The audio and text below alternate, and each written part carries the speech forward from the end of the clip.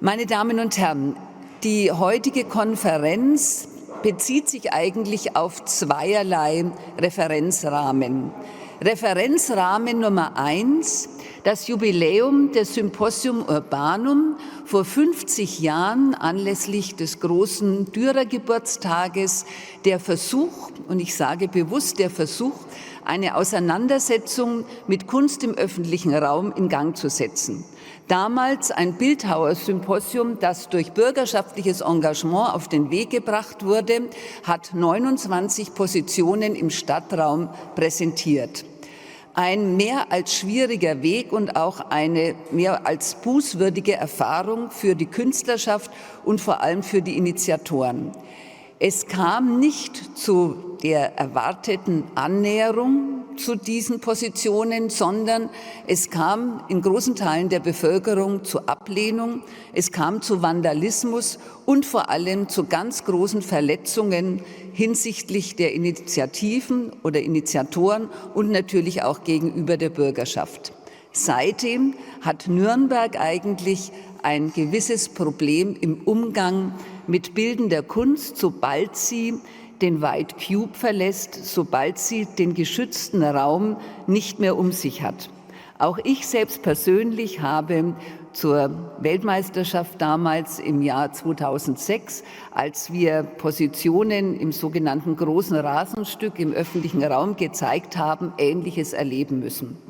Aber gleichwohl, dieser Diskurs darf nie aufhören.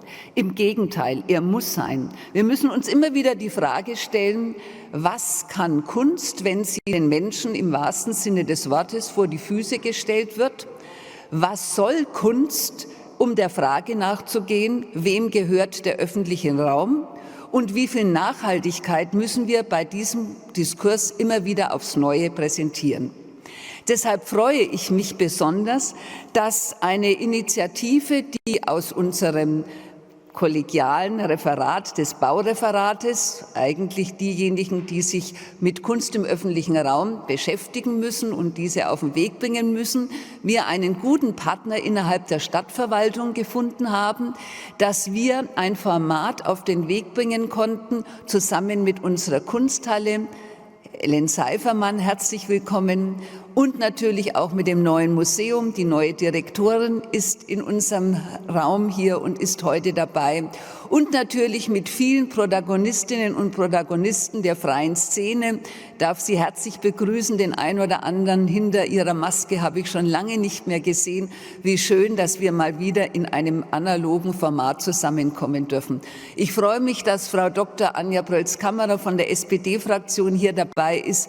Immer eine Person, die seit langem im Kulturausschuss für die Sache in der Stadt kämpft. Und ich freue mich natürlich, dass ich die zwei Protagonisten des heutigen Tages, einmal Herrn Doktasch und Herrn Professor Heißer, herzlich willkommen heißen kann. Sie werden heute diesen Rahmen mitgestalten. Der zweite Referenzrahmen ist ein anderer. Keine andere deutsche Stadt hat solche sichtbaren Hinterlassenschaften der NS-Diktatur wie Nürnberg. Keine andere Stadt hat in ihrem Geschichtsbuch des 20. Jahrhunderts nachweislich diese Brüche, aber auch Aufbrüche zu verkraften, zu verarbeiten. Eine Angelegenheit, ein Thema, das sich Nürnberg schon lange und sehr lange damit angenommen hat und Nürnberg sich in einer Art Selbstverpflichtung nicht nur um die Diskussion, um den Umgang mit dieser Architektur immer wieder bemüht, aber vor allen Dingen auch Nürnberg sich ein Ziel gesteckt hat, schon vor mehr als 20 Jahren, sich in die Stadt des Friedens und der Menschenrechte zu verwandeln. Dieses Motiv, dieses Ziel kann nur einen Prozess beschreiben. Und diesen Prozess haben wir wieder einmal schmerzhaft erleben müssen, wie brüchig er ist und wie dünn das Eis letzten Endes ist, auf dem wir uns hier alle bewegen. Von diesen schrecklichen NSU-Verbrechen möchte ich sie nennen, von diesen Attentaten auf Mitbürgerinnen und Mitbürger mit Migrationshintergrund, die allermeisten sind 3 in Nürnberg geschehen. Allein der Umgang mit dieser Tatsache, dass hier Rechtsradikalismus inmitten unserer Gesellschaft ist, dass wir uns nicht sicher fühlen dürfen in der Annahme, dass das allein Vergangenheit ist, sollte uns nicht nur nachdenklich machen, sondern muss uns erschüttern, muss uns wachhalten und This should shake us up and should keep us alert. In particular, how we dealt with this. I don't really want to go into how many mistakes were made in the investigation, how many suspicions were cast on the victims' families of all people. All this must keep us alert and keep us very present in them. That's why I'm very happy that you got together here in this context, asking what can art do, what do you expect of cultural politics, that you deal with this topic. And I think it's very important and really important for the system that we deal with this, that we look at the perspective of the victims.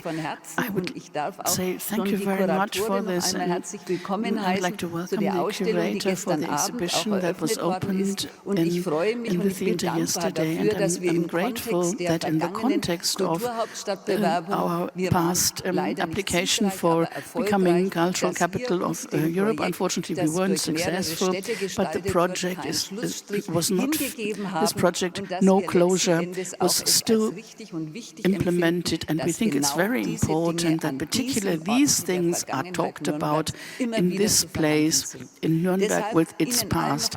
So, welcome to you all. I'd like to apologize for not staying. I am currently working on the city budget. We're talking about resources, and I think you have to be physically present there. Frau Merkel, who I feel very close to, and this has been going on since yesterday, but I came here especially to welcome you. I'm very happy to see you here. Thank you very much.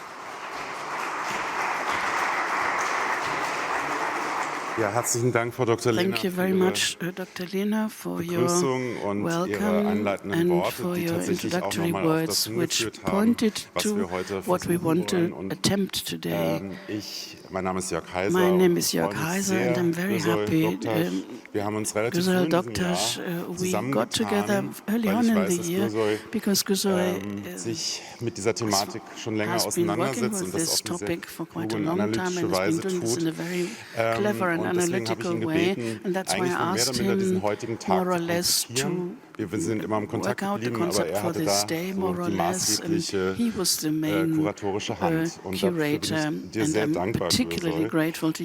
Ich bin aber auch denen dankbar, die heute alle kommen. Das ist auch unter Covid-Bedingungen nicht so ganz selbstverständlich zu erwarten. This is not really taken as read. When Nicholas arrives here from Amsterdam and from other cities, it's still a bit wieder eine neue Erfahrung new experience almost. Ich möchte noch kurz was zu Güzel sagen und dann den Ort hier Ihnen übergeben. Güzel Doktas ist Kunsthistoriker, Publizist und Kurator, der an den Schnittpunkten zu Institutionskritik, struktureller Rassismus und Queer Studies Institutional Racism did his PhD at the Munich University. Diskurs der Biennalen in 2020 erschienen. Und seit 2014 hält er zahlreiche Lehrveranstaltungen, hat eine ganze Reihe Ausstellungen has curated lots of exhibitions, for example, This Dress Doesn't Fit 2013 in Vienna. Vor kurzem eine Ausstellung gemacht über die kulturspezifische Melancholie des türkischen Sängers Zeki Müren in Munich. Habe ich das jetzt richtig gesagt? Did I say this correctly? I said, ja. It's okay like that, okay. Und er forscht an And he also does research in the University of Applied Art in Vienna. Güzel, the floor is yours. Hallo, guten Tag. Vielen Dank für die warmen, willkommenen Worte. Es ist toll, hier zu sein. Es ist eine große Aufgabe, und Freude, diesen Tag mit den verschiedenen Teilnehmerinnen gestalten zu dürfen. Und auch bin auch sehr, sehr froh, dass ich die Eingeladenen dazu gewinnen konnte, sich hier zu beteiligen. Kunst im öffentlichen Raum, das sind auf der einen Seite Objekte, die von Künstlerinnen gemacht werden, aber es sind auch Objekte, die innerhalb eines ganz bestimmten Systems entstehen, zirkulieren, gelesen werden und verstanden werden. Deshalb erst Überlegungen, Umrisse von Begriffen. Was ist struktureller Rassismus? Diese Frage ist so wichtig, weil Kunst eben innerhalb eines Systems, innerhalb von Strukturen sich entwickelt, develops in particular structures and is read in these structures. I come back to definitions from the program. Rassismus zeigt sich nicht nur als ein konkretes, gewaltvolles und individuelles violent and individual wrongdoing of individuals that deliberately discriminate and dehumanize people, but it has a systemic level that goes beyond these individuals. Eingeschrieben in die historisch etablierte Written into the historically established power relations, the structural racism coins the economic structures and the order of society and the ideas of justice. And institutions of society are also subject to this, with this justice or cultural institutions such as museums or theaters. Die dauerhafte Benachteiligung sozialer Gruppen durch überindividuelle Normen und Routinen, eines der Grundzüge des institutionellen Rassismus, bleibt paradoxically still remains active if the institutions und Diskriminierung want to overcome discrimination and racism. A further wording, just a little help that I come back to again and again. Weiße Unschuld. White innocence. Gloria Wecker, a retired social anthropologist and cultural anthropologist, says this about the Netherlands. The white there think themselves as particularly tolerant. They see themselves as the good ones, as the innocent ones, as the ones that don't see color. They see, as black people of the Netherlands with a Suriname background, she looks at their self-image. You can only keep this up, this idea of yourself, if everyday racism and discriminations against the rest of the population is denied successfully, and if the history of Dutch colonialism and imperialism and the involvement in slavery is completely forgotten about. So the white innocence covers over the sources of its privileges and of its power, and at the same time it negates that they're white as a race category. Questions of structural racism have to be posed under ideological circumstances in post-Nazi Germany. The white innocence is different. It's much more complicated. Die Shoah, das sagte ich bereits, the Shoah, I said, die sich auf der wie auch auf der dazugehörigen Veranstaltungsebene. On the exhibition and the event level, even particularly if they call themselves anti-racist, in order to understand the dynamism of white innocence, we have to look beyond what's presented in exhibitions.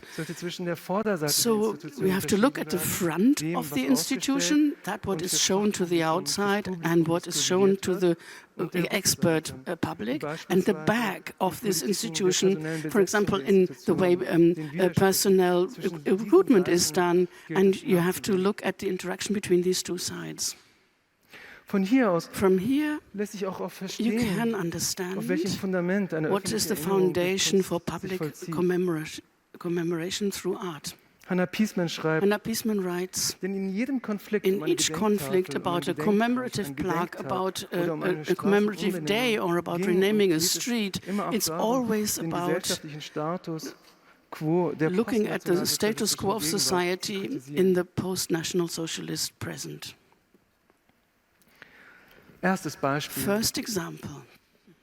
In manchen Kunstinstitutionen in liegen some Spuren art der weißen institutions, the Unschuld unter traces einer of white Schicht einer innocence are gut covered ausgedrückten by Ausstellung, wie der a good, Einzelausstellung well-curated No River to exhibition. Cross So, for der example, Künstlerin Bea Schlingenhof im in Kunstverein the München. exhibition No Auf eine River to informierte und Cross. engagierte Weise In findet a sie für die committed mehrfache way, Verknüpfung des Kunstvereins mit der Zeit des she looks at the Nationalsozialismus links of this eine Kunstverein to National ästhetisch-politische Socialism. Umsetzung. She finds an aesthetic, Sie geht zum political einen von den Räumen des way of Kunstvereins showing aus, this. She denn dort starts off in und the im rooms of the benachbarten Deutschen Kunstverein and the Theatermuseum neighbor German hat Theater Music. 1937 die By Propaganda-Ausstellung 1937, the propaganda Damals gehörten die Räume exhibition dem Archäologischen Entartete Institut. Kunst was held at that time. It Als belonged entartet to galten dem NS-Regime alle an artist. kulturellen Strömungen, deren All art Ästhetiken ihnen als was undeutsch seen as entarted by the Nazis that didn't fit into their idea of what human beings should be like. For example, Cubism, Expressionism, neue Sachlichkeit, and so on.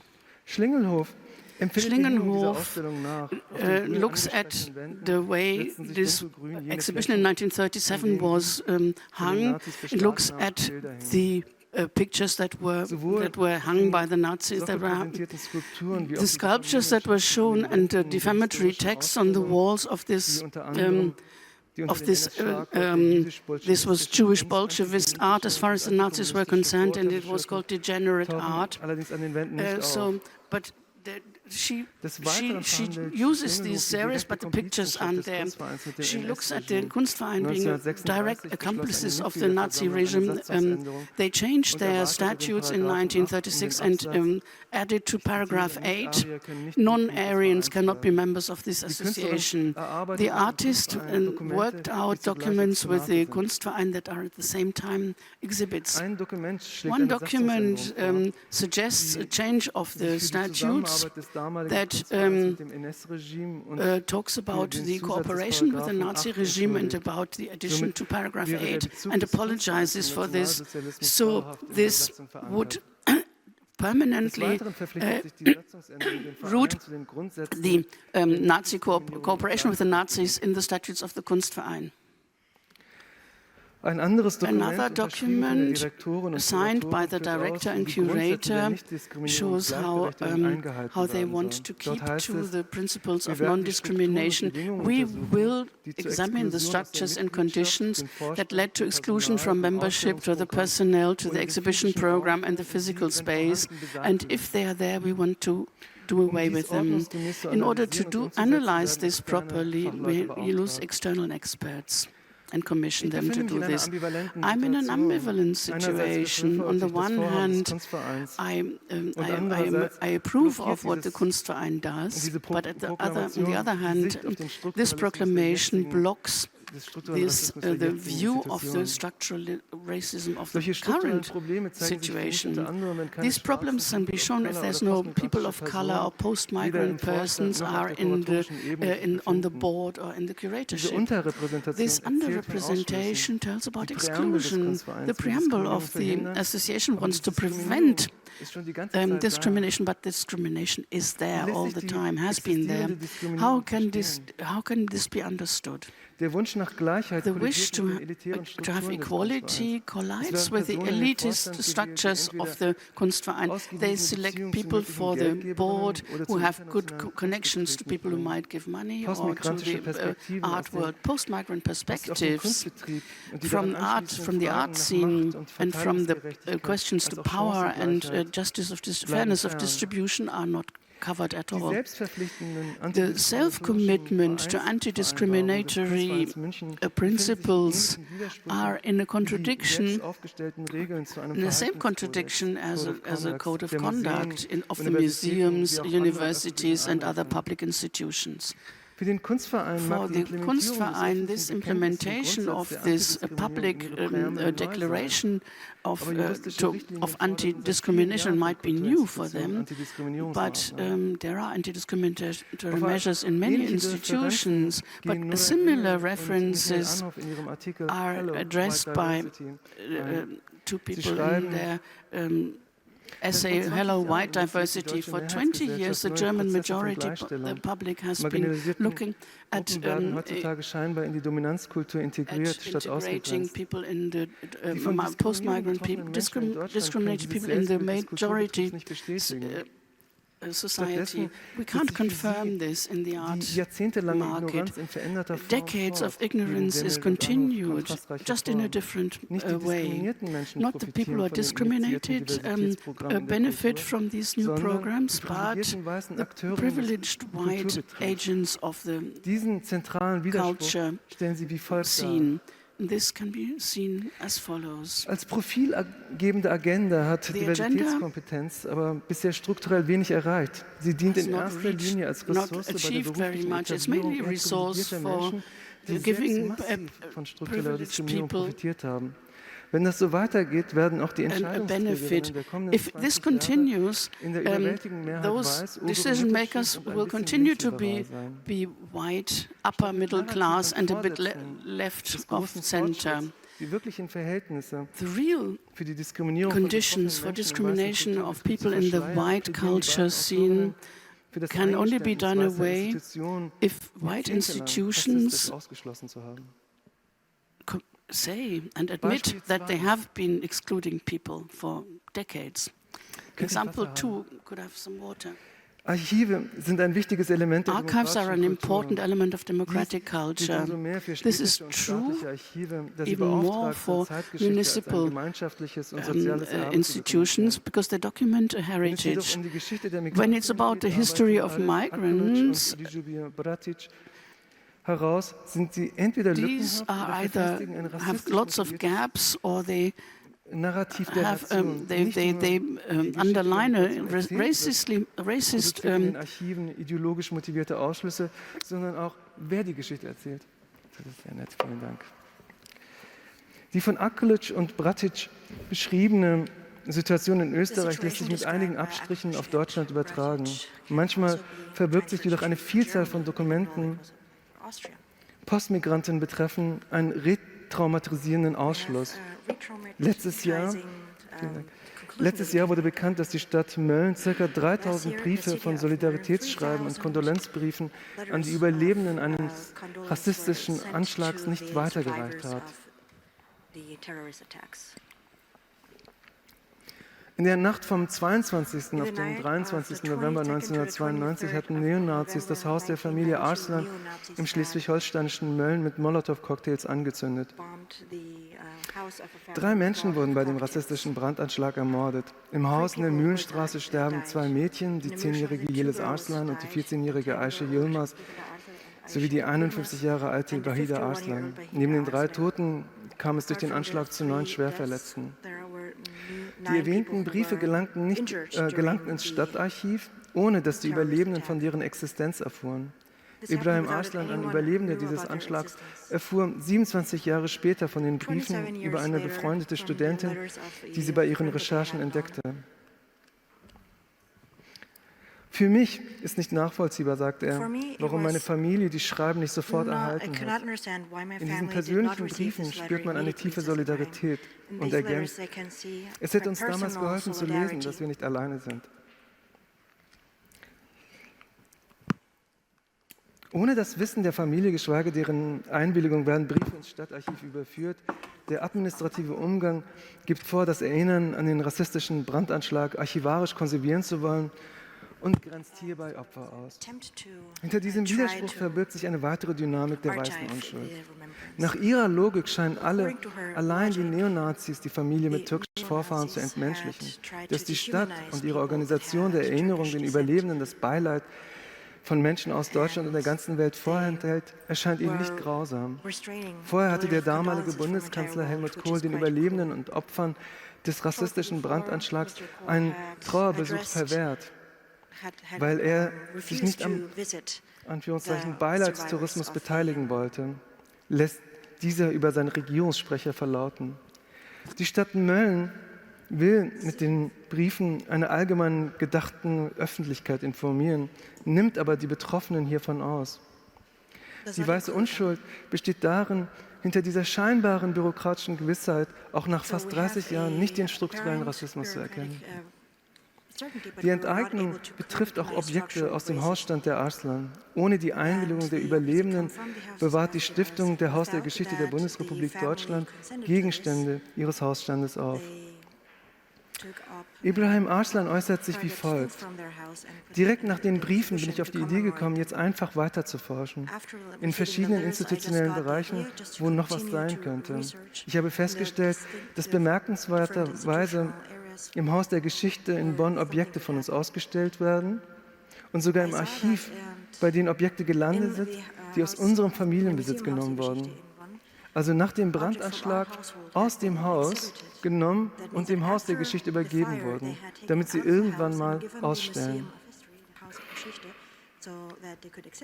Hierzu zählt ein abgebrannter Kistenbezug. Diese illegale Aneignung der Objekte bekommt eine Legitimität, wenn die Objekte im NS-Dokumentationszentrum in München präsentiert werden.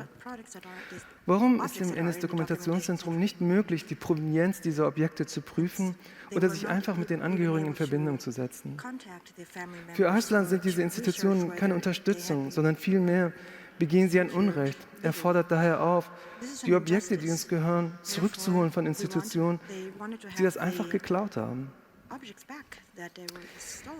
Sich an der Entrechtung zu beteiligen, ohne es zu merken, ist sicherlich ein weiteres Charakteristikum der weißen Unschuld. Wegen solcher Verletzungen fordert Ibrahim Arslan, dass die Herrschaft des Gedenkens den Betroffenen gehört. Hierzu zählt auch, dass die Objekte, die der Familie gehören, zurückerkämpft werden müssen. Beispiel 3. Letztes Beispiel. Das Andenken an die Opfer und deren Angehörigen findet kaum Eingang in den offiziellen Erinnerungskanon. Dieses Defizit des öffentlichen Erinnerns gibt Hinweise auf strukturelle Ausschlüsse. Für gewöhnlich richtet sich bei einem rassistischen Attentat der Blick allein auf die Täter und sie werden aus den sie radikalisierenden Gefügen als randständige Extremistinnen oder Einzeltäterinnen herausgelöst. So eine Reduktion verdeckt eben nicht nur die ontischen und epistemischen Machtverhältnisse, die so eine Gewalt erst verursachen, sondern auch die Art, wie sie sich fortsetzen. Das ausbleibende öffentliche Andenken markiert sozial und politisch, wessen Körper als betrauerbar gilt und wessen Erinnerung zählt. Aber auch die unzureichenden gesellschaftlichen, kriminologischen Ermittlungsprozesse, juristischen, wissenschaftlichen und politische Aufarbeitung der rassistischen Attentate setzen die Strukturen des Rassismus fort. Die Kunst im öffentlichen Raum, die erinnern und mahnen will, bedient ähnliche Strukturen.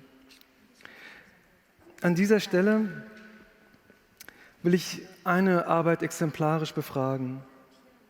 Aufschlussreich für so eine Form der Ambivalenz wäre das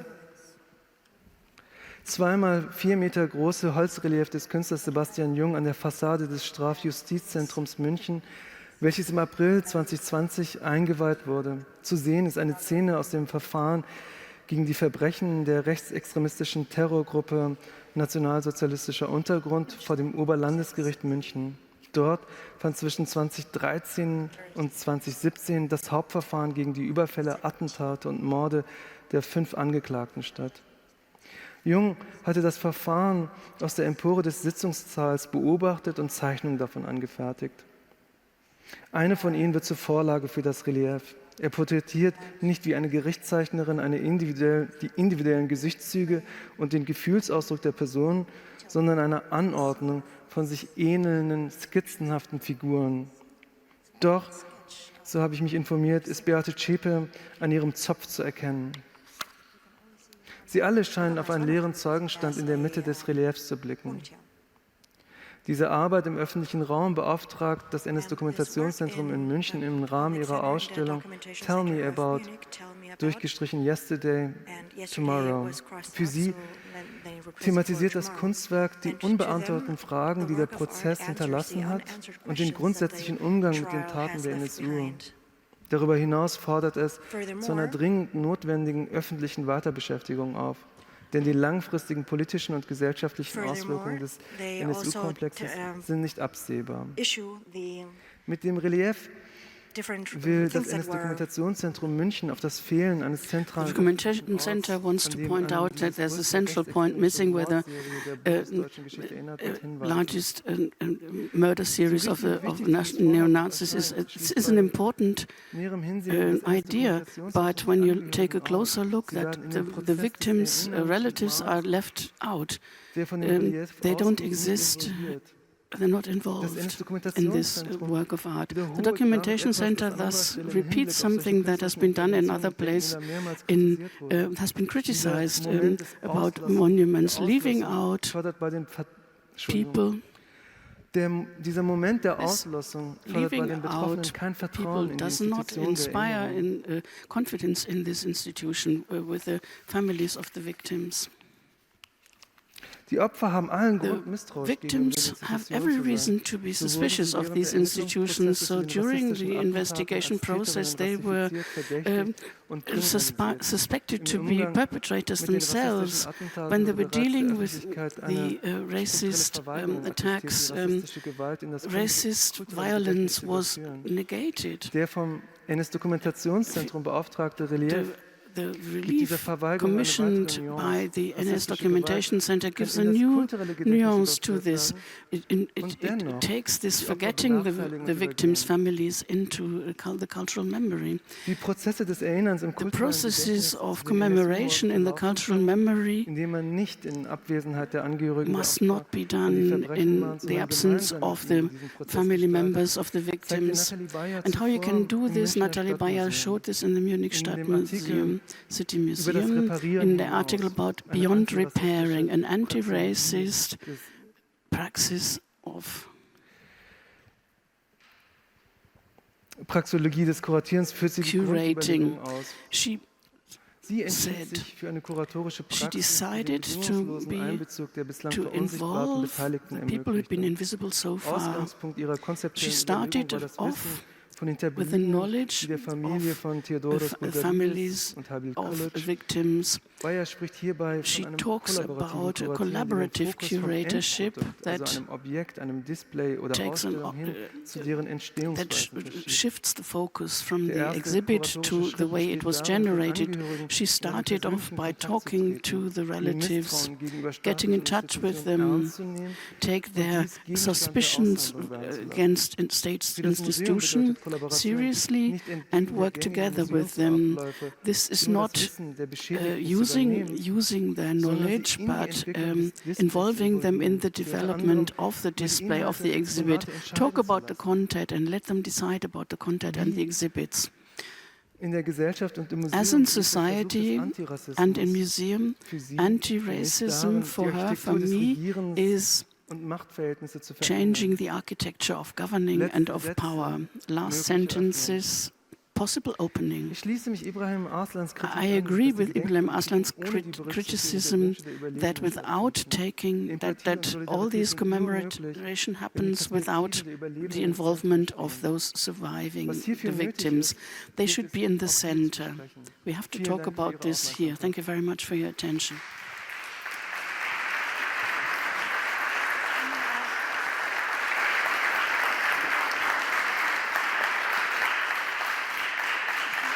Gut, dann, wenn Sie einverstanden sind, mache ich weiter. Dieses Panel wird davon sprechen, dass die Mordopfer der NSU auch nach ihrem Tod attackiert werden, wie ihr Gedenken beschädigt wird. In der Verweigerung, die Toten zu betrauern, setzten sich jene gewaltvollen Machtverhältnisse fort, die zuvor den Angehörigen der Opfer und Betroffenen das Recht auf Erinnerung verwehrten. Bevor ich eine kurze Übersicht über die rassistisch motivierten Morde der NSU gebe, will ich kurz die Panelistin vorstellen, die gleich im Anschluss einen Impulsvortrag halten werden, bevor wir dann in die Gesprächsrunde einsteigen. Ayşe Güleç ist Pädagogin, Autorin und forschende Aktivistin an den Schnittstellen Antirassismus, Migration, Kunst und Kunstvermittlung. Currently, she's part of the artistic team of the Documenta 15. And between 2015 and 2017, she was a member of staff of the committee and community liaison officer. Between 2018 and 2019, she was head of the educational in the Kulturzentrum Frankfurt am Main. She was active in the collective movement Dissolve NSU and she was working in the unraveling the NSU was involved in the preparation and coordination of the tribunal NSU complex, unraveling the NSU complex, and she's co-curator of the No Closure exhibition of the State Theater in Nürnberg. It's only one part of the exhibition that is shown there. I'm very happy to welcome Florian. He's of the initiative Break the Silence. I won't introduce Florian. In spring 2040, the anti-fascist initiative Breaking the Silence was founded as an initiative to commemorate the victims of right-wing terror in Nuremberg, with the goal of establishing a permanent memorial in Nuremberg. Since then, they have organized annual rallies at the crime scenes to commemorate the murdered. It's important to them to name the social conditions under which the National Socialist underground was able to emerge and murder. They do not want to neglect the active commemoration of those murdered by the NSU and the demand for an unraveling of the NSU complex, nor do they want to remain silent about virulent anti-racist, feminist and other social disputes. The third panelist is Ulf Aminde, an artist and filmmaker. His productions often negotiate public space and are also shown in public space. Many of them deal with collaborations and collective learning surroundings. He negotiates the potential of self-empowerment through the performative camera, alienating effects in the documentary and strategies of subjectivation. His film works are mostly characterized by collaborations with the protagonists and by experimental settings. His latest works deal with memory and resistance. In Cologne, he's developing a cinematic and, by using augmented reality, participatory memorial to commemorate the racist attacks of the NSU terrorist network in Propsteigasse in 2001 and Kolbstraße in 2004. We decided to very briefly explain what is this NSU situation. It's a bit like a glossary, a definition, what is part of this. So we're reading from the same sheet. Some information will be repeated. Post-nationalist Germany has seen right-wing extremist terror. Hanau, Halle, the murder series of the NSU, the attacks of Rostock, Lichtenhagen and Erfurt, the arson attacks of Mölln and Solingen, and the Oktoberfest attack of 1980.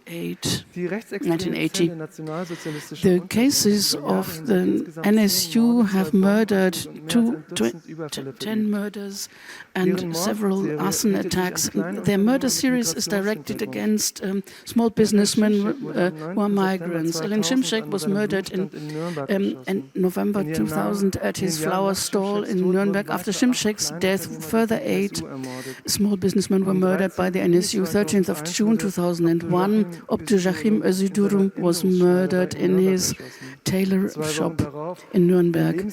2 weeks later, the greengrocer at Eschke in Hamburg. End of August 2001, Nuremberg greengrocer Habe Kulic became victim of an attack. In February 2004, Nehmet Turgut died, who in his Rostock Döner had just been helping out. And a year and a half later, Ismail Yasher was shot. He had a Döner stand in Nuremberg. A few days later, on 15th of June 2005, the Greek citizen Theodos Boulogaridis, who had a key service in Munich, was murdered. The Dortmund kiosk owner Komoschik died in 2016 by shots through extreme right-wing terrorists, and the operator of an internet cafe in Kassel was killed in his working place. The victims were also the police officer Michael Kiesewetter. She was shot on the 25th of April 2007 on Theresienwiese in Heilbronn by being shot in the head. Although the families of the victims more and more talked about a racist background, the police did not see it. They saw that this was more related to organized crime among Turkish immigrants, and this can be seen in the documentation of the investigating groups. They call themselves Halbmond or Bosporus. The German-speaking reporting talks about Nsu Murders. A second victim, because two people who were victims worked in a Nsu. They were stigmatized over years and criminalized over years. So media, for example, wrote about a very parallel world of Turks that is difficult to penetrate and protects the perpetrators.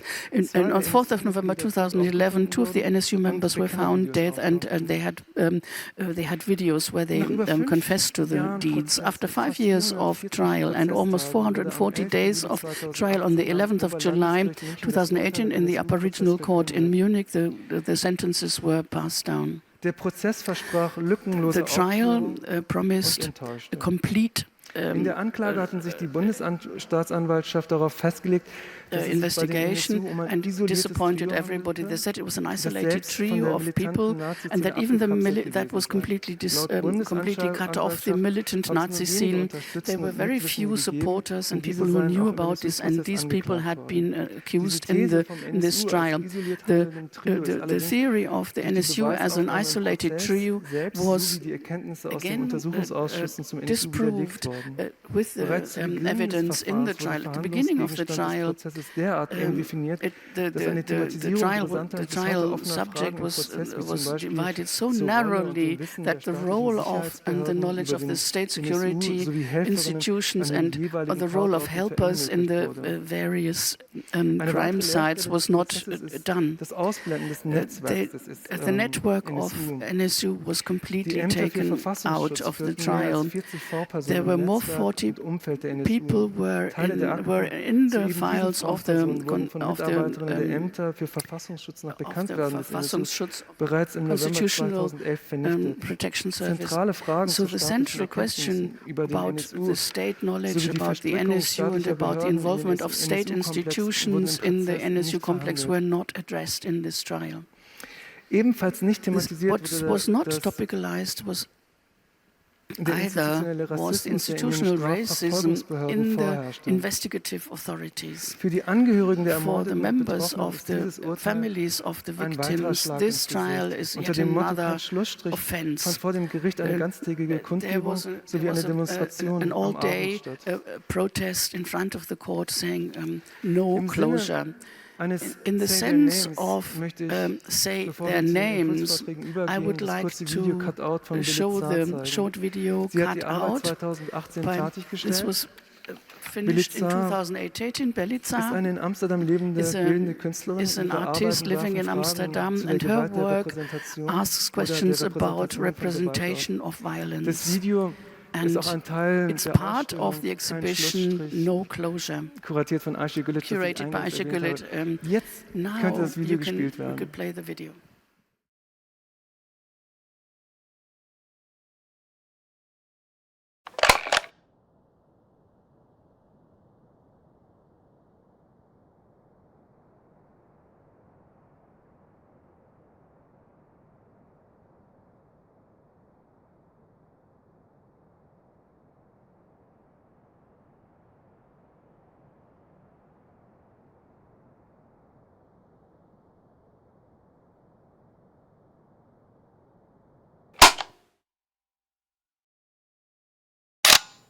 Enver Şimşek, muhtemelen bir fotoğraf stüdyosunda gökyüzüne benzer bir arka fonun önünde fotoğraf çektirmiş. Kendi mi seçmiş o fonu acaba? Abdurrahim Özüdoğru yine bir fotoğraf stüdyosunda grimsi bir arka fonun önünde fotoğraf çektirmiş. Pasaportu için miydi acaba? Süleyman Taşköprü'nün arka fonunda muhtemelen beyaz var. Yüzü o kadar karanlık çıkmış ki ayrıntıları seçmek zor. Sanki ten rengi fotoğraf makinesi için hala yeterince açık tonda değil. Bu fotoğrafın bu halini hiç gördüm mü acaba? Habil Kılıç sanırım iş yerinde bir dosya dolabının önünde poz vermiş. Önünde büyük bir ışık kaynağı olsa gerek. Kafasının keskin gölgesi dolabın üzerine düşüyor. Yanında biri oturuyor muydu acaba? Michelle Kiesewetter, üniformasıyla kırıklarla dolu beyaz bir duvarın önünde. Bu dosya fotoğrafının 2 versiyonundan birinde 10 numarada olması gerekirken 5 numarada. Daha erken öldürüleceğini düşündükleri için mi, yoksa daha erken hatırlanmasını istedikleri için mi böyle yapmışlar acaba? Mehmet Turgut'un fotoğrafının sanki fotokopisini çekmişler. Ondan sonra belki bir tane daha, belki bir tane daha. Sonra o fotokopiyi buraya koymuşlar. Çiziklerle ve griliklerle dolu. Ve robot resme benziyor. İsmail Yaşar'ın arka fonunda ne olduğunu görmek pek mümkün değil. Dışarıda çekilmiş galiba. Kameraya mı, yoksa kameranın arkasındaki arkadaşına mı gülümsemiş acaba?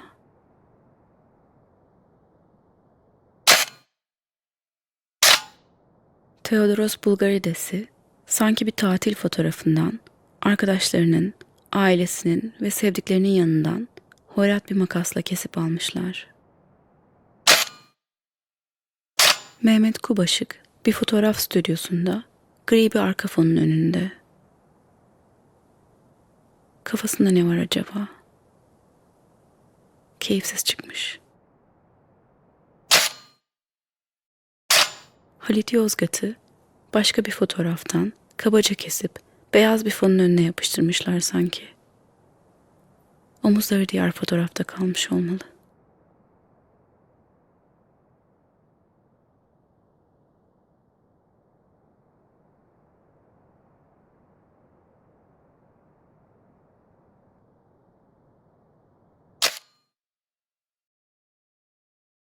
Vielen Dank für die Einladung an unsere Gruppe. Ich würde ganz kurz vorwegschicken, dass wir vor allem aus einer aktivistischen Perspektive sprechen. Genau. Am 4. November 2011 enttarnte sich der NSU in Zwickau selbst. Dem voraus gingen Jahre, in denen die neonazistische Gruppe unbehelligt im Untergrund leben konnte und 10 Menschen ermordete. Das erste Mordopfer war Enver Şimşek, der am 9. September 2000 in Nürnberg in seinem Blumenstand in der Liegnitzer Straße getötet wurde. Diesem Mord folgten in Nürnberg 2 weitere. Am 13. Juni 2001 wurde Abdurrahim Özidoğru in seiner Änderungsschneiderei ermordet. 4 Jahre später, am 9. Juni 2005, Ismail Yaşar. Bereits im Jahr vor dem ersten Mord verübte der NSU einen Nagelbombenanschlag auf die Pilsbar Sunshine, bei dem der 18-jährige Mehmet O. verletzt wurde. Zwischen diesem Anschlag, dem ersten Mord und der Selbstenttarnung liegen 12 Jahre. 12 Jahre voll von falschen Verdächtigungen und Druck der Strafverfolgungsbehörden auf die Angehörigen und FreundInnen der Ermordeten. Semja Şimşek schreibt in ihrem Buch Schmerzliche Heimat: 11 Jahre durften wir nicht einmal reinen Gewissens Opfer sein. Den Familien und FreundInnen der Opfer wurde an den Haaren herbeigezogene Theorien zu den Morden präsentiert. Diese Theorien hatten ihren Ursprung allesamt im rassistischen Stereotyp des in Anführungsstrichen kriminellen Ausländers. Die Ermittlungsbehörden waren felsenfest davon überzeugt, dass solche Taten nur jemand begehen könne, der nicht, wieder in Anführungsstrichen, zum deutschen Kulturkreis zähle. Anhand der Geschichte Enver Şimşeks soll das exemplarisch aufgezeigt werden. Am 9. September 2000 vertrat Enver Şimşek einen Kollegen an einem mobilen Blumenstand in der Liegnitzer Straße in Nürnberg. Kurz nach 15 Uhr wurde er im Lagerraum seines Transporters schwer verletzt aufgefunden. Die Täter schossen 8 Mal auf ihr Opfer. The perpetrators shot at him 8 times. One of the weapons was Während a pistol from Rettungskräfte Enver Şimşek in das Nürnberger Südklinikum Şimşek was brought to the South Clinic in 7 Nuremberg. Stunden lang im Polizeipräsidium vernommen und der Mittäterinnenschaft bezichtigt. Enver Şimşek starb 2 Tage später im Alter von 38 Jahren infolge der Verletzungen. Bei den anschließenden polizeilichen Ermittlungen war es wenig After relevant. during the investigations afterwards, no one cared that neo-Nazis had been handing out propaganda in Nuremberg, where you could read the title that they should burn the stores of migrants, and from now on, people would shoot back. So that's why the police said that it was a passion crime, or they even considered that maybe a drug mafia was involved. The investigations were focused towards organized criminality, organized crime. In the following years, the family was suspected to be complicit in the crimes. The criminal police surveilled people, listened into phone calls, and surveilled cars. From the beginning, they approached the widow and told her that his husband had a second wife, a German woman, blonde, 2 children. They showed her these pictures in order to break her loyalty. The officers came back, and once they told her that it is now known that Šimšek was smuggling drugs. And the German left did not think anything of it either. They did not give any support. We had demonstrations in Kassel and other cities, and they all screamed they did not want to have a 10th victim. But the German left-wing party had no criticism. It was silent. No one complained about the investigations. It was only afterwards that you could see the racist approach the police had to this case, the racist media coverage. They promised to clarify everything as soon as possible. But from the state side, it was mainly journalists and anti-fascists, the ones who made sure that the NSU, their supporters, and the role that institutions and the state had, that we now know what we know now. It's only thanks to them. The NSU trial in Munich shows it quite clearly. There you were able to see that the court was not willing to contribute to clarify the case or to have a truthful look at the pain and at the fate of the victims and their families. The prosecutorship and everyone involved remained by their theories. They're stuck to the first theory that they had been complicit. They do not lose any word about racism. Fand am Tatort der Ermordung Enver Šimšeks eine Gedenkkundgebung statt. We had a Dort sagte sein Sohn, commemorative demonstration for 11 Šimšek. Jahre hat es gedauert, It took bis wir 11 wussten, wer years meinen Vater until umgebracht we hat. knew 11 who had Jahre killed the voller father Ungewissheit. of the children. 11 Jahre voller 11 years Beschuldigungen, Verdächtigungen, of having fingers Vernehmungen. pointed at the family, Als der NSU of not auflog, knowing what had hat man happened. uns viele When the Versprechungen NSU gemacht. was discovered, Es werde many alles promises were aufgeklärt. made Und alle that werden zur things Rechenschaft would be gezogen. clarified and everyone would be Bis brought to heute wissen justice. wir nicht, wie es dazu To kam, this day, we dass do not mein know Vater vom why NSU ausgewählt it was wurde. my father who was chosen by the NSU to be Wie murdered. es gesagt wurde, war es ganz bestimmt nicht. And Der it was Prozess in München probably no war eine große coincidence. The trial Enttäuschung. in Munich was a huge deception. Die falschen Verdächtigungen und die rassistische The false Berichterstattung der accusations Medien and the sind für uns ebenso racist Teil media der coverage Gewalt nach der Gewalt, die den It all Betroffenen, ihren can be Angehörigen summarized und between the Freunden title of zugefügt Violence wurde. After Violence, the violence Wie that es was die made Weigerung to ist, the friends and family of the victims who Der Einzelhändler did not have their pain Arif acknowledged. sagte, Arif der S. physische said Druck the durch die psychological Ermittlungen, pressure der Verdacht, of the der jahrelang investigations, über der the Kolbstraße suspicions lag, that ruinierte lay over mein the Leben. Kolbstraße for many years, all that Sein ruined my Gehör life. ist durch den Anschlag dauerhaft geschädigt He worden. is now hard of Er hearing leidet noch because immer unter of massiven the Ängsten attack. und Schlafstörungen. He still cannot sleep at night and has post-traumatic stress syndrome. Sagte, dass die A. Bundesanwaltschaft Point immer noch says nicht anerkennt, that the dass wir prosecutorship Opfer, still fails wir to Migranten, recognize mit that welchem we Pass auch victims, immer, that we nach den migrants, Anschlägen der no matter where we Neonazis come from, durch die after staatlichen Organe, the attacks of the durch die Polizei neo-Nazis, erleiden mussten. feel that we have suffered a lot under the investigations in the state, and it is scandalous. People who live in the Kolbstraße in Cologne now, they have coined the term "the bomb after the bomb." the bomb of institutional racism, of cover-up actions of the investigative entities and of society. Even after the attack, shortly after the attack, they had to endure much. This lack of willingness to clarify the situation is something you can also see here in Nuremberg on how the crime scenes were treated and how commemoration was handled. For many years, the city of Nuremberg refused to put up commemorative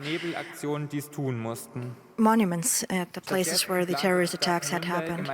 Instead, the city of Nuremberg created a monument in front of the gates of the old town. When they were planning this, the families of Abge Şimşek, Isidoro, and Yaşar were involved in some measure, but they weren't really listened to. Only months later, after many negotiations, they were able to reach an agreement. The result was one single monument in front of the gates of the city that was inaugurated on March 21st, 2013. It wasn't until June that someone noticed that the date of the death of Ismail Ashar on this monument was wrong. This one monument is at the front of the gates of the cities. It was not done in goodwill, but it was more done like a duty, a nuisance that they had to do and get over with. It is not in the middle of the old town, visible, as, for example, the monuments for the fallen of the Second World War. We would have enough space within the city center to commemorate what had happened. Places that are connected to those affected, central places in the street, central streets in the street. The bar Sunshine, where the first attack of the NSU happened, is always left out of the commemoration activities. The city of Nuremberg fails to involve the relatives, the friends, the migrants, those who were directly affected, or to give any kind of visibility, give them any kind of visibility. And this attitude does not only apply to the Nsu Murders, but we also had this terrorist attack in 1980 on 25, a disco that was visited by mainly black GIs stationed in Nuremberg. Up to 2 years ago, it was not even mentioned once, even though the attack happened at the entrance of the Nuremberg Old Town. Here, the commemorative monument was put up without the permission of the city, on the initiative of the victims. In der Liegnitzer Straße, the commemorative monument that was supposed to commemorate the murder of Şimşek was stolen 3 times. In Simon-Hügüler-Straße, where Isidoro was murdered in his tailor, activists had put up a monument also on their own account. And the word Nazi was scratched out. And with that, they were scratching out the truth. This is something that we have seen happen. It has happened many times, so that's why we were able to see that the fact that it was right-wing terrorism that made it was erased from history as well. On another memorial plaque, we had a saying that says "No forgiveness." That was blacked out as well.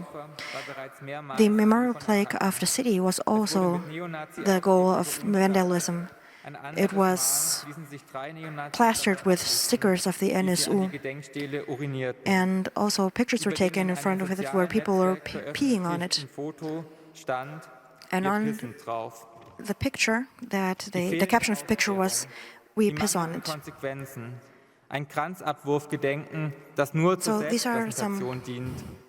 We have seen that these memorial plaques are being vandalized for self-representation, but for us, it is all accounts to racism. The vandalizations are all different, but what they have in common is that they are actually trying to go against it.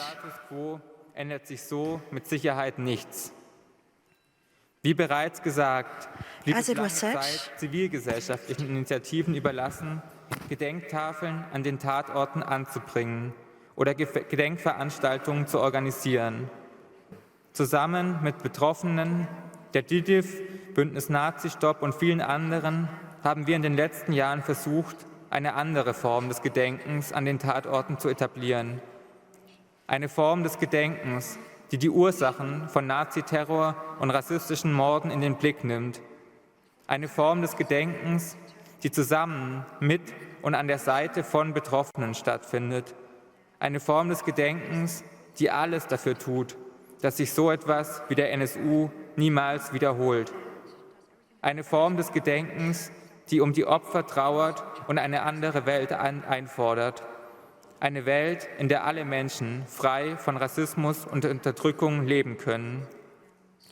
Und immer wieder haben wir dabei festgestellt, auf Staat und Polizei können wir uns nicht verlassen.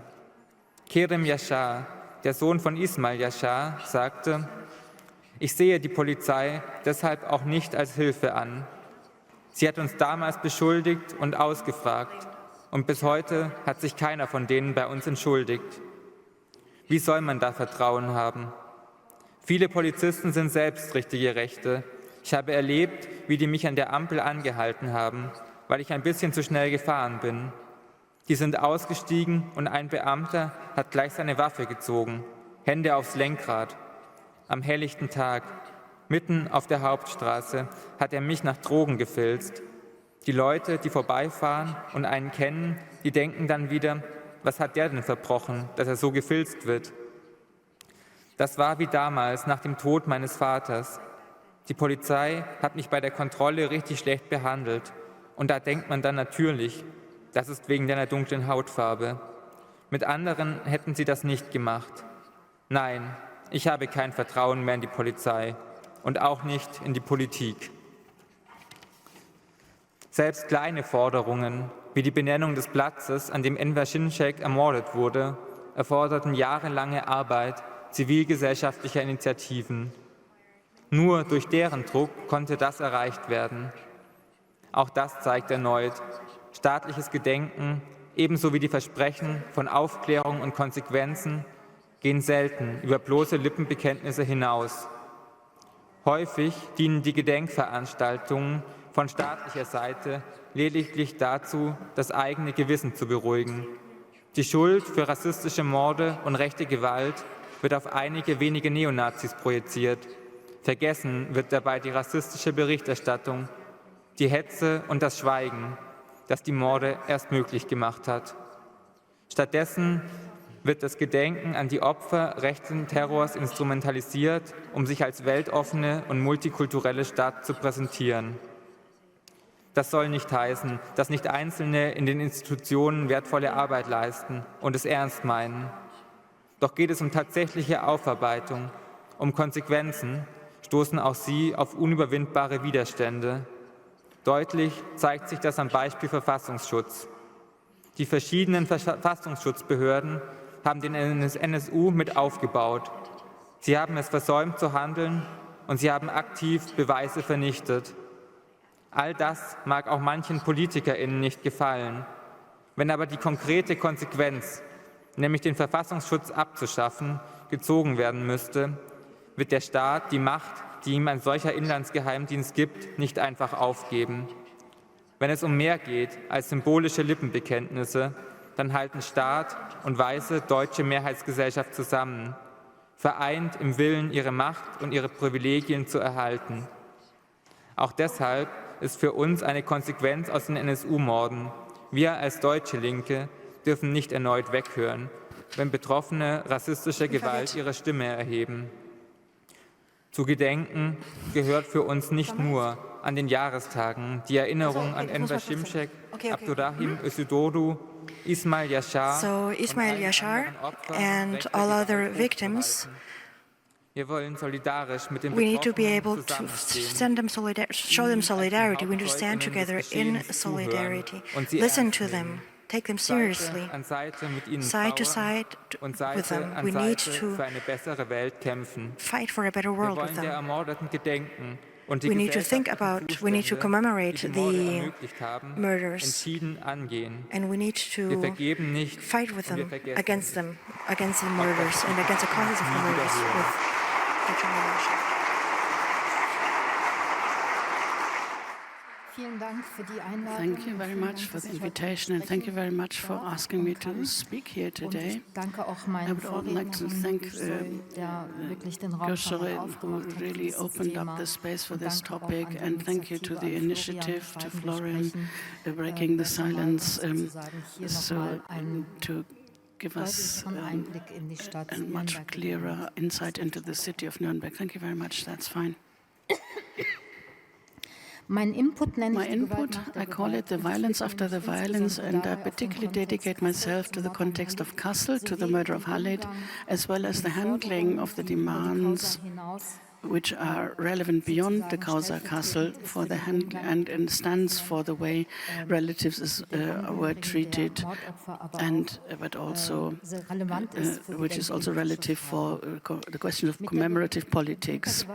By violence after the actual violence, I refer to the way the media and large parts of the population and of the political representatives deal with the relatives of the murder victims. It's also an epistemic violence. For years, almost without exception, the victims of the racist series of murders, attacks, and their relatives were reported in a completely unempathetic way. And this circumstance leads us to the topic of ignorance, a lack of empathy as part of structural racism, and ignorance as lack of empathy. What do I mean by lack of empathy or by empathy? Empathy is the active attempt to build emotional and cognitive understanding. This attempt has nothing to do with being nice or the neoliberal credo of a successful life. It doesn't have anything to do either with an effort to establish a corrective emotional experience, so to say sorry or something. Rather, as a psychoanalyst Hamburg points out, empathy is a complex engagement based on an elaborate interpretive activity where cognition and emotion combine. If we understand empathy this way, and if, moreover, we think of feelings, as Sarah Ahmed says it, as a cultural politics that align individuals with and in collectives, then we must ask ourselves whether lack of empathy is also about making connections impossible. Further, we would then have to ask whether repeated empathy-less representations solidify to become structures of empathylessness, or rather into structural lack of empathy, and become structures of orientating yourself away. They become sustainable structures and sustainably make it impossible to establish emotional connections and connectedness. So empathy, so that these links are broken. So empathy is the basis.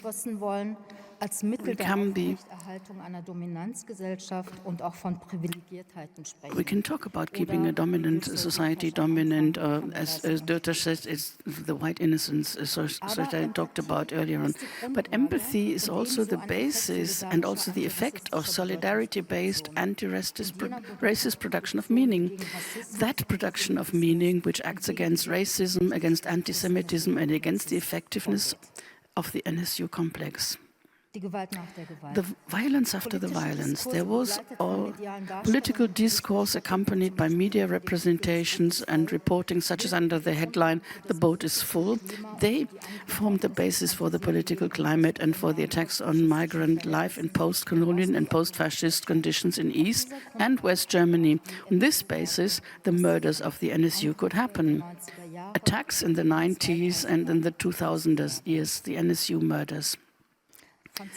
Between 2000 and 2006, 9 migrant small businessmen between the ages of 20 and 40 were murdered at their workplaces with the same murder weapon in Nürnberg, Munich, Hamburg, Rostock, Dortmund and Kassel. The victims, post-migrants, had Turkish, Kurdish and Greek names. Enver Şimşek, Abdurrahim Özoduru, Süleyman Taşköprü, Habil Kılıç, Mehmet Turgur, İsmail Yaşar, Theodoros Bulgarides, Mehmet Kubashik and Halit Yozgat. And later on Michel Kiesewetter. They had all set up their own businesses because the factories that once called them or their parents or grandparents to Germany fired them first. In their businesses, the kiosk, the key store, the flower stand, the locksmith store, the tailor store, the snack store, the greengrocers and the internet cafe, they were in business working for themselves. The stores were public places, places of our everyday lives. Most of them were located in busy neighborhoods, situated on busy streets, often located near schools and community centers, across underground stations or bus stops, in some cases, as in Kassel and Dortmund, even just a few steps away from police stations. These autonomously established stores in turn tell a story of migration. The global economic crisis of 1973 and the resulting unemployment hit migrant workers in particular. With the autonomously established, independently established stores, the people I named before and many others changed their neighborhoods. These stores Mit den Taten wollte der NSU genau das migrantische Leben the NSU wanted to make these unsettled migrant life in the neighborhoods. This includes at least 3 bomb attacks, the flashlight bomb in Nuremberg in June 1999, as well as 2 bomb attacks in Cologne's Kolbstraße and Propsteigasse. Ulf Amende will talk about this, I'm sure. Attacks in Rostock, Lichtenhagen and bombings such as the pipe bomb in Düsseldorf in July 2000 or the smoke bomb in Eisenhüttenstadt in August 2000 formed historical precursors for the NSU. Der NSU hatte Vorläuferinnen. The NSU had precursors and unfortunately also followers. This shows in particular in Hesse the murder of the district president Walter Lübcke takes us back to the internet cafe. The same perpetrator who killed Walter Lübcke tried to murder Ahmed I, a young refugee.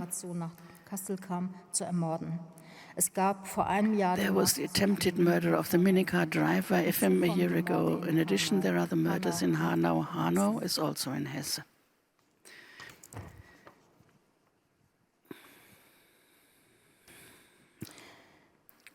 I would like to have the pictures. I'd like to have the pictures now. Maybe you could show the pictures. We can maybe just show 1 to 9 and start at the beginning. What I can offer, what can be done against ignorance and structural lack of empathy is what situative knowledge about racialized, migrant or migrantized people. We can learn from this. It's a central perspective for us, for all those who do anti-racist work. The situative knowledge counters and changes the common narratives and changes it by weaving new, strong and empowering threads into the usual narratives. This knowledge existed directly after the first murder by the NSU. This is what the No 10th Victim demonstration stands for. It was organized jointly by the relatives of Halit Yozgat, her parents, who established contact with the relatives of Mehmet Kubashik in Dortmund and with the Şimşek family. Together, in this place, I have to underline that the families didn't know each other until then, but they managed to get in touch with each other. Together, they organized a demonstration with their communities, first of all in Kassel and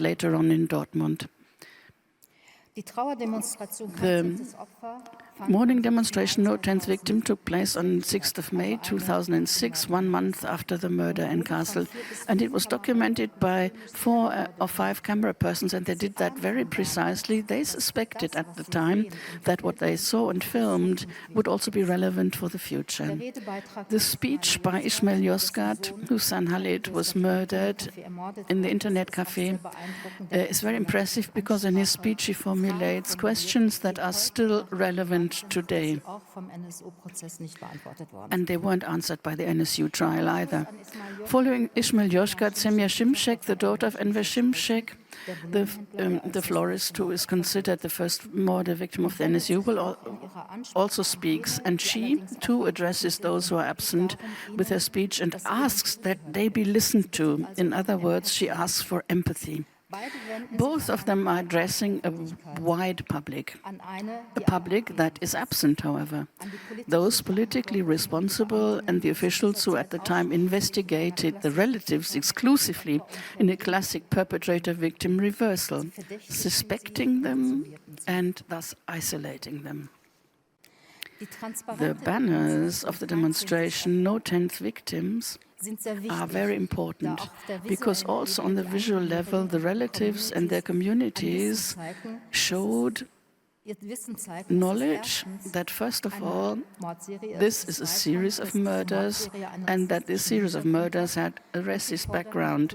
They called on the political leaders to stop this series of murders so that there would be no 10th victim.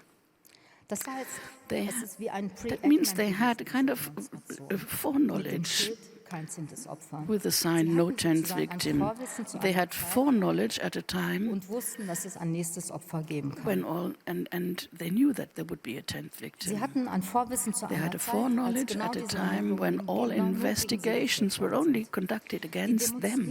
And the demonstrators carried pictures of the 9 dead at that time, their own relatives close to their own bodies. The signs are all written in German. Only very few signs are written in Turkish. One of them, Yalnız değilsiniz, can be translated as "You are not alone." But who's meant by this?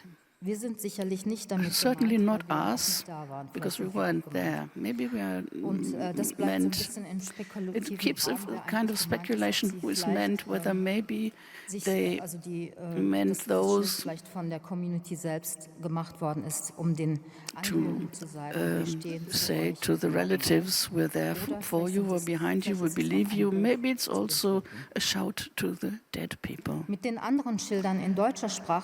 The other signs, which are in German language, significant knowledge is worded in the public space, and exact questions are asked with the signs: why does the Minister of the Interior sleep? Why are the perpetrators not being looked for? Look for the perpetrators. This addresses the public, the politicians, and the investigators, who are all absent. The signs, for me, are a manifestation of the knowledge of the relatives and their supporters. And the demonstration and the signs are curated, white letters on black cloth, the colors of mourning. All in all, this morning demonstration seems like a ghost demonstration, which, however, was almost not noticed by passers-by on the long stretch from the vicinity of the internet cafe to the Kassel City Hall. Situative knowledge gives rise to ways of acting that, for us, that change a space for our own knowledge, or a situation that is too narrow and changes in such a way that speaking and introducing one's own position becomes possible. It's a resistive knowledge from which an action follows. In the sense of Spivak, these can be understood as affirmative sabotage actions. And maybe we show the picture from the trial. Situative knowledge gives rise to ways of acting that is fed by experiences, by local, biographical, but also structural conditions. we looked at cut out by Belizag, and we asked her. She interrogates the images of NSU victims, which were processed by the police in a typical police style of representation by means of head portraits. The artist questions these images and tries poetically and speculatively to give these pictures back what was cut out and reduced. I'm glad that Ibrahim Aslan will also talk here, who always emphasized in all his public appearance that the victims are the main witnesses of what happened, thus pointing to the importance of listening. Witnessing. I understand witnessing as well as listening, as well as an active action. Listening does not happen casually, but is connected with a decision to perceive something, to want to see and hear something. This listening as nothing is important. We need listeners who are willing and able to listen to us. If they deny us this, they generate a situation of epistemic violence. This happens often in spaces and in public space. Innocent spaces do not exist. Which spaces are empowering and which spaces are emancipatory and which prevent speaking? Spaces, for example, also courtrooms. We see a picture here of Mr. Yozgat in the courtroom, are determined by rituals and by strict authoritarianism. They always act with and guide us as in a choreography, but who directs here? Who's the director? Who decides how we move in these rooms, how we speak in these rooms, and what is released to our gaze? The so-called NSU trial before the Munich Higher Regional Court lasted 438 days. Many hopes were pinned on it for a complete clarification and justice were associated with this, but they were never fulfilled. There was no space for those affected to bring in their own perspectives and analyses. The space was too narrow for them. They could not bring in their own experiences. Here too, at a place where justice was to be dispensed, violence was repeated at the epistemic level. The constellation of the space led to the fact that from the positioning of the gallery, which was intended for the public, our view as the public was directed to the perpetrators. And during the testimonies of the victims at the witness table, unfortunately, we only saw their backs. In addition to visual axes, it's the media of jurisprudence, the technologies such as microphones that silently co-determine the actions in the room. Microphones in the room of NSU trial, that was a result of an investigation by Johannes Ismail Wendt, is always present as a technology and a factual means of silencing people. To speak in such a space requires a lot of courage, strength, clarity, and determination. Especially this is true for the relatives of the murder victims and the survivors of the bombings. With their speaking up and their showing, demonstrating, they directly affected have not only tried to give their testimony, but at the same time they managed to change this narrow space through their interventions. On October the 1st, 2013, that was the 41st day of the trial, Ismail Yozgat is questioned about the murder of his son. On this day, Ismail Yozgat will hang the two-part picture poster with a photo of his son as a child of about 9 years of age in the courtroom, visible to the defendants and the judge's bench, and answer the judge's questions. With this picture poster, he changes the courtroom on the visual level and makes it a place of claiming, protesting, and remembering. The space underwent a transformation in the sense of a parasiting. The dominant space of jurisprudence is used to demand justice that goes beyond this room. The eyes of his son look into the room. While the poster reading Halitstraße or I want my son back stood visibly in the courtroom as a sign of protest, the judge routinely began questioning the witness and told Ismail Yozgat that he should only tell how he found his son. Then Ismail Yozgat, almost as if to reassure the judge, said, "I'll tell it." But he takes the room and relates how he was treated like a perpetrator by the police and taken away after finding his son. In response to the judge's repeated questions about the position in which he found his son, Ismail Yozgat gets up and lies down on the floor in the narrow space between the defendant's bench and the judge's bench. In front of the table where also the main defendant sat. In response to the judge's repeated questions, with this physical form of performative showing, he created the presence of the body of his murdered son in the courtroom. He brought his son into the courtroom. For many, from the beginning of the trial, it was clear that the NSU was not to be understood in all its complexity in court. That was not the idea.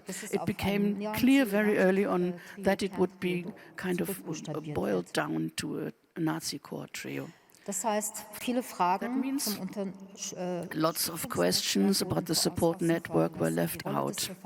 The role of the Office for the Protection of the Constitution, the institutional racism in police and media was not addressed. Rather, institutional racism was repeated in the courtroom. Es gibt in dem Abschlussbericht, in the final report, Bericht des Prozesses sozusagen, about the trial, kommt das Wort südländisch oder southern migrant is mentioned 66 times. Soweit von mir. So far from me.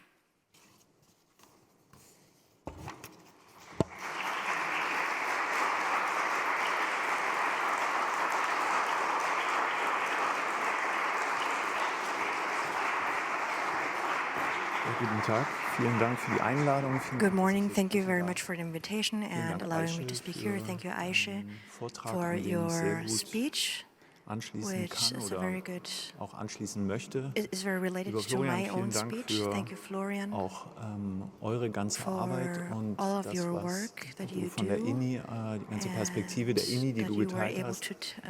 Und lieber Grossoy, vielen Dank für deine sehr wichtige Rahmung zu Beginn hier und zu Anfang hier heute Morgen.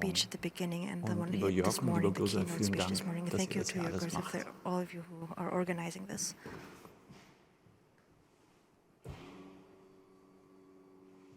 Das ist super so. That's great, thanks.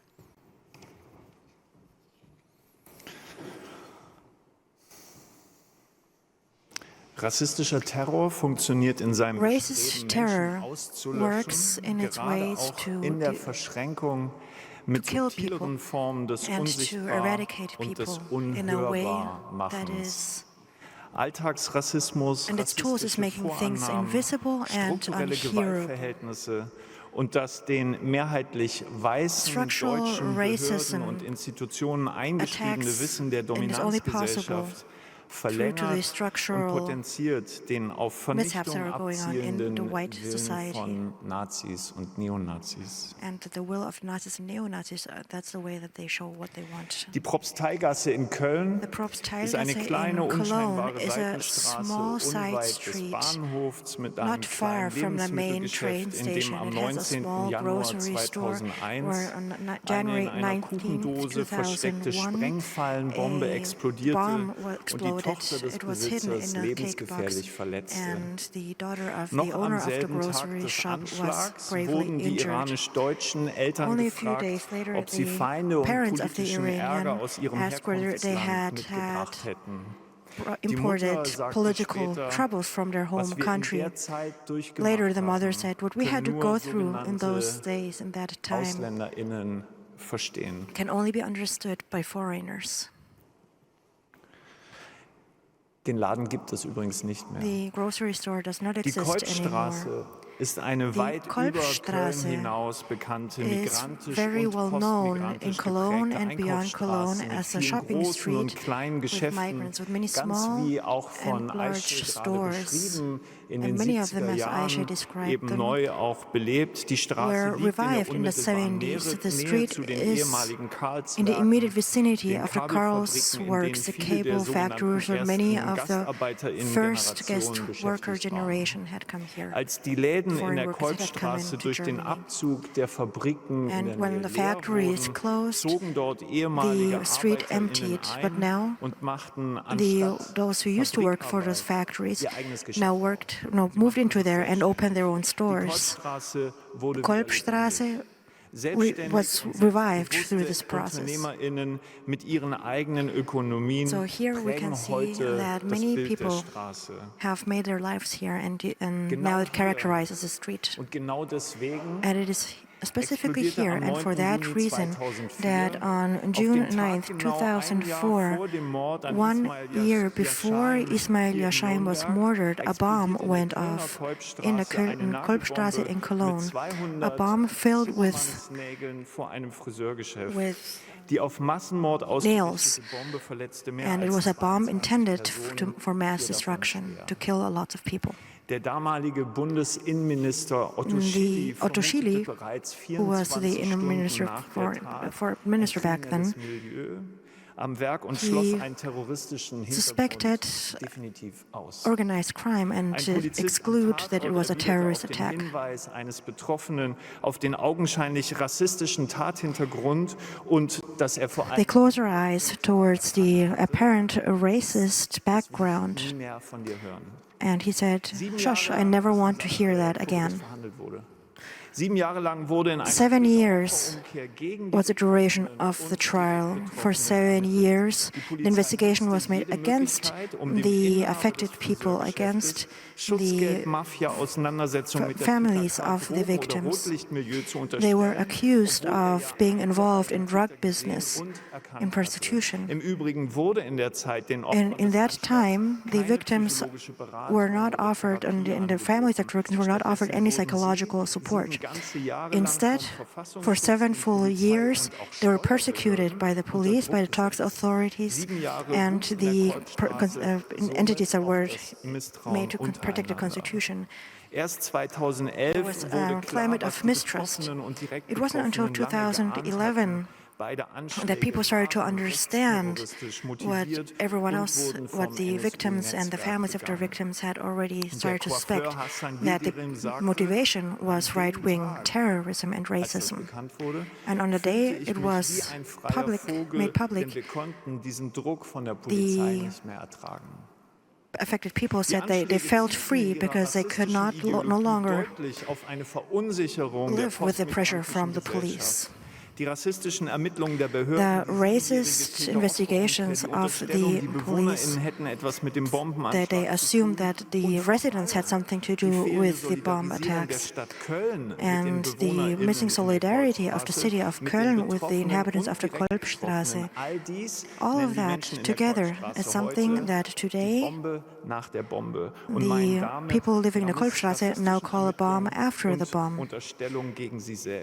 They refer to the racist accusations against themselves. It was not until 2014 that the Council of Cologne decided to build on a private property of 18,000 square meters a monument to commemorate the victims of the bomb attack. But now, today, in 2021, there is not even a small memorial plaque on this site. Not in the Kolbstraße, not in the Hauptsteilgasse. Nothing has been put up there to commemorate what had happened. Der Anschlag in der Propsteigasse ist 20 Jahre her. And the attack was 20 years ago in the Propsteigasse. And here you can see a map of Köln-Mülheim, where you can see the Kolbstraße in the middle, so you can see and so I can show you. Sorry, he's not using the microphone. I cannot hear what he is saying. If the speaker uses a microphone, the interpretation will resume. Currently, we cannot interpret because we cannot hear the speaker as he is not using the microphone. In einem vom Kölner NS-Dokumentationszentrum ausgerufenen In the Documentation Center of Cologne, they made a competition where I was invited to develop a concept. I was able to talk to the affected people, and we could see that there were many initiatives, and they thought about a house that could not be attacked by Nazis. But the jury, when they heard this proposal, they approved of it because we had some people that were directly affected. So now there is an interactive commemorative building where people can learn about what had happened and gain some more information. And this is a way to process what had happened in 2004 and 2001. And with this memorial, we want to say that there is some kind of an objectivity, a past that can be objectivized, a past that can be closed off with an object that can actually see, for example, a monument, a memorial plaque, a sculpture, as if history would end when you have this commemoration object. Im Gegensatz dazu versuche ich, but they want to keep it alive, they want to keep working it. We do not only want to have a commemorative tablet, but we want to have a commemoration that not only commemorates a place, but also gives it the space and time that it needs. We have a 6x24 plaque that corresponds to the ground floor of the house where the bomb went off. And on this plaque on the bottom, on the floor, it's a concrete slab. We can see using this app here.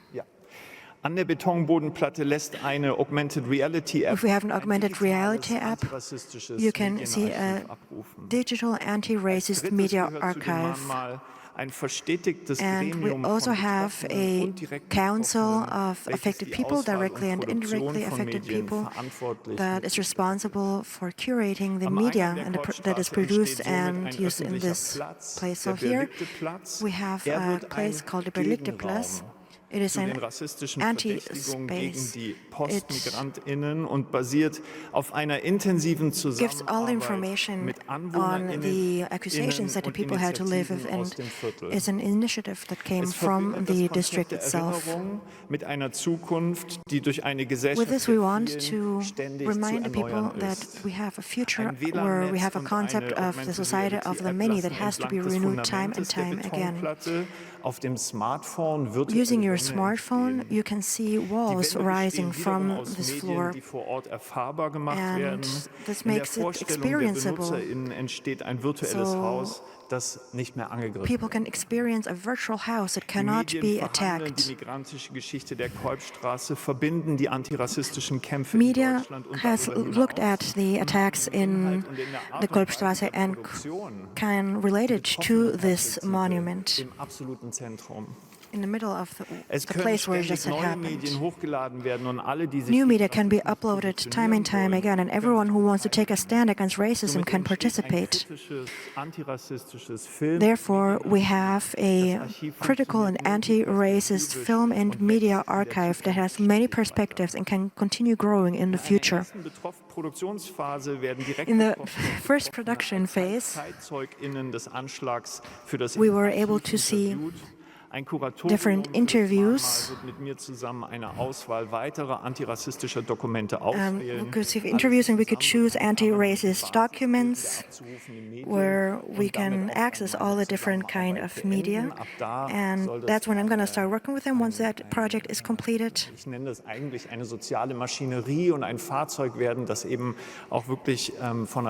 So it is. We're not sure whether that's going to work on its own, or if we're going to need to have more institutional and structural anchoring within the city. Because the concept of this plaque is genuine. We have a council that has to be involved, and here I would like to say that it does make a lot of sense to talk as two artists and talk as an artist, because I participated from a German-wide perspective, so that's why my relationship to all of these projects is not very uncomplicated.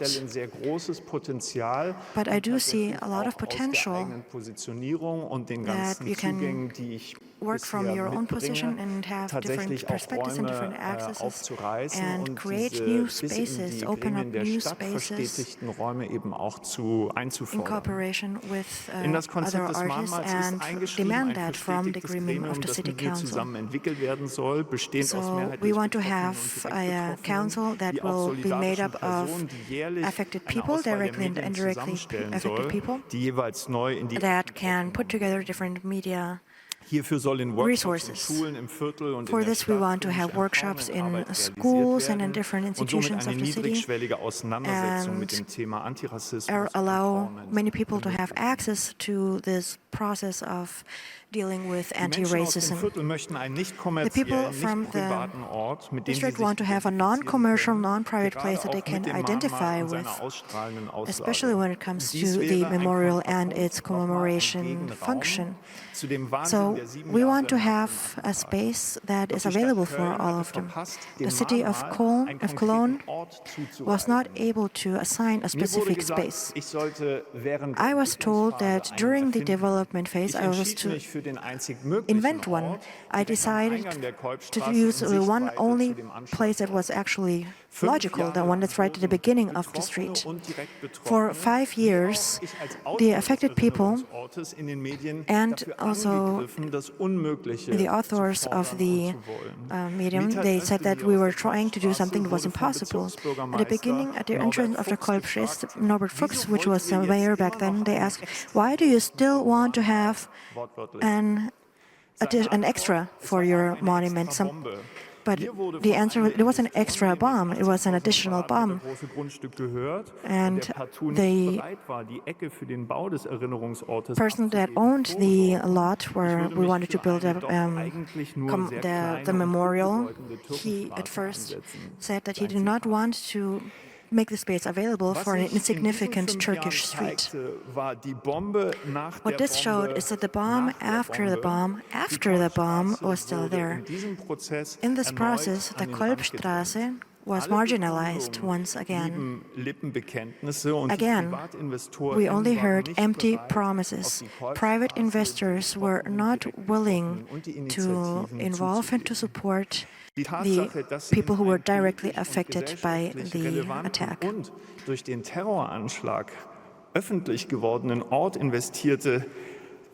in the end, the people who had invested in the very beginning on this place that had become known because of the attack suddenly had lost interest as well. Herkesi Meydane is an initiative that can be translated as space for everyone. And it was founded, and together with Aisha, we wrote letters, public letters. We also addressed the mayor publicly. We made demonstrations every year on June 9th. We made a march to remind of what had happened, and we demanded the right to commemorate.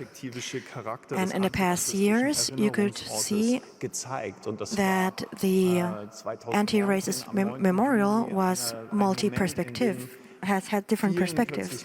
And suddenly on June 9, 2019, people started to understand the importance of having a fixed place, a fixed public place within the city that has the potential of this commemorative potential. And in 2019 and in 2020, activists from Cologne, but also from Black Lives Matter and the initiative of February 19th in Hanau, they show the potential of this space. A commemorative place with many perspectives that is coined and that is shaped by all of the affected parties and everyone who was affected by this and was directly involved in the attacks. According to our research, the investor group was composed of Stefan Raab and the Media Brainpool AG in Cologne. And shortly before we publicized this and wanted to scandalize it, Bernd Rudenthal, who was part of Brainpool Cologne, and his colleague Stefan Raab, and Stefan Raab himself, both of them are very well-known figures of the liberal culture in Cologne. Stefan Raab is also known outside of Cologne. In the moment that we wanted to scandalize that, we heard that the Gentes Group from Düsseldorf, another real estate group, had purchased the property for millions of euros and was willing to give us the corner at the entrance of the Kolbing Street to build the memorial. So Brainpool, that is Stefan Raab and his friends, they sold the property for tenfold its value, but just waiting and biding their time until they knew that the memorial could be legalized. So they made this in purpose to drive up the value.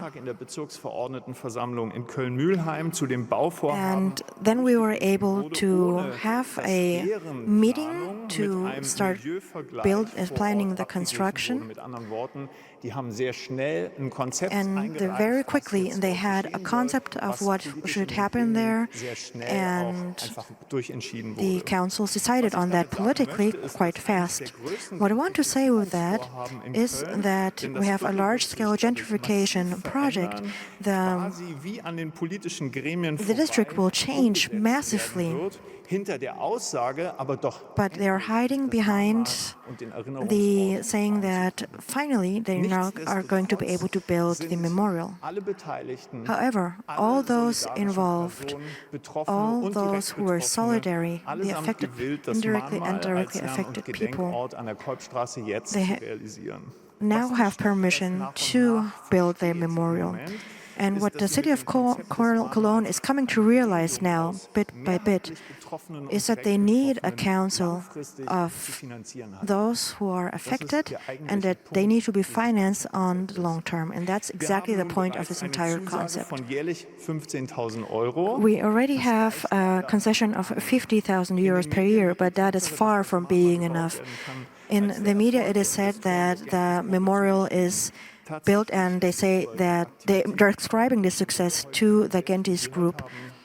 But we can see today that it has actually been the activity from the base root, that it was many other people who have been fighting for this initiative for years and years, have been fighting for the right of commemoration. And for this reason, as last I would like to show Mirai Shahim.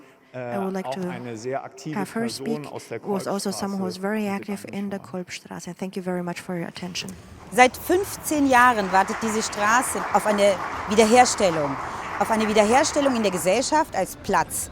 Sie haben so viel schon verloren. Sie haben ihre Würde verloren, eine sehr lange Zeit darauf gewartet, dass sie mit in diese Gesellschaft gehören, von der Verwaltung, von Beamten und auch von der Polizei, von alledem, was rundum ist, wurde diese Straße missachtet.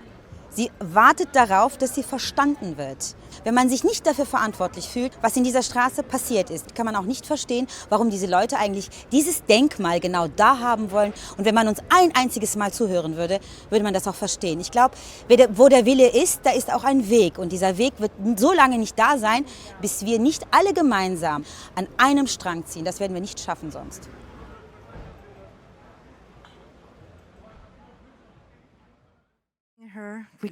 It's a reminder that we were not able to hear them. Thank you very much for your presentations and for the details that you shared today. Now, unfortunately, we only have 10 minutes for our discussion panel, and I'm not quite sure what to do because I'd like to answer questions from the public, but we have questions also. So maybe we could just start with one question and inaugurate the panel, if that's okay. So, what really surprised me and really impressed me is how, in spite of all of the resistance that each and every one of us was able to see that the family members still have to fight and struggle, and they do not have one moment of resignation. And for me, that's something that surprised me and really impressed me. Could you say something about that? If there were like some times where people felt that they had lost their energies, where they wanted to give up. Were there any moments within the organizations as well, where the commitment and intensity of the dedication of the people wavered? Genau, ich glaube, also wir sind ja eine Gruppe, die nicht direkt aus Betroffenen besteht und haben deswegen da, glaube ich, auch so ein bisschen einen anderen Zugang zu. Und in Nürnberg ist es auf jeden Fall so, dass die Betroffenen auch ganz unterschiedlich damit umgehen. Dass es Betroffene gibt, die sagen, wir möchten eigentlich im Moment mal für uns und die Trauer für uns verarbeiten. Und dass es auf der anderen Seite Betroffenen gibt, die denen ganz wichtig ist, dass sie nach außen gehen und dass sie ja auch eine gesellschaftliche Anklage erheben können. Und ich glaube, gerade für uns als eine Gruppe, die eben nicht direkt aus Betroffenen besteht, ist es super wichtig, dass wir da auf die Proteste eingehen, dass wir den Menschen, die sagen, wir möchten an die Öffentlichkeit gehen, wir möchten eine Anklage erheben, dass wir denen nach allem, mit allem, was wir eben haben, helfen, dass wir sie unterstützen, ihnen eine Stimme geben, ihnen die Möglichkeit geben, genau das zu machen. Und dass wir aber deshalb nicht aus so einer aktivistischen Perspektive Menschen dazu drängen, dass sie das auch machen müssen, sondern dass einen selbstbestimmten Umgang der Betroffenen mit diesen Taten und auch mit dem politischen Umgang dafür gibt. Genau, und ich glaube, das ist uns sehr wichtig. It's very important for us.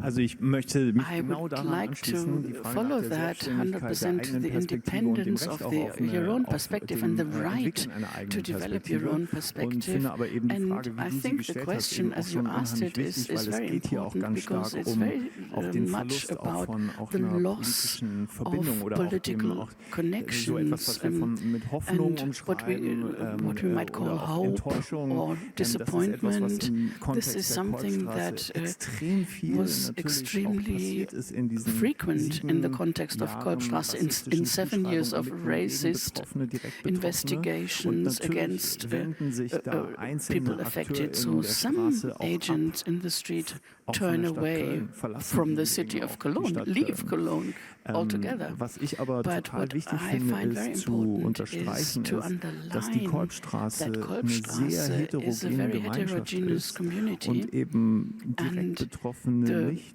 unter der Überschrift affected are not just categorized under victims in inverted commas. They can say that about themselves. I respect that then, but in the context of my entire negotiations with the city, it's not on that all are connected and they're all kind of equal as victims. That's politically not true either. You have the right for acknowledgement zum Beispiel rassistischem Terror besteht darin, genau das auch zu ermöglichen und zuzulassen, dass verschiedene Formen von Zugängen auch produziert werden. Dafür braucht es Ressourcen.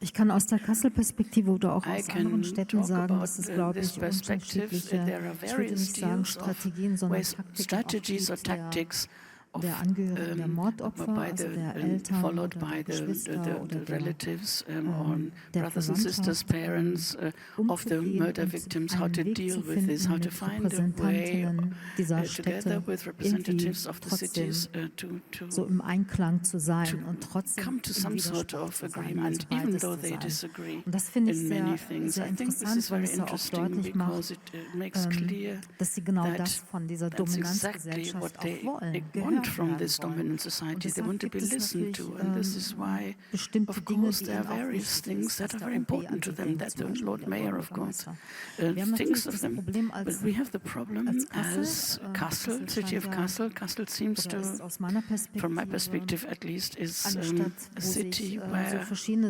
various things come together. Not just the murder of Halet Joska, but also the murder of Walter Lübcke, and the way Walter Lübcke's murder was treated completely different than the murder of Halit Talit. All of a sudden there were major demonstrations. It's good that there are these demonstrations, of course, but it's of course very bitter because the victims are seen in a different light, and what happened to them is seen in a different light and is treated differently. Und die Familie hat nachdem der NSU sich öffentlich gemacht hat, unmasked itself publicly, however you want to call it, November in 2011, hat die Familie then the family gleich die Forderung aufgestellt, immediately demanded that Holländische Straße should be renamed Halitstraße. If we went through this, if we thought this to the end, and if we permitted this, then of course this would be a very special place of commemoration. It would be a para monument because if the street were to be renamed, everybody would have to live with this, that Halit was murdered. Everybody who lives in the Holländische Straße would then get letters from the city or from their loved ones, from the electricity works, or from the that says Halitstraße. It will be something different than just a place that isn't a place, but the main entrance to the main cemetery in Kassel. Fragen aus dem Questions from the audience? Hello? Vielen Dank. Thank you very much. Ich habe eine Frage an question to Asa Gület about the role of empathy in anti-racist commemoration politics. Why is it so difficult, even today, to show empathy in relation to all this? Why is it so difficult to communicate something so fundamental and not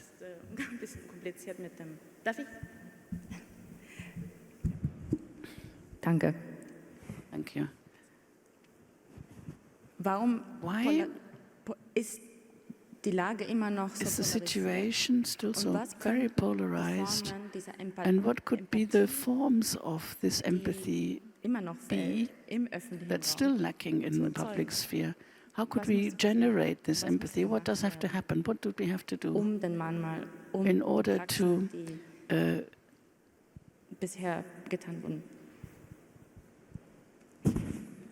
get the empathy into commemoration? Thank you very much for the question. It's a very important question, but also it sounds simple, but it's difficult to answer. Ich habe ja sehr viel über Ignoranz gesprochen, und Ignoranz in diesem Sinne meine ich wirklich als einen analytischen Begriff, gesellschaftliche Strukturen oder Strömungen to describe and understand social positions and structures. Diese Ignoranz ist selbst nicht sozusagen nicht das Gegenteil von Wissen, sondern Ignoranz ist selbst Teil von oder ein integraler Teil einer Wissensstruktur. Also, und von daher frage ich mich das auch. Das ist wirklich eine Frage, die mich selbst auch interessiert. Warum ist es so schwer zuzuhören, etwas von dem anderen in sich aufzunehmen? Das ist jetzt Zuhören. Also das wirklich als Zuhören, als That's what I would define as listening in political practice. It's not only standing next to the people, but also take in something from the other person. That's a very important anti-racist position or practice. Ich meine, it should be anyway, sich wirklich ein Teil von dem anderen auch take part of the other person Erst wenn in, wir das erkennen, become aware of it. It's only when we understand that those people who were taken away from us are remain a piece of us. Da würde ich gerne weiter drüber nachdenken. I don't really know, and I will have to think about this, and I would really like to have a scholarship to research about this. Also ich glaube einfach, I think basically it has to do with our education system, neither in schools nor in universities. When you talk about classical pseudo-elite education, über den Leib nachgedacht und nicht nur über den Leib nachgedacht, sondern mit dem Leib umgegangen, mit der Leiblichkeit. They don't talk about suffering, they don't talk about physical suffering. So, Herr Münners Entwurf, so that's what's happened to Aminde's this kind of room of suffering becomes a civic space or an urban space, digital gedacht werden soll, and a digital space, analog. not just Deshalb analog. ist der so stark, That's why it's so strong, weil der das genau einfordert. Aber das ist precisely that. If you go to schools, if you go to universities, wenn man in Theaterwissenschaft Seminaren sitzt, wo es über science seminars about performativity, darüber geredet wird, people are talking about this. Das ist ja in den allerwenigsten Fällen wirklich ein ethisches Verhandeln. Cases, this is an ethical kind of den Leibern, die da im Raum sind. with the bodies that are in this room. Schüler, Students, Studenten, teachers, university lecturers, everybody who is there at the root of thinking and of the learning process, we all have to look at this because we don't understand architecture, we don't understand built spaces, how they connected with interior spaces. I don't think this is just... It's not there, of course. People are able to do this, to think about this with common sense and to negotiate this and think about this. You don't need to graduate from a university. We need a lot more common sense, and we need to return to common sense. And you don't need a scholarship for that. Unfortunately, we have to say that. I see it exactly like you do, because it would be a demand to our times and a demand of haben und sowas bereitstellen können. And well, you know, I think we just need the demand that we return to common sense, that interior spaces are directly connected to ethical principles and to city and architectural and urban and architectural spaces. That's not taught in schools, and that's not taught in universities and in very specialist seminars by people who are looking at this intensively because they think it's horrible that it doesn't happen. Ich hätte vielleicht eine Antwort jetzt. Ich müsste kurz I might have an answer. I'll have to think about it very briefly. Maybe this impossibility of identifying, to want to identify or to be able to identify, there's something in between not being able to and not being willing to.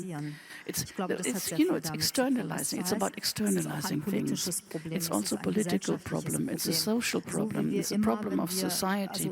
Whenever there's many reactions when we start talking about racism, they say, but it's always the right-wing terrorists. There's nothing to do with us, with the rest of the rest of society. It's the same thing with this empathy. It's an attempt to externalize something, not to take in things, but to push it away, to cut it off from yourself.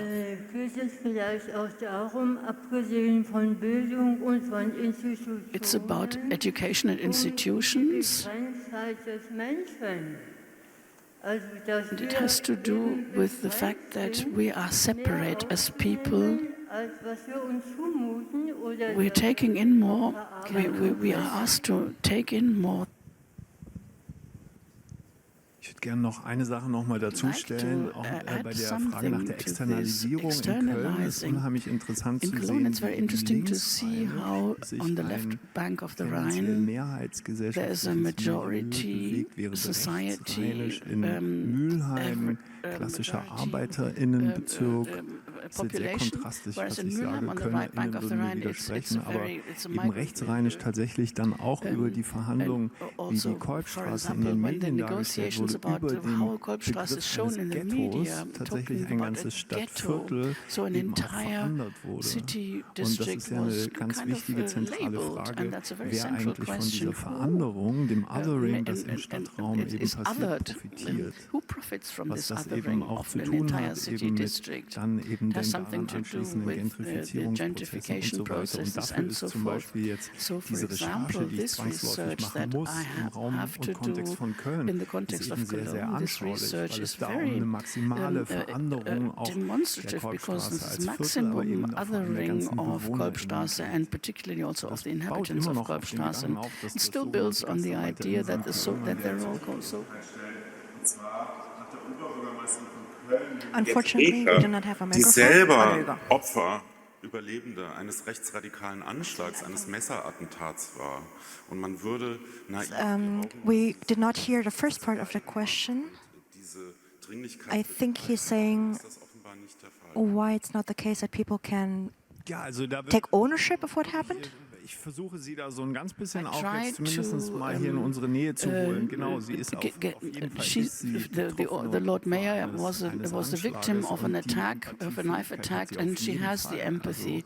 Ich würde fühle mich allerdings auch unwohl hier öffentlich genau darüber, also sozusagen an der Stelle über sie urteilen zu sollen. Die hat sie persönliche Einschätzung zu 100%. She has 100% empathy in my personal opinion, but what can politics do umzusetzen und welches ihre Rolle dabei ist. Also welches auch die Rolle der Oberbürgermeisterin. What's the role of a Lord Mayor in the context of the Council of the City of Cologne? How powerful is she? And auf der Ebene von Erklärung, Öffentlichkeit, etwas darstellen, beschreiben, hat sie sehr viele Möglichkeiten. Auf der Ebene von Umsetzung, Strukturen freimachen, Raum wirklich auch freimachen, hat sie weniger Möglichkeiten. Ich würde sehr gerne darüber sprechen, wer lenkt Gentrifizierungsprozesse im Stadtraum. Controls gentrification processes in the urban space. Die haben was damit zu tun, dass Viertel gehighlightet werden, während andere vernachlässigt werden. Und weil es ein Kapitalinteresse dahinter gibt. Und das ist eben eng verknüpft eben mit Rassifizierung. So, das ist sozusagen, da versuche ich jetzt nochmal darauf zurückzukommen, weil wir hier auch zu öffentlichen Raum sprechen. Und es ist eine total krasse Geschichte, sage ich jetzt mal. It is a very crass story because they really know what the affected people are talking about in the Kolbstraße. And there is a very close relationship between some of them and her. Ja. Ich wollte was I wanted to add a comment to this lack of empathy and identification with the victims. Es gibt ja diesen, also in der Populärkultur, in popular culture, there's this notion that this, well, you know that the series of murders is now part of pop culture. Now we have movies that deal with the topic, and here you have this revenge fantasy that is a motive of this movie, which I think is quite legitimate, but nevertheless, they chose a German white actress for the role, and I would like to know how the community received this news. I cannot speak for the community because I do not know what you mean with the community. What do you mean with the community? I can only say something about my perspective. In his movie Fachter Akim, he made two pivotal turns. One of them is that, as you said, we have a German white actress, and that her wife was killed, and that he had been a criminal. And these are distortions that do not have anything to do with the NSU. It's absolutely fiction, and that's something that we need to clarify. There are other documentary movies that have a different approach to the topic, but I would not take a fictitious movie and see it as the truth about the NSU. There's also another movie that you can find in the media archive of the BPP. of Badinson, which is a documentary movie, and he talked with Şimşek and with many women that were directly affected. So we can see the perspective of the women on the NSU attacks, which is quite interesting, and I recommend it. Vielen Dank. Thank you very much. So Art abschließende Worte, and just to wrap this up, die natürlich so total fragmentarisch so sind. Wir hatten ja am Anfang von der Politikerin eine Ansprache gehört, die hat von Nürnberg erzählt, von der Geschichte erzählt.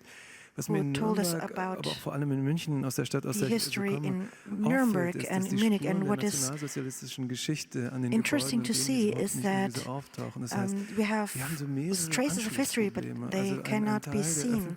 There are missing interfaces, missing connection points. What I cannot understand is how this violence in the could happen in the ideology of the National Socialist Party, and that they fail to have real commemoration for the victims as well. So I think it's a bit difficult to understand that and to find the correct words for that. Maybe that could be a final question. Soweit ich weiß, sind die as far as I know, the Nsu Murders here in Nuremberg, they all also den Komplex des wie heißt das nochmal hier? How would you say it? What's the name?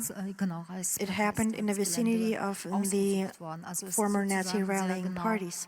So it was not a coincidence. They really thought about where these things were to happen. So sorry, the party rally grounds.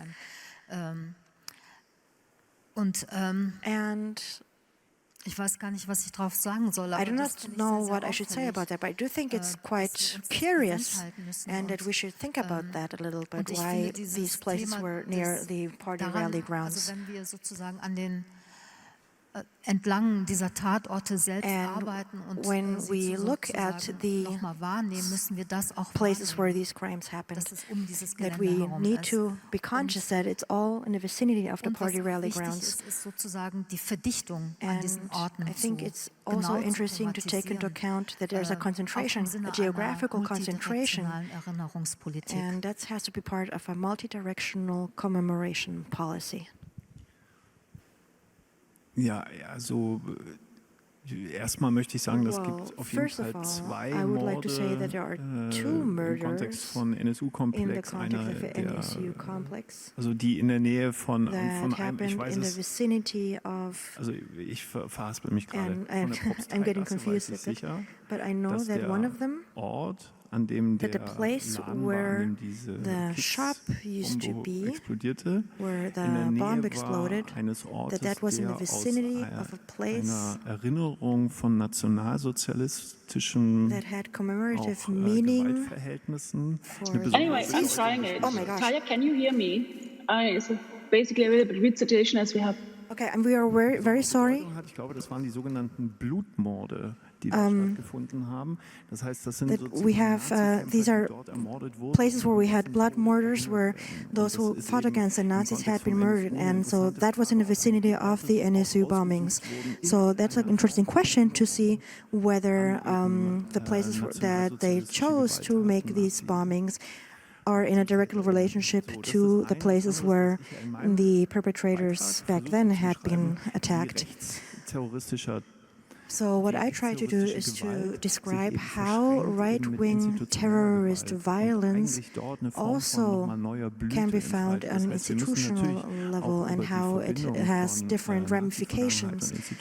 When we talk about our Nazi past and in the institutions, we have to see how it is deconstructed and scandalized.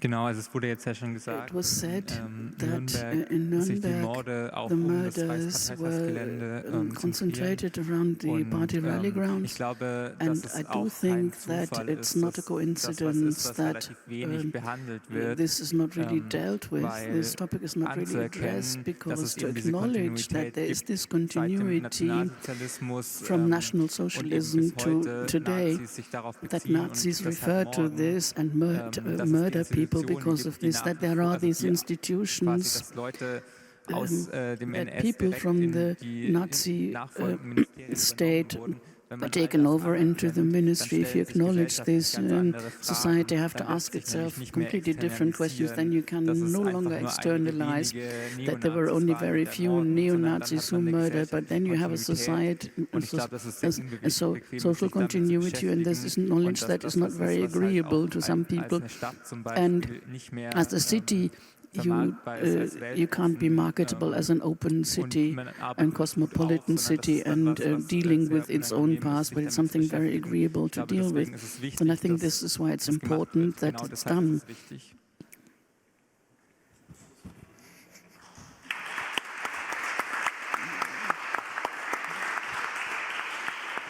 Vielen, vielen Dank. Thank you very much indeed. Für eure Beiträge. Thank you very much for your contributions, for your attention. I have to apologize for the technical mistakes. We have a little break, 5 minutes. Ganz kurz, sagt Jörg, und very dann geht's brief, weiter, and then we will continue with the next program point. Bis gleich. Ich freue mich sehr, Sophie Golz zu begrüßen. Sie lebt und arbeitet in Salzburg und Berlin als Kuratorin, Kunstvermittlerin und Autorin. 2020 wurde sie zur Direktorin der Internationalen Sommerakademie für Bildende Kunst in Salzburg ernannt. Sie war vorher von 2017 bis 2020 Assistenzprofessorin an der School of Art, Design and Media in Singapur und von 2013 bis 2016 künstlerische Leiterin und eben auch ausgewiesene Expertin für den Bereich Public Art als Stadtkuratorin von Stadtkuratorin Hamburg, so hieß die Initiative. Und sie hat auch entsprechend Bücher rausgegeben, zum Beispiel, also sie veröffentlichte zusammen mit Ute Mitterbauer und Kim Ong das Buch Culture City and Culturescape und das Buch Passages Art in Public, also das letzte Buch sie selbst, und Passages Art in Public Space Hamburg since 1981. So viel dazu. Sophie, du hast das Wort. Ich freue mich auf euer Gespräch. Ich bin jetzt erstmal wieder raus hier aus der Schalte. Ne? Und dann gibt es später gegebenenfalls Fragen aus dem Publikum. Bitte. Okay, danke Jörg für die Vorstellung.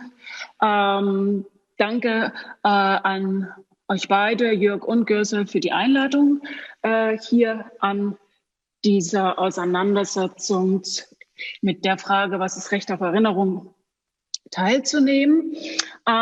Ich freue mich sehr, dass ich jetzt hier Taya Feldmann und Ibrahim Aslan für unser Gespräch, vielleicht mit dem Titel Wir sind hier quasi benennen könnten, vorzustellen.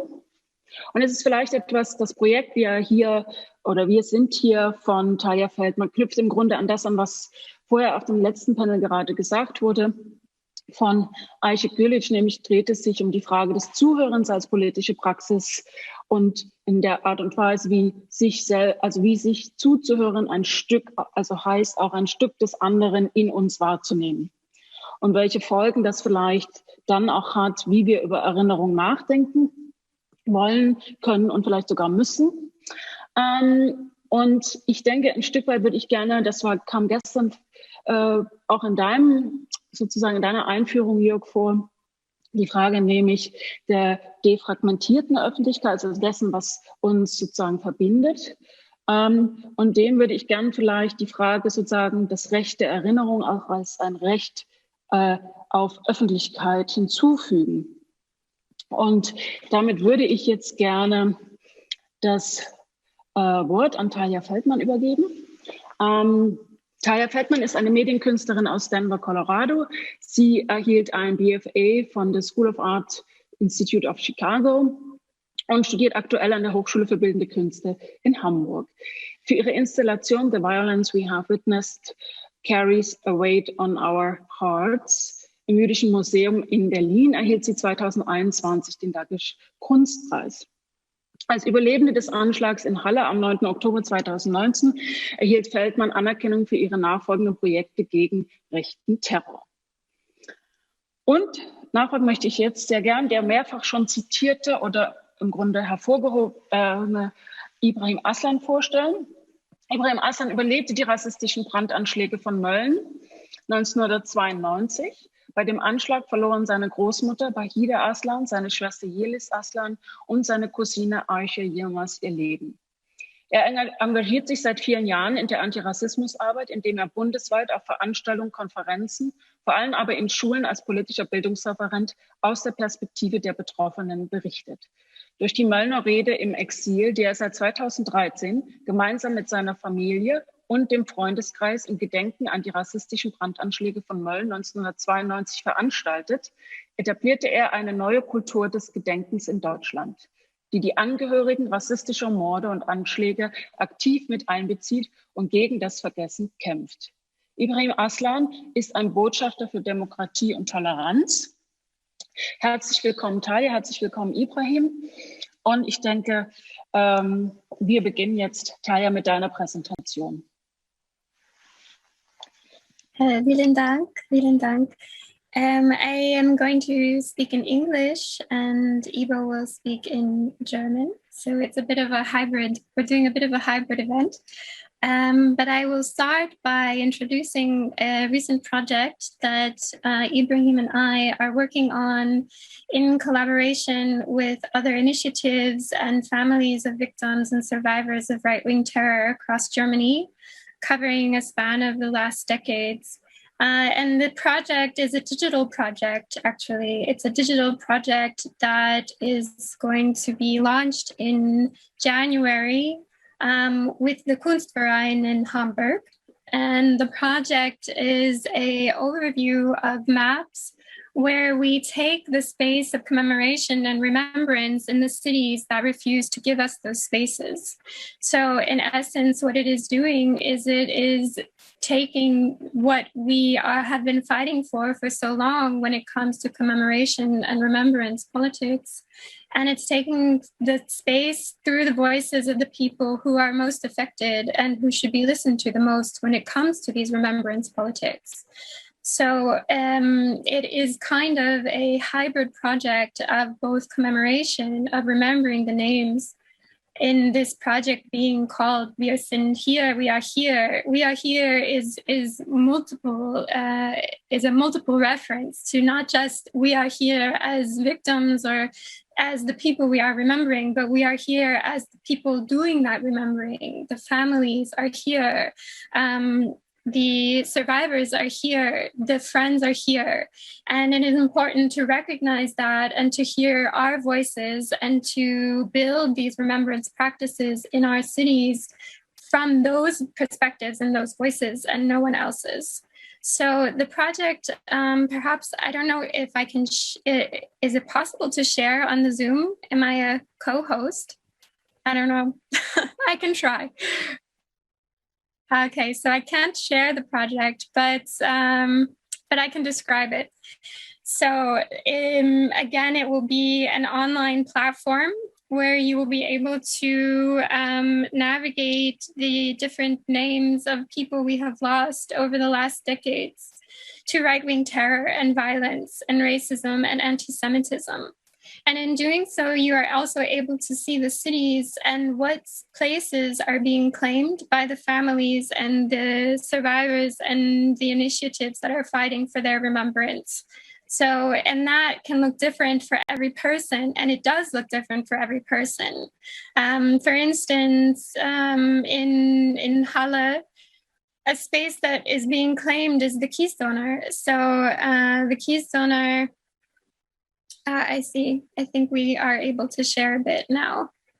Hold one moment. Maybe. Okay.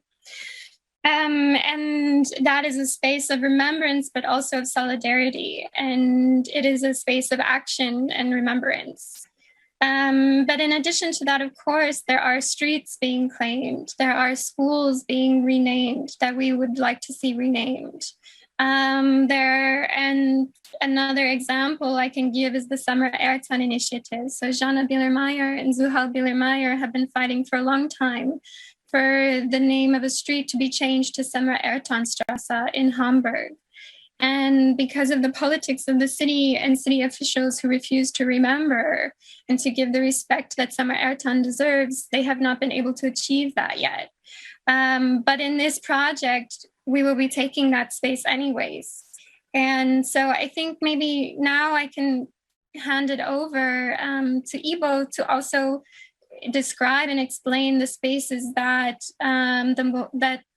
that he and his family, the family Arslan, family Yilmaz, have been claiming for so long as well, both in the Molnaredin exile and also in the city itself of Moln. So maybe we can pass it on, and then if people have questions, of course, I can answer more. Okay, jetzt soll ich sprechen. Vielen Dank für die Einladung erstmal und natürlich, wir haben so viele Komplikationen tatsächlich gehabt, jetzt gerade im Vorwege und dafür möchten wir uns natürlich alle entschuldigen, womit eigentlich Talia und ich überhaupt nichts zu tun haben tatsächlich. Ich finde das schade, dass wir nur 40 Minuten auf 40 Minuten runter reduziert wurden, obwohl wir mehr zu sagen haben als nur 40 Minuten und dass wir jetzt das alles auf die Schnelle sozusagen präsentieren müssen, finde ich ein bisschen schade. Aufgrund der Situation werden wir wahrscheinlich nur auf diese 40 Minuten uns aufbauen müssen. Also ich will nur dazu sagen, dass wir als Betroffene rechter rassistischer Gewalt und antisemitischer Gewalt uns mittlerweile bundesweit vernetzen und wir gemeinsam intervenieren und wir gemeinsame Projekte starten. Eins davon ist ja das, was Talia gerade versucht hat zu präsentieren, was ja auch tatsächlich durch technische Gründe irgendwie auch nicht geklappt hat. Aber sie hat es ja super schön auch formuliert, was wir da gerade vorhaben, beziehungsweise was Talia auch größtenteils vorhat. Wir haben tatsächlich festgestellt, dass wir seit mehreren Jahrzehnten in gemeinsamen Projekten drin stecken, ohne dass wir voneinander wussten. Und jetzt durch diese rassistischen, antisemitischen Anschläge verschweißt wurden und wir jetzt gemeinsame Projekte realisieren können, und zwar bundesweit. Und ihr seht ja auch, dass betroffene Angehörige auf der Bühne frei intervenieren können und dass sie sich organisieren können. Dafür braucht es jetzt nicht unbedingt eine Institution. Wir fordern aber in dem Zusammenhang eine Institution, indem wir sagen, es ist eine Zwangsnotwendigkeit, dass es eine Institution geben muss, wo sich diese Menschen zusammen vernetzen und auch solche Projekte, wie Talia gerade vorgestellt hat und auch unsere Projekte, wie zum Beispiel das Buch Die Angehörigen, den wir vor 2 Jahren gemeinsam mit Jasper Kentner herausgebracht haben und an dem zweiten Buch jetzt sind, wo wir Menschen fotografieren und interviewen, dessen Familienangehörige und geliebte Menschen ermordet wurden durch rassistische, antisemitische Gewalt. Und aber auch viele verschiedene Projekte bei den Vorrednern in dem ersten Gesprächen mit Ayşe Güleç und Ulf Alminde ist ja auch hervorgegangen. Zum Beispiel, da wurde ja auch die Frage gestellt von Fatih Akın, der Film, der zweite Anschlag, aus dem Nichts. Da war auch gleich die Reaktion auf diesen Film, dass wir einen Film gemacht haben, was der zweite Anschlag hieß. Und mit diesem Film wollten wir auch nochmal in die Gesellschaft unsere Perspektive etablieren und auch zeigen, in welchen verschiedenen Widerständen Betroffene in verschiedenen Bundesländern kämpfen. Und aber auch gleichzeitig zeigen, dass diese Perspektive für uns Maßstab ist für das Gedenken. Und genauso ist es mit unseren Projekten, was Talia vorgestellt hat und auch was wir gemeinsam bundesweit mit anderen Institutionen und auch Initiativen einfordern und auch durchziehen und auch machen. Ähnlich haben wir ja 2017 das Tribunal NSU-Komplex auflösen organisiert, gemeinsam auch mit Ayşe Güleç und auch Ulf Alminde, die heute dort vor Ort sind. Und dort haben wir ja eine gesellschaftliche Anklage formuliert und aus diesem Kontext heraus sind Betroffene empowered worden und gleichzeitig ermutigt worden, dass sie in der Öffentlichkeit sprechen können, dass es diese Bühnen gibt für sie. Allerdings haben die Betroffenen hinterher festgestellt, dass sie alles selbst erkämpfen müssen. Genauso ist ja auch unsere Intervention entstanden, Reclaim and Remember, das Erinnern, Erkämpfen, was zuvor von Institutionen vereinnahmt wurde, also was das Gedenken, was einem Betroffenen selbst gehört, was einem Betroffenen gehören müsste, wurde von Institutionen vereinnahmt, und zwar nicht nur in Mölln, sondern leider in der gesamten Bundesrepublik Deutschland ist das zu beobachten, dass Institutionen und Menschen, die vom Rassismus nicht betroffen sind, entscheiden, wie und was über uns gesprochen wird und wie wir darüber sprechen sollten. Und wir haben mit unserer Intervention, mit unserem Widerstand diese Mauer des Gedenkens durchbrochen, indem wir ein eigenes, respektvolles Gedenken repräsentiert haben und auch gezeigt haben, Betroffene können ihr Gedenken selbst gestalten und Betroffene können ihr Gedenken selbst organisieren und durchführen. Dazu braucht es solidarische Menschen, nicht unbedingt Institutionen. Allerdings wird von Institutionen eingefordert, dass sie sich solidarisieren mit Betroffenen auf Augenhöhe, nur hinter und neben Betroffenen, nicht vor denen.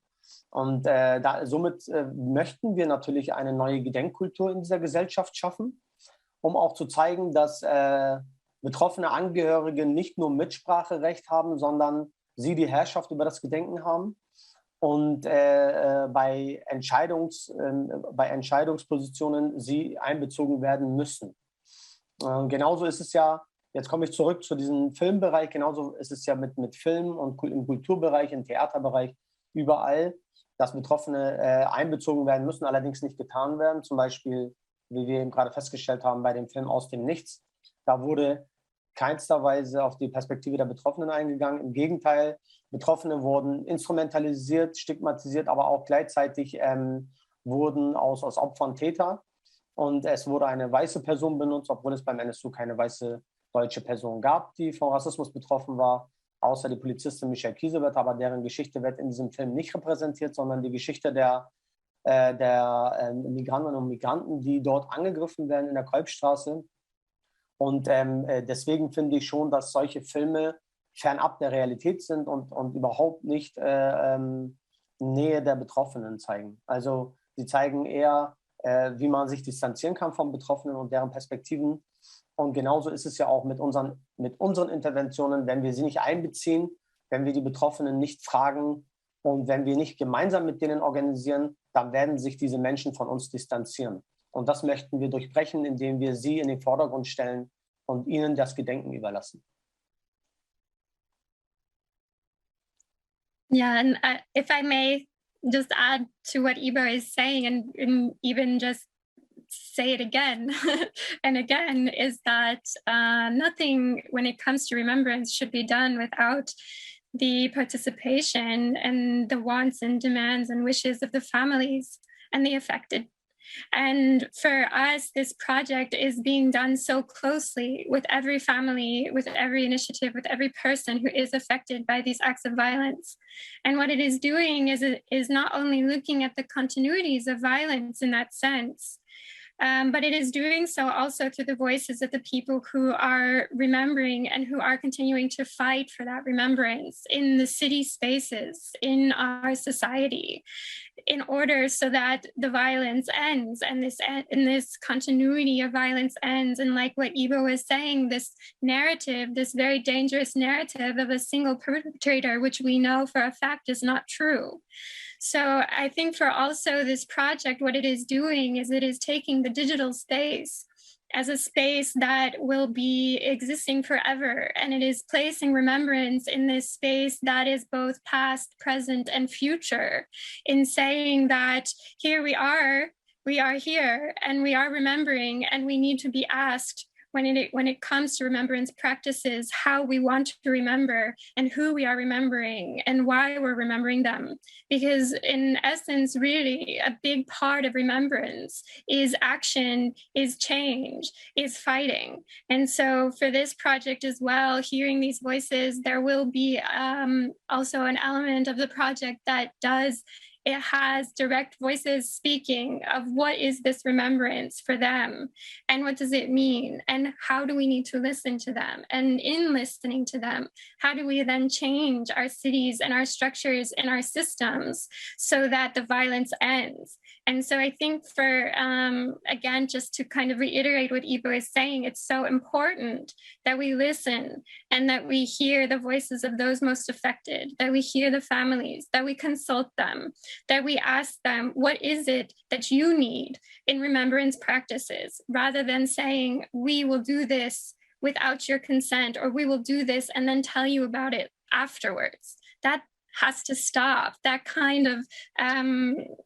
politics or however you want to frame it, that has to stop. And also for city officials and city structures and society in building a monument and saying we did enough, that's our remembrance and that's it, that's all we need to do. But in fact, again, remembrance is a continuous action, past, present, and future, and taking the digital space to show that is very important in the sense that it is continuing and it has to continue in order for people to be remembered in the way they deserve to be remembered, but also to remember so that this violence ends. So that also, I think, is a big part of this project and a big part of the network of solidarity and of victims and affected, and a big part of why we have begun to launch projects like this, in saying, again, the title of the project, Wir sind hier, we are here. And it's time to listen. Thank you, Talia.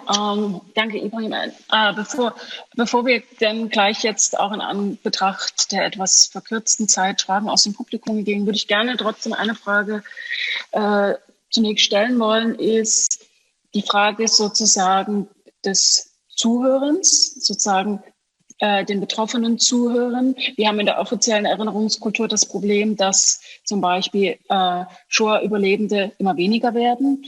Ibrahim, du hast die in diesem Jahr verstorbene Shoah-Überlebende Esther Beajarano kennengelernt. Du hast auch mit ihrem, der Sohn Johann war Teil einer der Möllner Rede im Exil.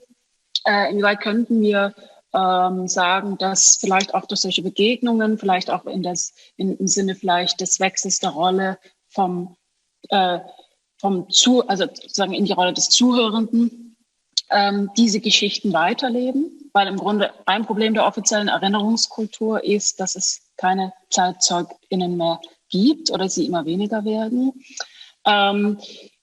Ist das vielleicht auch ein Weg, mach keinen Punkt. Also dem würde ich mich tatsächlich nicht anschließen wollen, weil es gibt Zeitzeugen und es wird immer Zeitzeugen leider geben. Wir sind auch Zeitzeugen. Und ich würde sagen, also natürlich nicht von der Shoah, aber von dem, was wir erlebt haben. Und ich würde sagen definitiv, dass wir das Erbe übernehmen, der Shoah-Überlebenden, dass wir diese Geschichten weitertragen werden, nicht nur von denen, sondern auch von uns. Und auch die Gesellschaft weiterhin auffordern, eine solidarische zu werden mit Betroffenen auf Augenhöhe. Und wir möchten natürlich weiterhin, was die Shoah-Überlebenden schon zuvor gemacht haben und immer wieder interveniert haben und gesagt haben, diese Geschichten, diese Arbeit von Überlebenden muss in unser Bildungssystem rein. Das muss in die gesellschaftliche Mitte. Diese Gesellschaft muss sich mit den Opfern und Angehörigen auseinandersetzen. Diese Gesellschaft muss sich die Perspektive der Betroffenen einnehmen. Nicht nur sich mit Täter und Täterinnen auseinandersetzen. Das haben nicht nur wir gesagt. Das sagen die Shoah-Überlebenden schon seit Jahrzehnten. Und wir übernehmen das Erbe und werden diese Geschichten weitererzählen. Wir werden weiterhin auffordern, wir werden weiterhin in Projekten sitzen, wir werden weiterhin gemeinsam sogar mit Shoah-Überlebenden werden wir Projekte realisieren und auch diese Projekte zusammenbringen. Weil zuvor war das ja auch so, dass Antisemitismus und Rassismus auf verschiedenen Ebenen behandelt wurde. Und wir werden mit unseren Projekten und auch mit unseren Interventionen diese Projekte zusammenbringen und sagen, wir sind von dem gleiche Gewalttat betroffen. Und zwar die Gewalttat, die uns voneinander trennt, die uns von dieser Gesellschaft trennt. Und damit ist auch Sexismus, Antiziganismus und alle anderen Gewalttaten, alle anderen Ismen mit einbegriffen. Wir möchten Opfer, Angehörige in den Vordergrund rücken. Das ist uns egal, von welcher Gewalttat diese Menschen betroffen sind. Wichtig ist, dass diese Menschen wieder einen Zugang in diese Gesellschaft haben. Und das schaffen wir nur, wenn wir sie ermutigen und empowern, zu sprechen. Und diese Menschen möchten sprechen tatsächlich.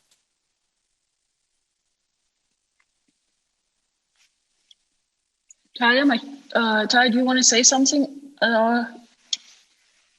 as well? Or shall we just, sollen wir jetzt öffnen für das Publikum? Ich sehe das Publikum jetzt leider hier nicht. Aber ich denke, dass das dann jetzt hier vielleicht dann zugeschaltet wird mit dessen Fragen. Ja, ich nehme die Anregung auf und ermutige Sie gerne, jetzt Fragen zu stellen. Wir haben auch noch ein Publikumsmikrofon und das müsste dann auch klappen. Bitte.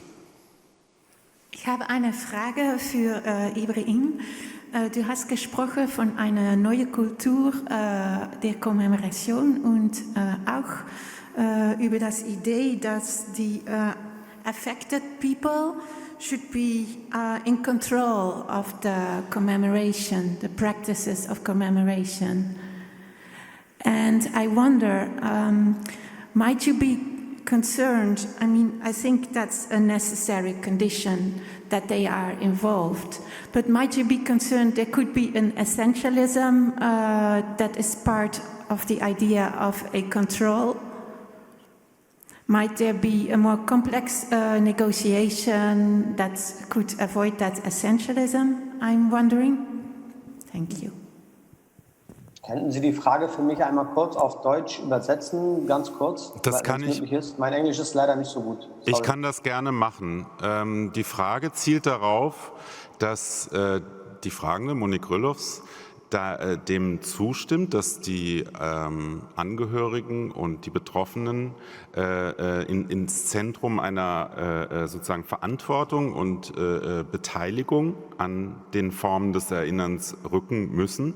Gleichwohl stellt sie die Frage, ob diese Forderung sozusagen, also in jedem Fall und immer tatsächlich, also so würde ich Essentialismus an der Stelle übersetzen, also essentialistisch aufgefasst werden kann, dass es auch komplexe Situationen gibt, wo das dann nicht so klappen kann. Vielleicht kann man es so formulieren. Also das ist die Frage, ob du dir vorstellen kannst, dass es Situationen gibt, wo das dann nicht so übersetzbar ist in diese Forderung. Ich habe es verstanden.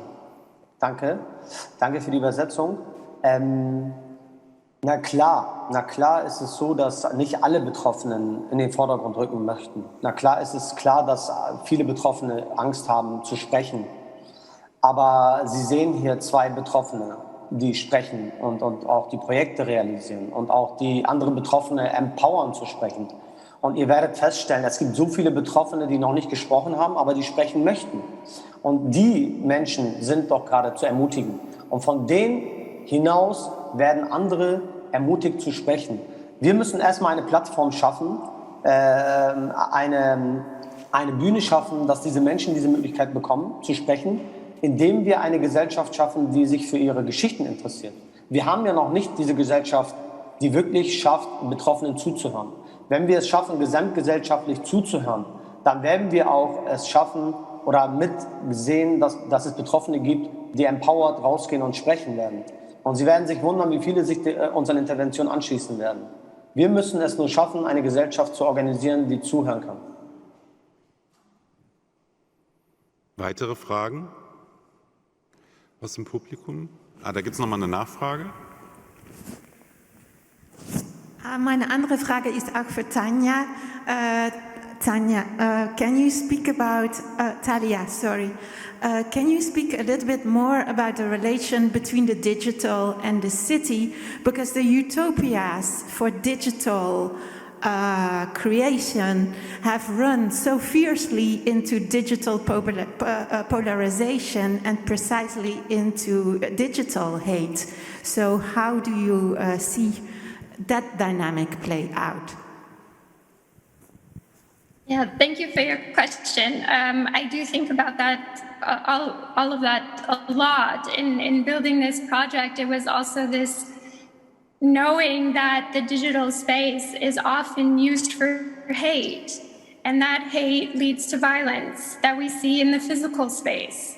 And I think in intervening in the digital space with these voices, it's just as important as intervening in the physical space with these voices. And so for me, I see both action and activism and power and empowerment, like how Ibo was describing, in building this space in digital, but also physical, in demanding this space in digital, but also in the physical space, in saying, if we will not wait for you to give this space to us, we will take it, and we will raise our voices, and we will be here, and we will stay here. And so I think for me, in kind of crossing into the digital with the project like this, it is that. But it is also saying, in using a digital space, we also know that the digital, it's everlasting, and but it's also changing, and so too with remembrance. The biggest thing also with the project is that in working with all of these people and all of these voices, we are all very aware that the remembrance looks different for every person, and it's changing for every person as well. And so offering that opportunity to say, okay, this year, maybe what you are claiming or what you are fighting for is a street name, but maybe next year it will be something different, and that's okay to change, and that's part of the process and part of the fight, and part of listening to the voices in this fight as well.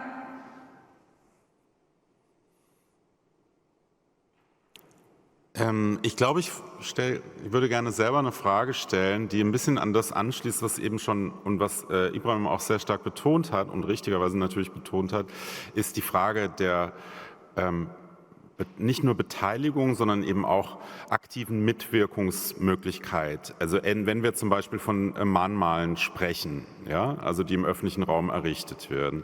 Wir haben heute Morgen auch gehört, dass beispielsweise die Stele, die in Nürnberg errichtet wurde, zwar unter Beteiligung von Angehörigen stattfand, aber dass offenbar deren Wünsche nicht ausreichend berücksichtigt wurden. Man hat jetzt zu Hanau gehört, dass es dort jetzt einen Wettbewerb schon gab, an dem ebenfalls von Beteiligung der Betroffenen bzw. Angehörigen und FreundInnen die Rede war. Wisst ihr da was jetzt konkret darüber, ob das zufriedenstellend bisher gelaufen ist, oder gibt es andere Beispiele, wo diese Abstufung zwischen Beteiligung und einer wirklichen Mitwirkung und sozusagen Mitsprache, also vielleicht ist das der Unterschied zwischen bloßer Beteiligung und wirklicher Mitsprache, wo das sozusagen, wie sich das tatsächlich in der Durchführung dann darstellt. Die Frage vielleicht zuerst an Ibrahim, aber auch an Talia. Talia, möchtest du als erstes antworten oder soll ich antworten? Maybe can you repeat it also in English? I'm sorry. No problem at all. I'm just trying to figure out the difference between getting the right to participate as one of the members of the survivors or of someone who's been killed versus the idea of an active and real participation in the process of decision making. So I'm saying, how can this be negotiated or controlled even in terms of making sure that the authorities are not just claiming participation when in actual fact the participation doesn't result in an actual right to speak or influence the situation?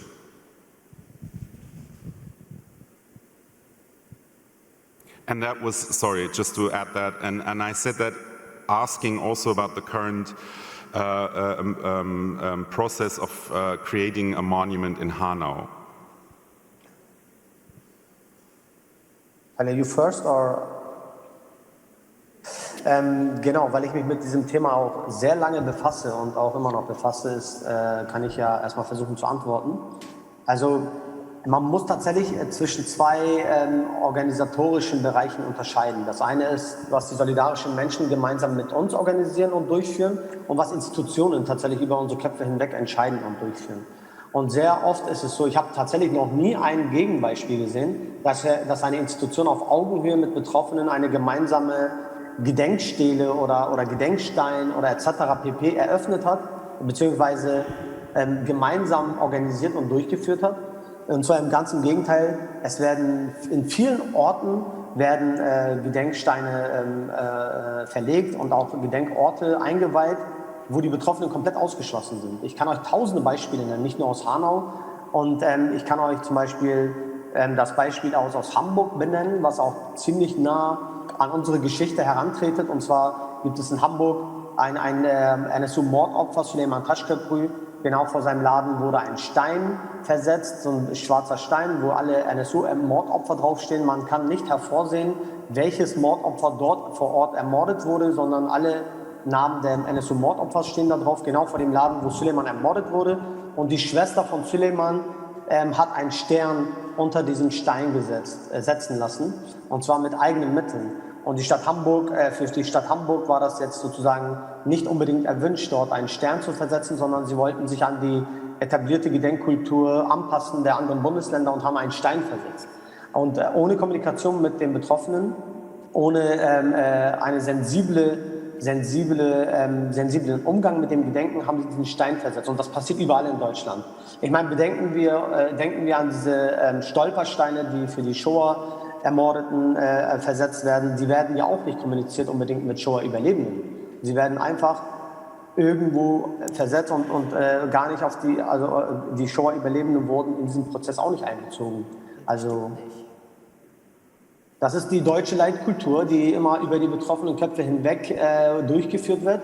Und wie gesagt, wir werden uns mit unseren Interventionen diese Gedenkkultur durchbrechen und eine neue schaffen. Und zwar eine Gedenkkultur, die auf Augenhöhe mit Betroffenen gemeinsam gestaltet werden kann. Und in diesem Punkt ist ganz wichtig, nochmal zu erwähnen, was ich am Anfang gesagt habe.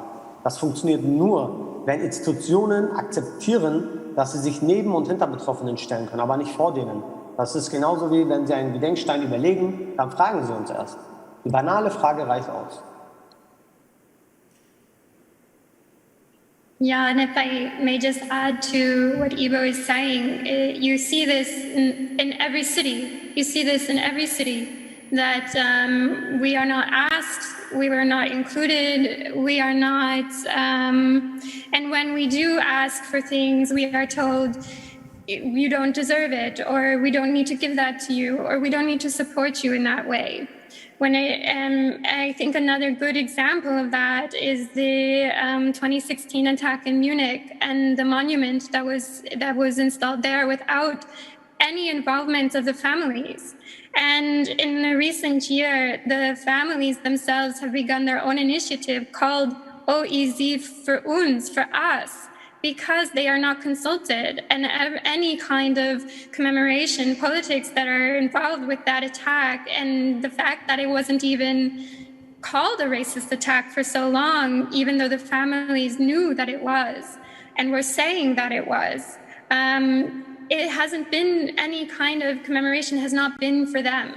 And so in taking it back and saying, we will build it ourselves, and this is for us, this is what we want. When we talk about remembrance of the people that we have lost and we loved and love, that's what we're saying here in this project. And it's not that we haven't been speaking. And I think that's also important to recognize, is that so often people think, oh, it's hard to reach people, or we don't know what they think, we don't know what they want, but no one has been asked. So often they haven't been asked.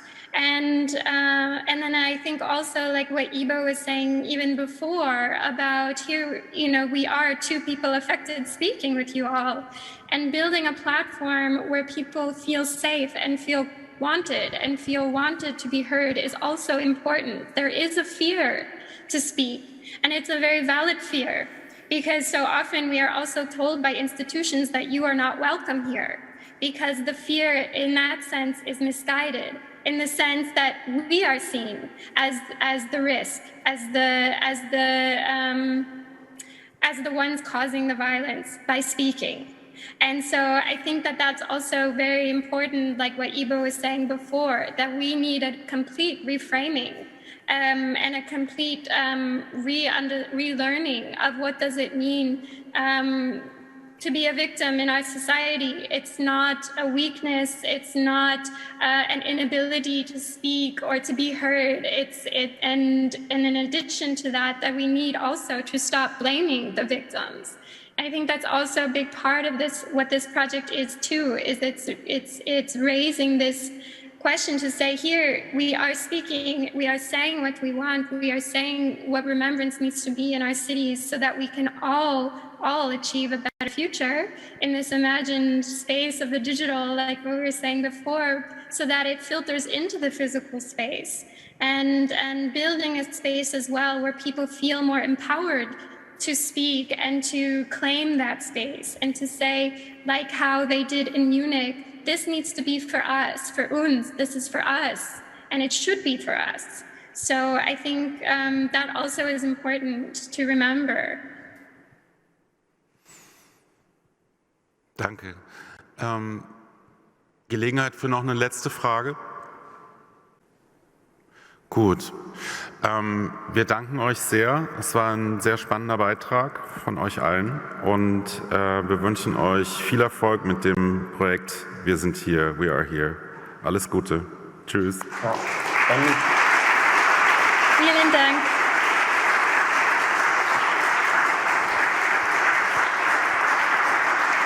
Vielen Dank. Hört ihr uns noch? Ja, ich wollte jetzt nicht unbedingt das letzte Wort haben, aber ich möchte trotz alledem das Publikum und auch den Anwesenden heute hier etwas mitgeben. Wir haben schon ganz viel mitgegeben, aber vielleicht es ist mir auf jeden Fall ein sehr großes Bedürfnis, nochmal explizit auf ein Thema einzugehen. Und zwar, wenn wir an Projekten arbeiten und diese Projekte betreffen Betroffene und diese Projekte betreffen Antisemitismus oder antisemitische Anschläge oder rassistische Anschläge, dann soll uns bewusst sein, dass wir definitiv an allen Interventionen die Betroffenen beteiligen lassen müssen. Wir müssen sie als Expertinnen und Expertinnen anerkennen und sie mit ins Boot holen. Und ganz wichtig ist, dass wir sie nicht als Statisten und Statisten behandeln, sondern als Hauptzeugen des Geschehenen. Das ist ganz, ganz wichtig, dass ihr das vielleicht für heute mitnimmt. Vielen Dank fürs Zuhören. Vielen Dank.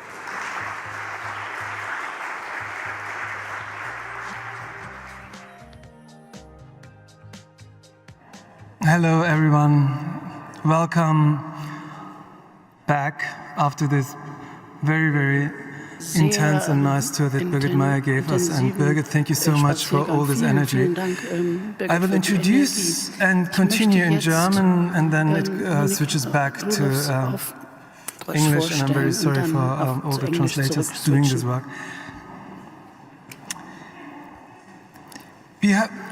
Also ich blicke jetzt auf einen Tag zurück, wir sind am Ende des Tages. Ich möchte nicht den Tag resümieren, dafür wäre es irgendwie so viel zu früh. Aber was ich so festgestellt habe in so einer Auseinandersetzung war, wir haben die Themen des öffentlichen Raums, wir haben die Kunstwerke, wir haben die Institutionen, sowohl die Kunstinstitutionen als aber auch Stadtpolitiken, und haben jedes Mal festgestellt, dass an diesen Stellen eine Sensibilität fällt. Ibrahim Arsen hat das irgendwie sehr schön formuliert. Und Talia hat das ebenfalls auch noch so unterstrichen, also sprich unser letzter Panel. Er hat gesagt, wir wollen Situationen haben, wo nicht die Leute vor uns stehen, sondern an unserer Seite stehen oder hinter uns stehen und an uns eine Unterstützung geben. Und dieser Augenblick der Unterstützung, wie der aussehen muss, der muss verhandelt werden. Dafür braucht es ein Wissen, und dieses Wissen muss gestaltet werden. Und während ich das Ganze dem so zuhörte und sah, wie Talia arbeitet, wie Ulf Aminde arbeitet und ihre Art des Zuhörenkönnens, oder um den Begriff von Ayşe Güleç nochmal hier so zu verwenden, den Augenblick der Empathie, wie sie den so stark machen konnten in ihrer künstlerischen Arbeit, stellte sich immer wieder so die Frage, was bedeuten, wie funktionieren bestimmte Ästhetiken oder wie funktioniert überhaupt so die Idee einer Ästhetik in so einer Situation? Also was muss Ästhetik können, eine Theorie der Ästhetik können, wenn sie diese Momente der Empathie stark machen will?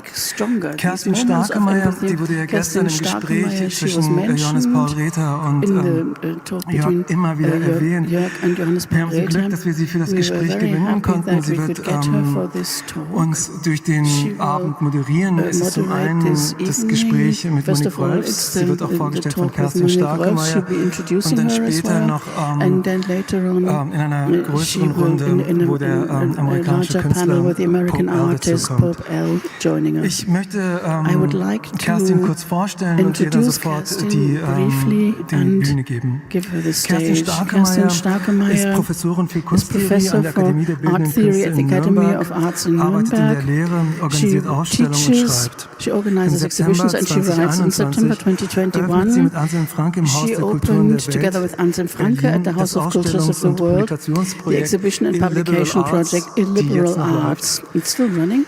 Mit Bill Dietz entstand aus dem Seminar Universal Receptivity eine Online- and Print Publication in March 2021 with M. Ammer, Eva Birkenstock, Jenny Nachtigall and Stephanie Weber. She developed the exhibition series and journal Class Languages 2017 and 18 and with Marina Wischmidt she wrote Reproducing Autonomy 2016 und 2017 erschien bei B-Books Polypen die Monographie Entgrenzter Formalismus, Verfahren einer antimodernen Ästhetik. Bitte begrüßen Sie mit einem sehr warmen Applaus Procedures of an Anti-Modern Aesthetics. Please welcome her.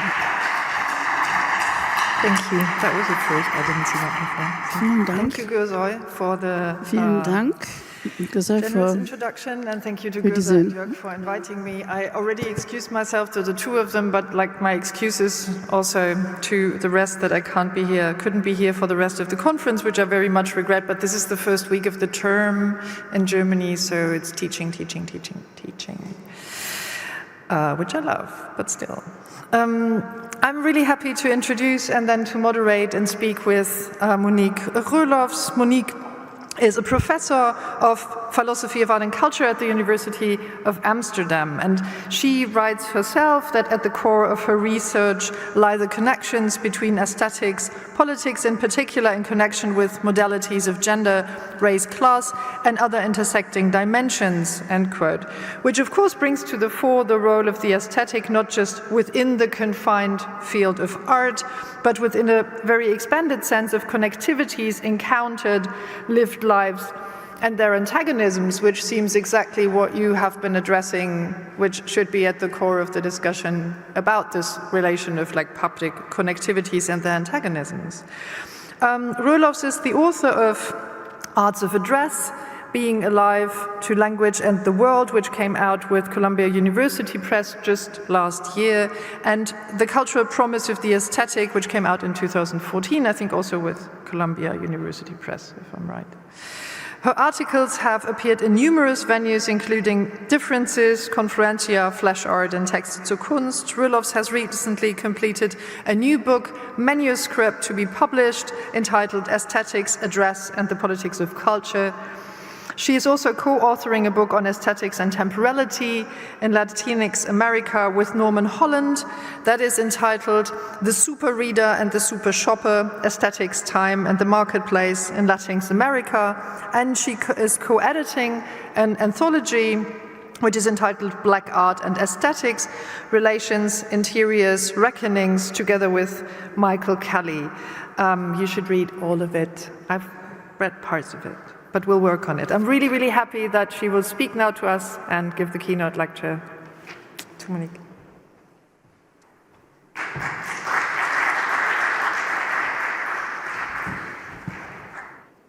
Vielen Dank. Thank you very much for this beautiful aesthetic preparation of the lectern.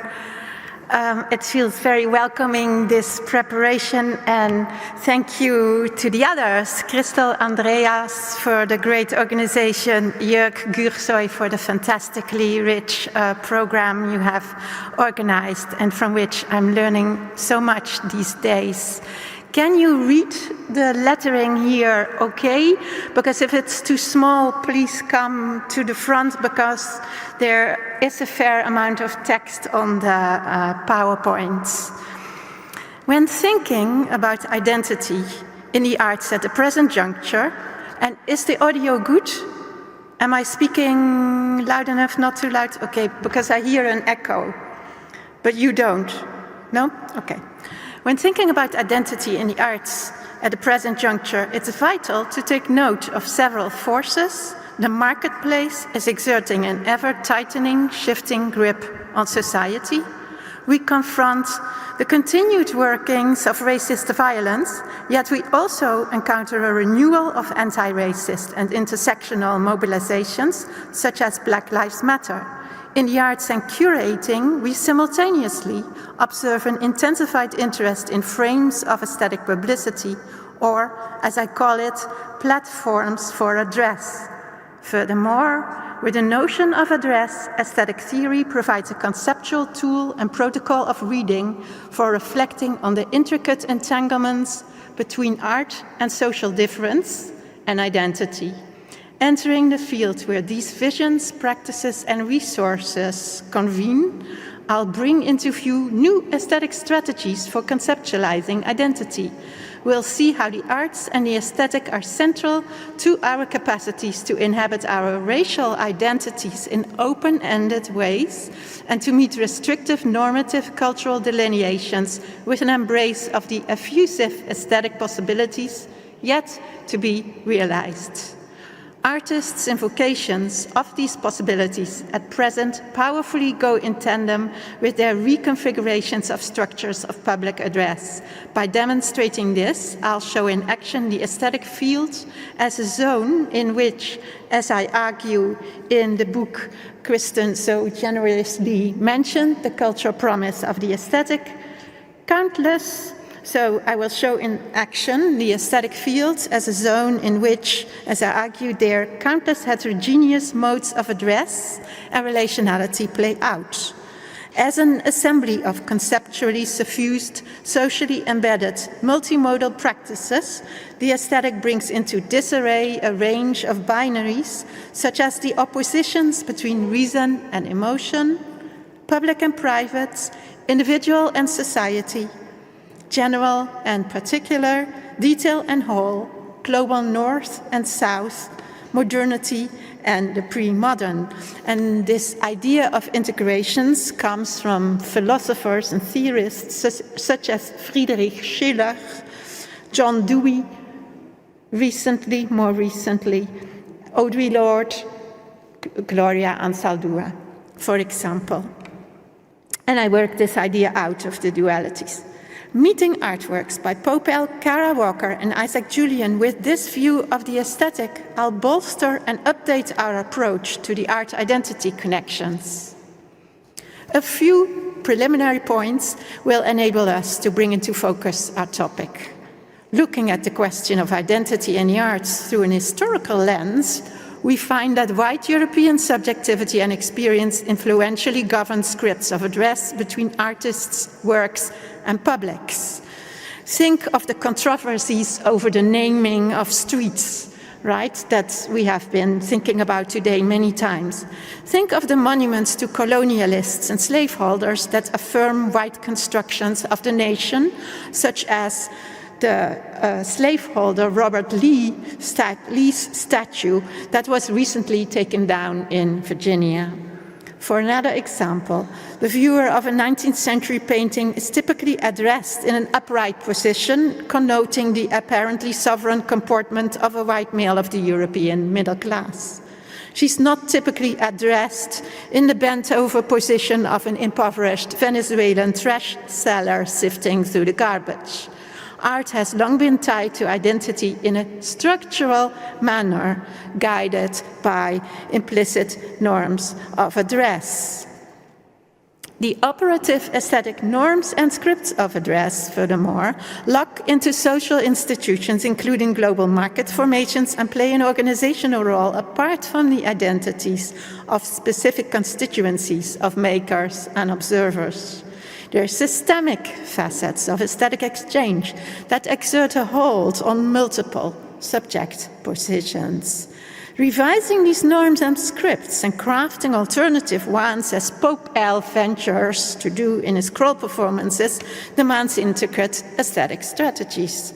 While identity is an inescapable presence in the arts, the relevant norms and scripts do not operate in monolithic fashion, matching up, say, white works with white makers and publics, and Black or Latin American works with Black or Latin American artists and makers. They surpass one-on-one alignments of artworks and given audiences, as when we'd say, for example, that Olu Ogwibi's Monument to Strangers and Refugees from 2017 has its addressees asylum seekers in Germany. Example, right? Aesthetic, form, experience, and address take on a more complex character, having to do with the detailed, partially open-ended ways in which artists and audiences are involved in art. With the notion of address, I argue in arts of address, being alive to language and the world, we can shed light on the intricate entanglements of art, interpretation, reading, and public. A crucial interlocutor in the area of cultural identity is the sociologist and cultural theorist Stuart Hall. He has linked notions of identity to the arts in a set of influential essays. A brief review of his approach will clarify points where further analysis is called for.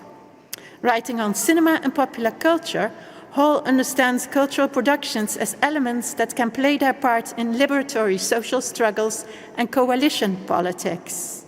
Black cinema, for him, is productive of Black subjectivities, which he comprehends in terms of intersecting social positions and points of identification.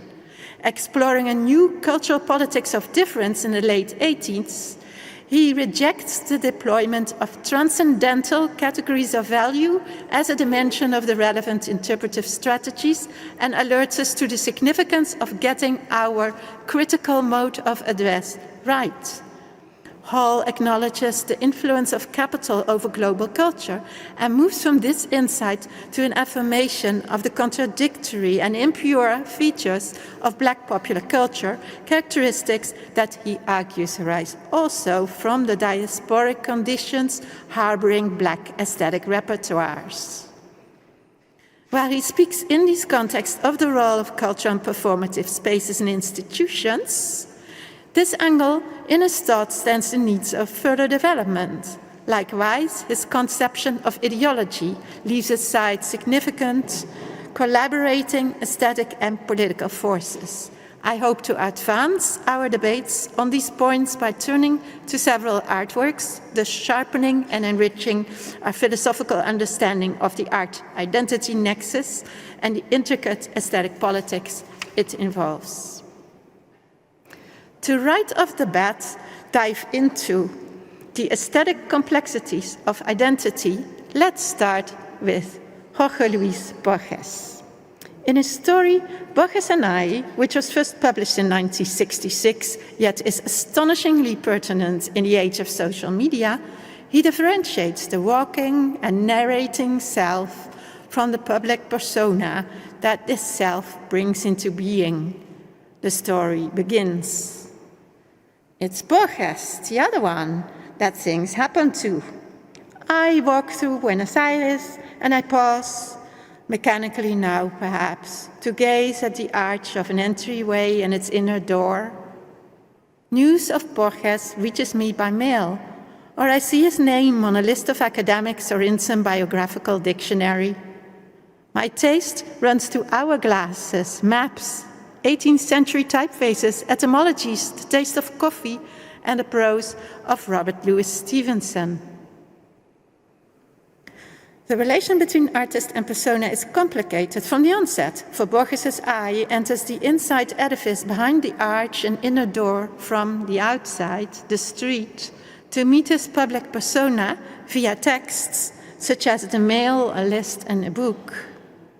In turn, what appears at the author's intimate assertion of his eye's taste is heavily mediated by literate culture and his own texts, his interest in space, time, and language, not to omit coffee, which locates him in the public and not so quite public spaces of the Buenos Aires coffee houses where literary encounters and debates take place.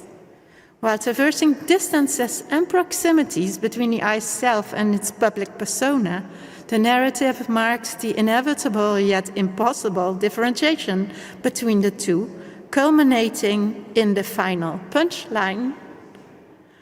Oops.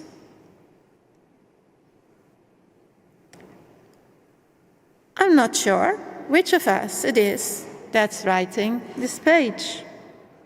The domain of the aesthetic is signaled in the story through the modalities of performance and taste, artifacts, and visual/literary forms. Borges shows us how identity is mediated through aesthetic modalities. Our aesthetic activities are productive of our identities. Our identities, moreover, are fundamentally aesthetic creations. Borges comfortably, though not uncritically, inhabits the social and literate system, Angelrama, labeled the lettered city, which he turns into the global literate world of which the Argentine writer, he notes elsewhere, is a full-fledged citizen. The expanded global aesthetic field becomes a territory on which Borges resists the reification, commodification, and stultification of subjectivity, blocking a hemming in of both the artist's eye and their public persona. Identity remains in aesthetic motion. It's not in a definitive matter engirded by categories such as the nation. Borges's abstract cosmopolitanism plays games of quote-unquote time and infinity with identity at some distance from our globalized contemporary aesthetic culture. Fast forward a few decades to a moment when a neoliberal market usurps the traditional identity-building role of the nation. Indeed, in Diamela El Tit's 1988 novella, The Fourth World, El Cuarto Mundo, the activities of buying and selling take over from the lettered city, creating their own aesthetic enthrallments, shaping the body, sexuality, imagination, and desire.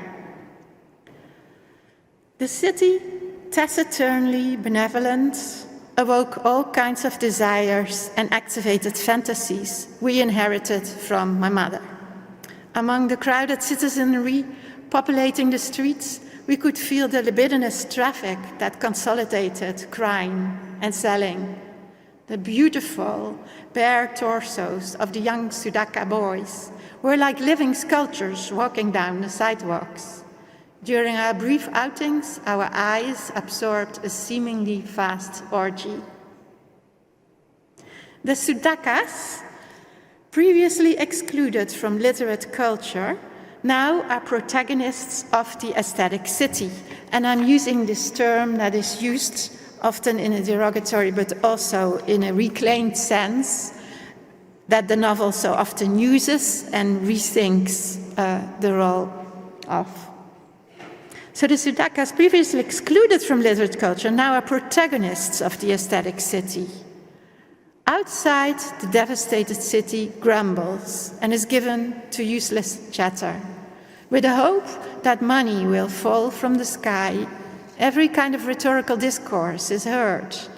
Like fireflies, the words disappear in weak flashes.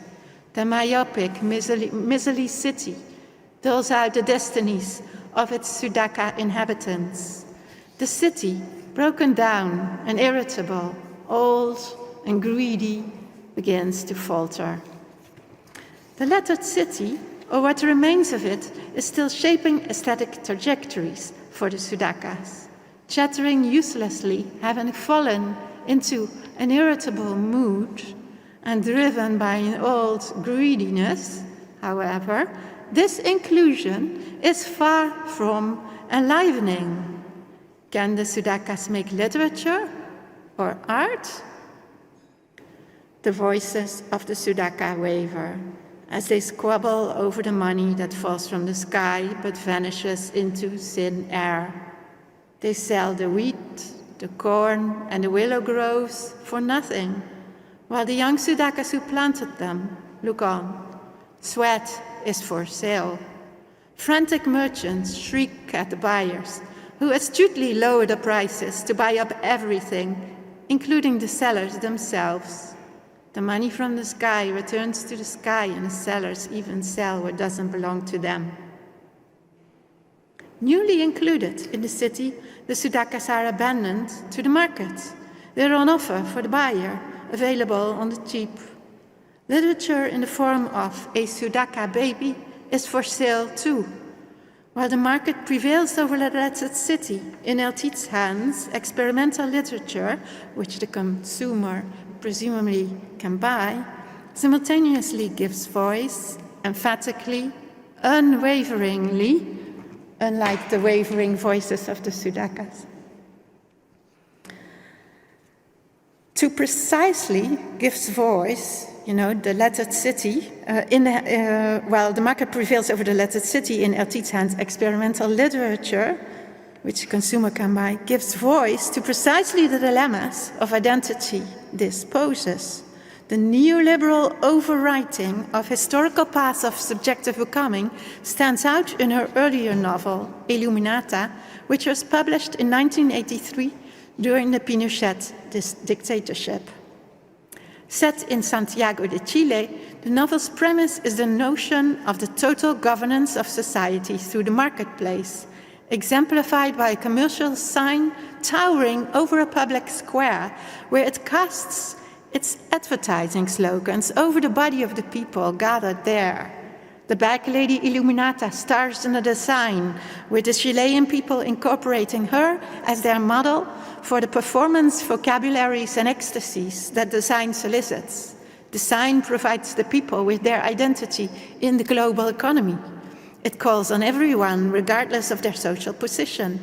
Yet the price for this apparently irresistible subjective path is forgetfulness. Cultural memory vanishes. Individual roles dissipate. As Nellie Richard has documented, the recollection of antagonism and violence fades with the imposition of a neoliberal social system.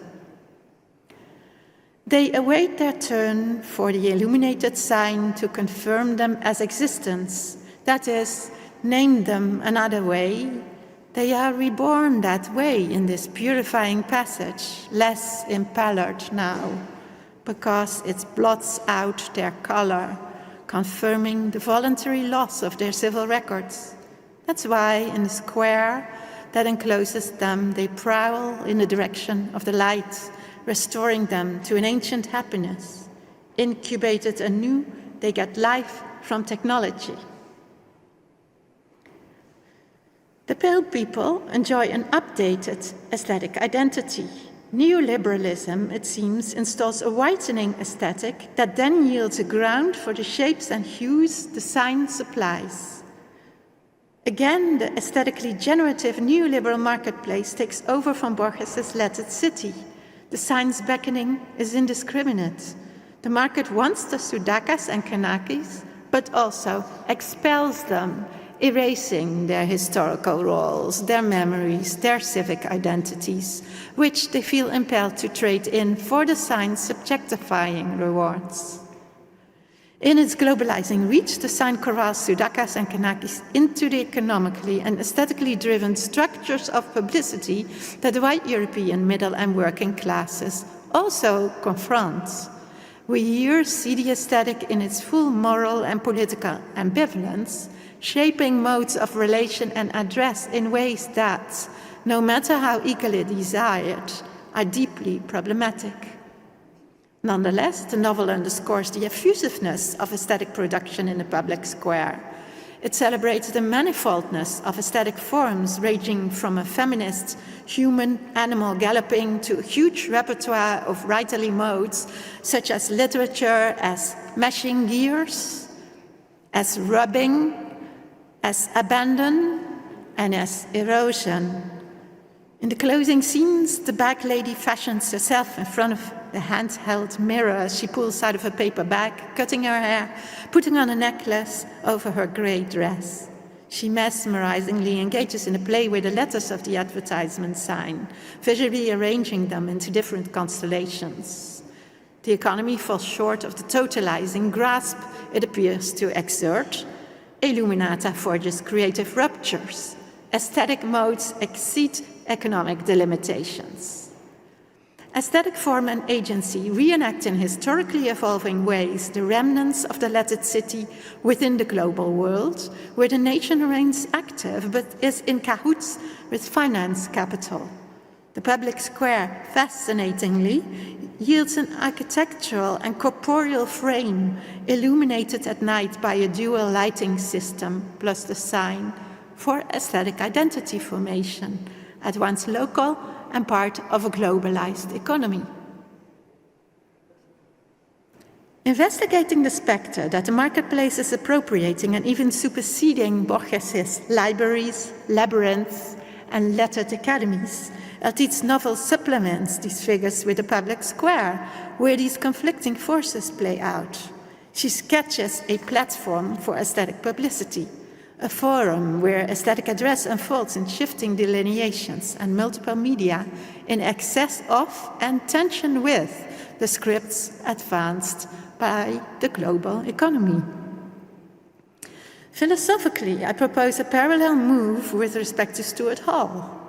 If Eltide responds to Borges's notion of global aesthetic subjectivity by highlighting the aesthetic functioning of the public square and the aesthetic activities of the Sudakas and extrapolating the Kanakis, I want to respond to Hall's notion of cultural identity by underscoring the role of structures of address, especially forums of publicity, which support and inspire the creation of imaginative re-aestheticizations of race.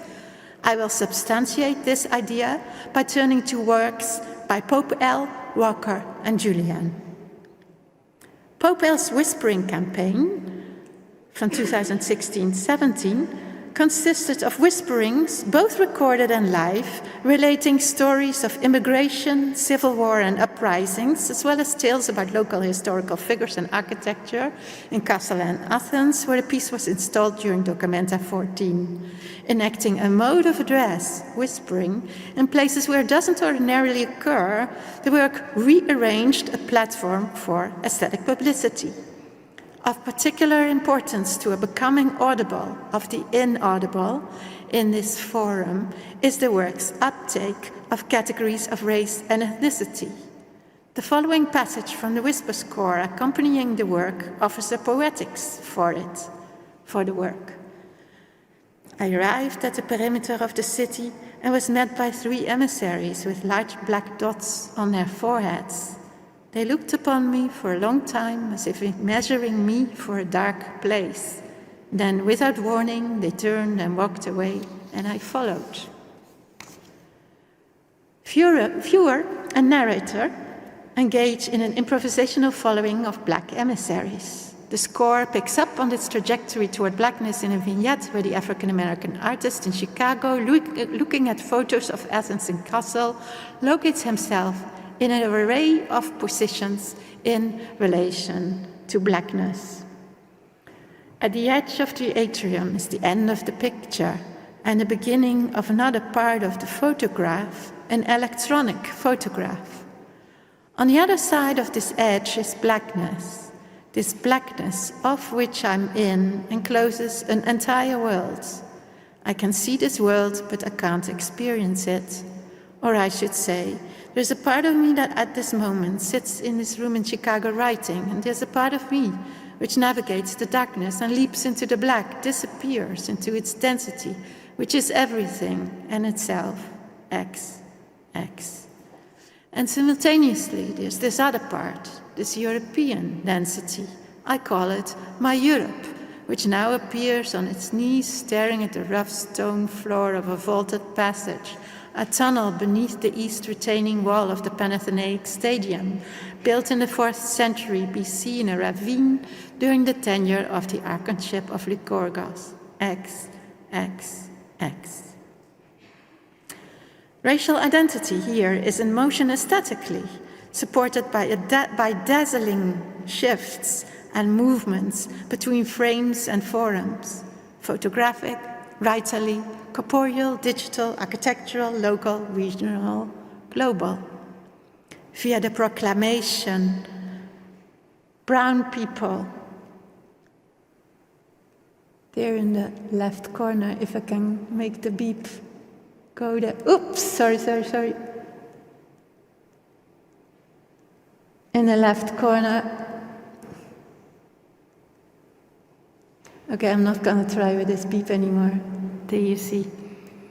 Via the proclamation, brown people are, there is no EU in heaven, in the left corner of the love text, part of the brochure containing the whisper score. This mobility, this mobility of racial identity enlists the vast imaginative image repertoire Pope L has generated in another work. His Skin Set project started in 1997, and as he told us in our conversation with him, ongoing, consists of drawings and paintings that play on racial identity formulas to envision alternative ways of conceptualizing them. White people are God's way of saying I'm sorry, green people are a recent invention, black people are the wet grass at morning. There are thousands of these works. The collection saturates racial thought with a life of color, form, and annotation that both acknowledges the expansiveness of racial consciousness and counters it with an equally bounteous outburst of imagination, inserting a distance from the violent and exclusionary assumptions and fantasies in which racial life is caught. The interlinked works enact a revised cosmopolitan global aesthetic structure of address in which we can playfully re-aestheticize race. This de- and reconstruction of racial identities, including whiteness, blackness, and European, along with other identity categories, finds support in the redesign of platforms for aesthetic publicity comprised of the city, the globe, the radio, the internet. In philosophical terms, we observe how elements that were previously inaudible, invisible, and unthought in certain zones appear in the foreground. The aesthetic mobility of identity draws on the shifts happening in structures of public address. An intervention into racial consciousness demands a reorganization of public structures of address. We see here not in the first instance a space of appearance, a space where universal communication becomes possible, a space where we're addressed as anyone and no one in particular, or an undifferentiated public à la Arendt, Habermas, Michael Warner, and Rancière, but a public forum marked fundamentally by difference and identity. At the same time, both difference and identity are in aesthetic motion, so publicity in its manifoldness is a ground that goes into the conditioning of identity, the identities that are being given shape aesthetically. I've alluded to the aesthetic as a realm where we bridge influential conceptual binaries, such as entrenched divides between reason and emotion, mind and body, public and private, global north and south. Their ingenious upending of binaries notwithstanding, however, artworks projects to rethink platforms of publicity can run into those very divisions that they seek to displace. Kara Walker's installation, A Subtlety of the Marvelous Sugar Baby, consisted of a huge sugar-coated sphinx invoking stereotypes of the mummy and Jezebel, caricatures of black female caretaking, mothering, and sexuality, respectively, resonating with the medieval European sugar creations that used to adorn fancy dinner tables. The sculpture was surrounded by several smaller brown statues of smiling servants cast in molasses and raisin, which were based on figurines the artist had found on the internet. The work was displayed in the shut-down Domino Sugar Factory in Brooklyn in 2014. A tribute to the unpaid and overworked artisans in the sugar industry and the food preparation business who have refined our sweet tastes. As the full title asserts, the sculpture puts pressure on distinctions between the dark and light, black, Latinx, and white, the unique and the mass-produced, the monumental and the diminutive, taste and tastelessness, sexuality and labor, cultivation and barbarism.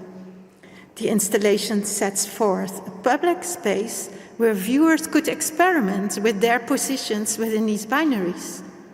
While this space clearly harbored disturbing histories of inequity and expropriation, it also yielded a zone for play and a negotiation of identity on terms that elude given cultural binaries. A newly invented platform for aesthetic publicity creates room for alternative aestheticizations of racial and gendered identity. However, binaries between mourning, tribute, and play reasserted themselves in the work's uptake, with many white viewers posing around the sculpture for selfies, which they had been encouraged to upload, and many viewers of color feeling that the space for mourning and tribute was diminished. While Walker's installation, as I argue elsewhere, activates the aesthetic in the plane of a wide range of intersecting social forces having to do with the market and sexuality, we see here also how the platform for address it ventures to create runs into limitations posed by the already structured public space on which it draws. In philosophical terms, we see here an encounter between contesting norms and forms of address unfolding in a shifting platform for aesthetic publicity. The next work I'll consider delves even more emphatically into structures of publicity.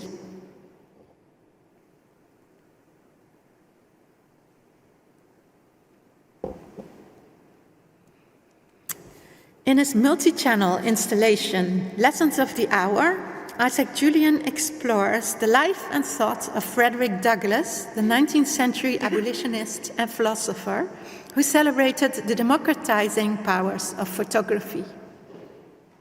Publicity is a powerful point of focus in the installation. It comes in many forms. My attention was caught by a gender intervention in regimes of public address. Although the work centers the figure of Douglass, it questions the masculine organization of public life. The film places Douglass's public activities in the same plane as his wife's domestic craft by signaling auditory parallels between his rides on the train and her making of the coat in which he lectured on her sewing machine. Presence in and for a public stands in a direct, explicit relation with domesticity. Publicity in the film is sharply differentiated. We encounter a variety of assemblies and social positionings. Yet this multiplicity does not amount to a pluralism where differences come smoothly together. By contrast, we encounter a public field of contestation. Interspersed into Douglass's nature walk and his viewing of a tree are images quoted from a film by Oscar Michaud showing a rope rubbing over a branch and subsequently a person's legs dangling from it. We intuit the unseen presence of a white supremacist public that would have gathered for the lynching spectacle. Simultaneously, we feel part of the audience comprised of the spectators of the Michaud film, which problematizes the lynching. We sense a face-off between racist and anti-racist collectivities. Publicity, we notice, is a product of technologies of the image.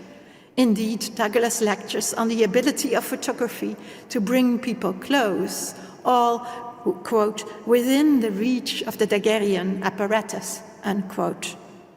A gathering of Douglass his friends and family in a salon to look jointly at photographs puts on display photographies functioning as a platform for aesthetic publicity. Are we observing here the workings of the democratizing force that he envisioned for the medium? In partial reply to this complex question, the film offers us an extraordinary fantasy ideal of publicity. We see a transnational, transhistorical, interracial public come together in an auditorium in a museum, presumably also in consequence of photography's centrifugal powers. We can recognize here various art world and academic figures and activists such as Susan B. Anthony and Mark Nash, Julian's partner. This is the site where Douglass in the film performs his lectures. The members of the public are initially see-through, as you can see on the left. Once they're all in their seats, so they gradually come into the auditorium. Once they're all in their seats, they turn into solid bodies, as you can see on the right. They could never have gathered in this grouping in reality. This image is philosophically instructive. While the installation problematizes racial violence, inequity, and struggle, it locates Douglass in an idealized, generalized forum for address. This is not exactly the universally accessible Enlightenment public, fancied by Kant and Habermas, which engendered and obfuscated its own illiberal exclusions. It's a more emphatically selective, aesthetically engendered historical assembly.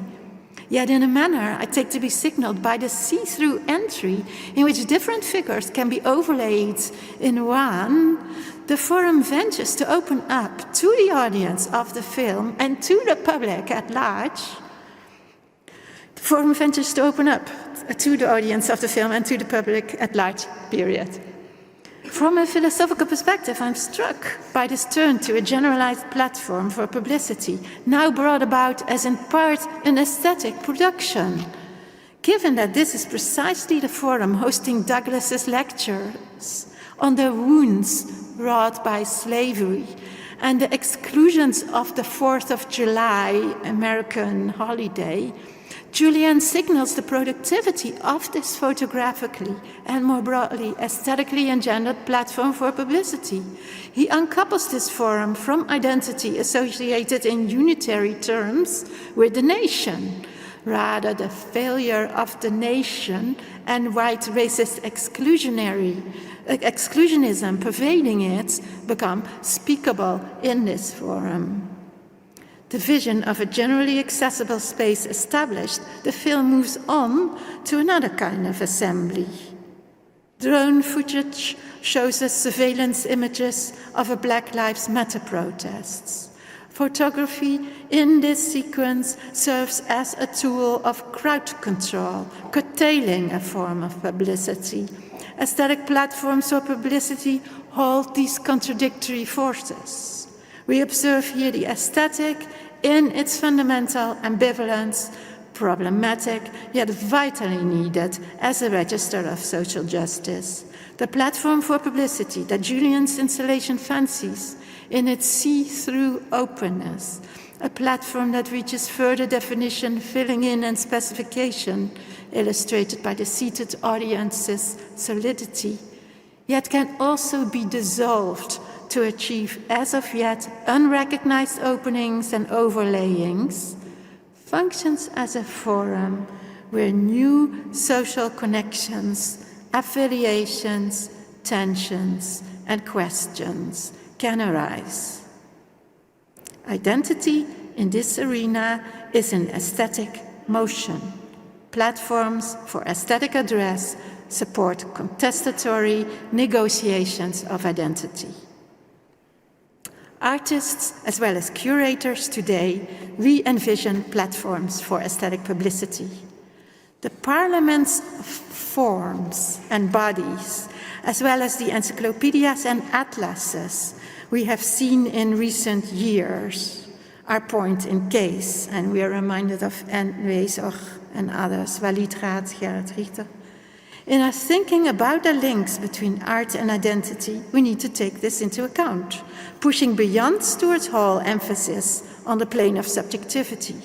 The incongruous inventory Borges writes up of his tastes and the extravagant gestures of aesthetic individuation and creativity L.T.'s back lady performs in the public square point to the disjunctions marking the platforms of publicity created by Popel, Walker, and Julian.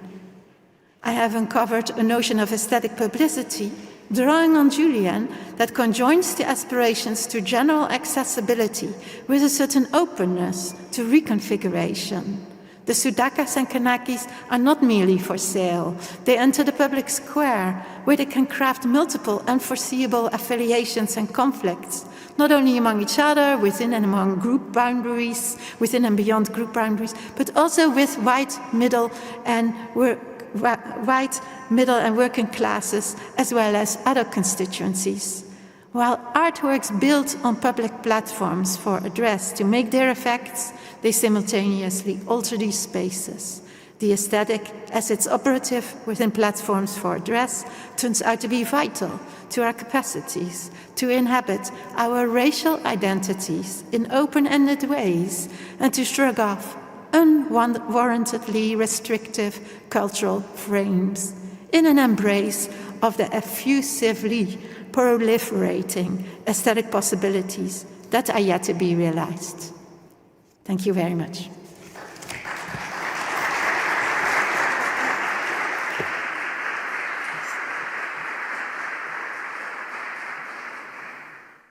Thank you for this very rich lecture. I want to, so we have, just to say about the time frame, because it's 5 to 6 now, but we have a bit more time, so we have until 10 past, so I will pose maybe 2 questions, and then we will stare at you for posing questions, or run at you with a microphone, depending. But I wanted to start with what you ended with, because what you called the re-aesthetization of race, and which you spoke about in terms of playfulness. So I was, maybe you could expand on this a bit, because earlier in your paper, you were confronting the economic as a form with the nation as a form.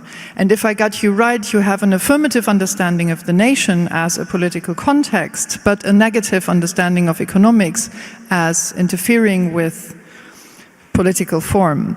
And I was wondering, if you speak about the re-aesthetization of race, what are the repercussions if that playfulness takes part within a nationally framed form of politics? That's a great. Thank you for that great question. Yes, I am concerned about the neoliberal economic system, and in that sense, there is a negative dimension, and I think you really sharply pick up on that, and I don't give the whole story there, because of course, the economic is a conditioning force, and certainly that, and playfulness has the same market constraints as all the other, as literature, as I have been spelling out via El Tit. So that very much applies to playfulness, and that also would constrain any re-aestheticization of race, and does. So I didn't want to diss entirely the economy, and I didn't want to unqualifiedly affirm the nation. I simply wanted to say, well, there has been a time in which people who started to think about the neoliberal also dissed the nation. And via Saskia Sassen and so forth, that has been rethought. People register the vital import of the nation. And I think part of my thinking is going on there. So the nation is still operative, but the nation is not anymore operative as a stable conditioning frame, or I suppose it's still a stable conditioning frame, but it is certainly not the only form, and we need to critically read it, and it has really been shifting. So the national identity very emphatically interweaves with race, and I've written extensively on the nation elsewhere, and I've also written on aestheticization and re-aestheticization on race. So some of these notions need to be here understood in a dialectical fashion. So let me very quickly say that. But in terms of aestheticization of race, what we're up against is aestheticizations of race on white terms. And we can re-aestheticize that fabric. And I think these artists wonderfully point to the role of public platforms for address as elements that we can deploy in these re-aestheticizations. There is more to say about the re-aestheticizing and the playfulness as well, but let me stop there. So maybe I'd just like pose a question directly in relation to this, because you were starting more from the notion of identity and the question of identity, and I was looking it up again. The notion of identity politics was coined, when was it, in 1977 by a Black lesbian feminist group, a militant group, the Combahee River Collective, and they used it very much as this idea of being with. I mean, always, like philosophically speaking, the idea of identity always means identical with something or someone else. So I was wondering, because exactly of what you were just saying, what I find interesting about it is the playfulness and the shifting terms which you were speaking about, then means that this identity with can become, problematized in the aesthetic in a generative way, because it can become perceivable that it's not actually with, but that this with is never a full identity, like fully identical, but that there are shifting terms, and in thus, like the aesthetic opens up, like what you call aesthetic modality, then opens up to be in another way with one another. Does that make any sense? I'm wondering about the political implications, because your argumentation is very political, and like you said, you wrote about it elsewhere. So I just pose questions to open that more. I want more of that. Right? A big controversial one. Yes. I wanted to situate identity politics as something that has been happening for a long time on right terms, so that we do not suddenly say, oh wow, these artists of color are doing identity politics, and normally art is this sphere on its own. Hence some of my language, and I have avoided the label identity politics on the relationality that is part of the Combahee River Collective insistence and Black feminist insistence on identity. And I actually analyze, I'm going a quick detour, I actually analyzed the aesthetic in that book, The Cultural Promise of the Aesthetic, in terms of relationality, address, and the promise/threat. So I'm on the record in that Texte zur Kunst essay that where you mentioned. I'm on the record for having talked about identity and aesthetics as a dual element of promise and threat. And I want to retain that. And that's a relational phenomenon as well. So yes, fully yes, that identity through the relationality is constantly in motion.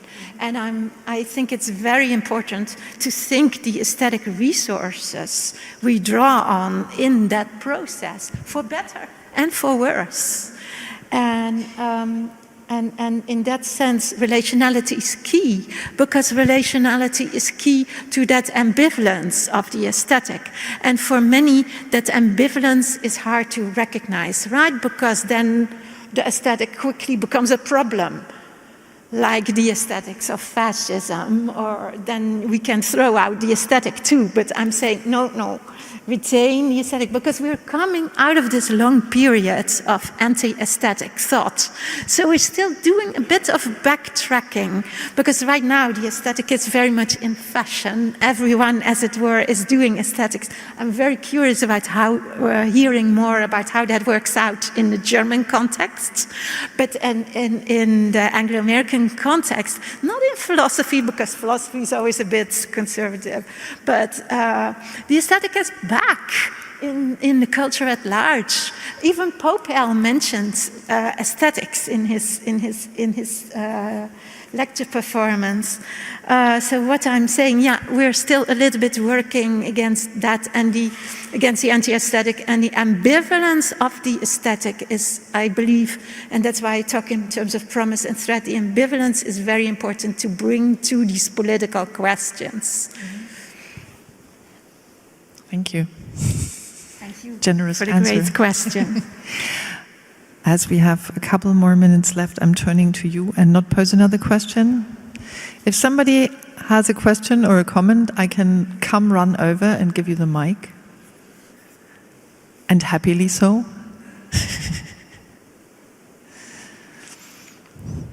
No. Okay. I want to pick up on this question that you just described very succinctly again with this connex between identity/aesthetics and promise/threat.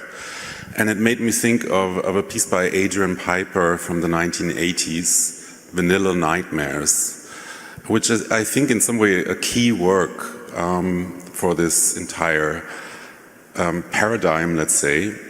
I'm thinking that because this piece, I'm just shortly describing it, it's basically pages of the New York Times on which the artist drew in charcoal dark fantasies, sexualized stereotypes of black people on the very news that were dominated at the time by the Reagan era, by the culture wars, the so-called culture wars of the 80s, you know, by stories about the CIA and so on.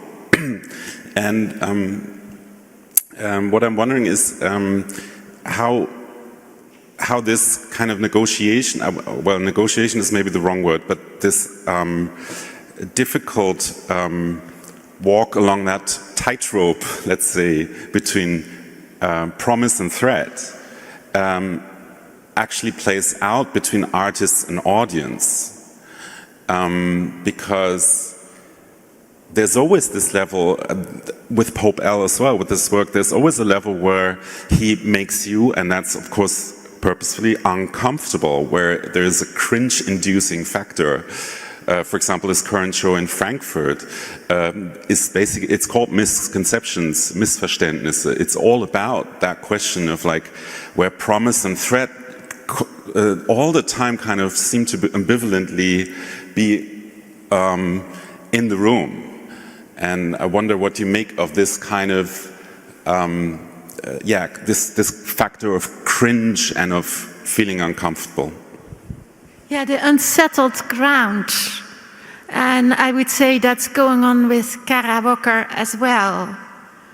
So I would like to point to the self-reflective dimension then, in the sense that there is not a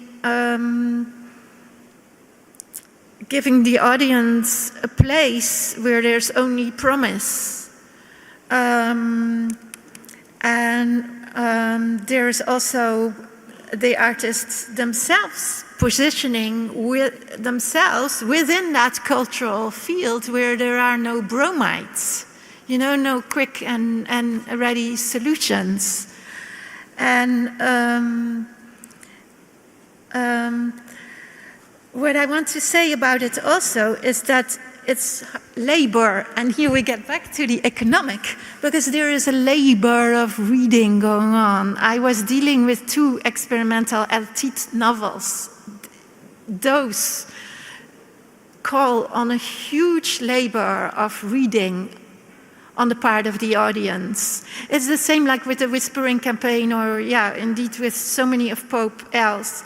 They don't become another kind of didactic treatment that lets the audience comfortably sit and take in, you know, maybe even those promises and threats, in the sense that we can get a hit of shock from a horror movie. It's also not that. It's not anymore the modernist shock that then shifts. But it is really like interrupting the consumerism of an audience. But it is difficult because it draws on an intense labor of reading and an intense openness. And the whispering campaign you cannot even get. It's vast. It's baroque. It eludes grasp. And I would say the same for El Cid. So there is the dimension of, also yesterday, J.P. Rater was commenting on it, the unreadability, the elements of unreadability in order to open up reading anew, I would say. Maybe I'm still here shifting to the modernist shock thinking, but I would say there is then a self-consciousness there. And there is a calling on the public on its own activity in being a producer of promises and threats. And I think this is very important because we constantly, as addressers, and this is what I'm doing with the address book, right? Really thinking about art in terms of the address from both the audience to the work and the work to the audience, that dual dimension of address, to never leave that out. And that's a relational phenomenon as well. So, like, the audience is at work, complicit. The audience is a co-creator of promises and threats. It's not as if the artwork makes them on its own or the history makes it on its own in any kind of way that you can settle on. It's this relational circuit that goes on and on and on, and in the course of which promises and threats evolve, and promises become threats. I mean, that strategy of Adrian Piper, that does not quite work now anymore also. And that is a kind of dated conceptual work also, and that's also why I'm turning to these three artists. But this is a long story, I'm going very quick here, but this was why I'm turning to these three artists that I think are doing this extraordinary thing of really opening up public platforms for publicity. And this is also why I think your theme of the public in this conference is so urgent. That is a long answer, and I wish we had still a long time to talk more about this great question of yours. Thank you. We will later. Because now, I mean, thank you again. And we will now turn to what Pope Al has pre-recorded for this. And I mean, yeah, and I will very briefly introduce who Pope Al is, if anybody in the room doesn't know yet. And then we will see the video. We will both leave here and then come back and speak about it, right? Everybody was asked to send a bio of who they are and what they do. And Pope Al did too, but like he corrected the bio which was sent to him. So I'm gonna read his bio and talk about what he corrected a tiny bit, but then you get to see what you want to see. So Pope Al, who was born in 1955, is a visual performance artist and educator from the United States, currently living in Chicago. He has been teaching visual arts at the University of Chicago since 2010, and he added, prior to that, he taught theater and film for 20 years at Bates College in Lewiston, Maine, USA. He has a very long record of both solo shows and group exhibitions, and also there is a lot of really fantastic writing on his work by our speaker, but also by people like Simone White. And so it's really like there is a very good form of discourse around his work, because also he himself has generated an extreme, magnitude of debate around his practice. Recent exhibitions include Misconceptions, which Jörg was just talking about, which takes place at Porticus Frankfurt right now, Pope Al, Instigation, Aspiration, Perspiration, 3 complementary exhibitions in New York, which were at the Whitney Museum of American Art, the Museum of Modern Art, and with the Public Art Fund, which took place from 2019 to 2020. Whispering Campaign, which was already mentioned at Documenta 14 in Athens and Kassel in 2017, Claim at the Whitney Biennial 2017, On the Tip of the Tongue at the Museum of Modern Art in Warsaw in 2016, Baile at the 32nd Biennial of Sao Paulo in 2016, the public body at Art Space Sydney at the same year. Pope L has also received numerous awards and fellowships, including the United States Artist Rockefeller Fellowship, the Solomon R. Guggenheim Fellowship, and the Andy Warhol Foundation Fellowship. And he has added to his bio one last sentence, and that last sentence is, "He is a bastard." And with that, we turn to him.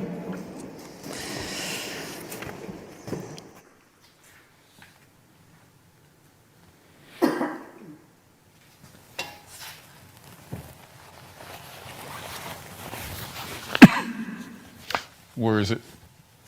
What? Where is it? Where is it? What do you mean? What are you looking for? My mind. Where is my mind?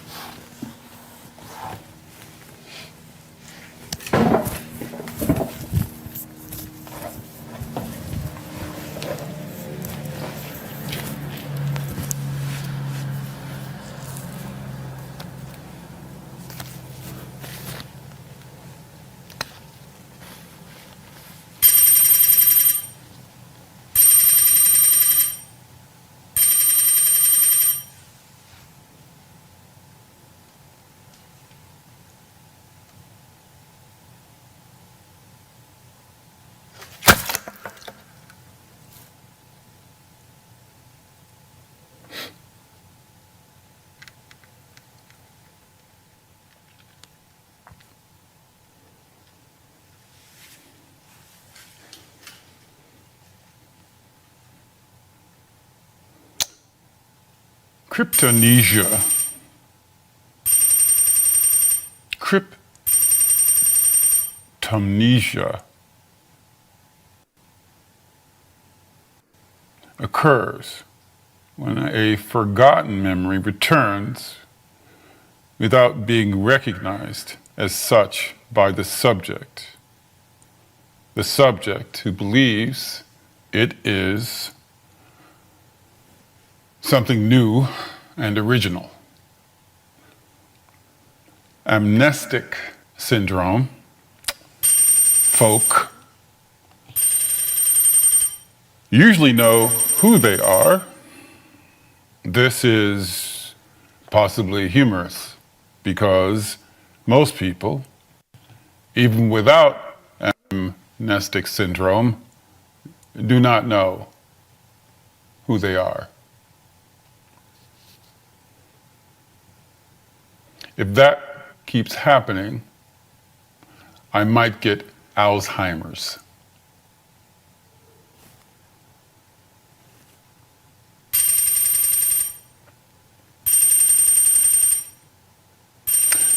Whether I understood or not, as a child, I always felt that the space of home was a space of always being governed.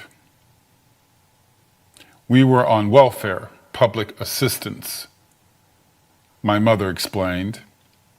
So the government had a right to enter our lives, our physical house, anytime they chose. I grew up always waiting for the knock on the door. This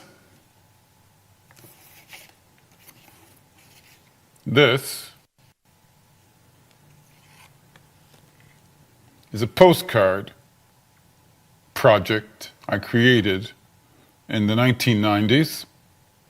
The image shows a picture of the outside of my grandmother's apartment building. She lived on the first floor. Note the blue window. I realized after a bit of life that as much as we moved, and we moved over 22 times, my mother never strayed more than a half an hour from her mother's house. And this is true even though they hated each other.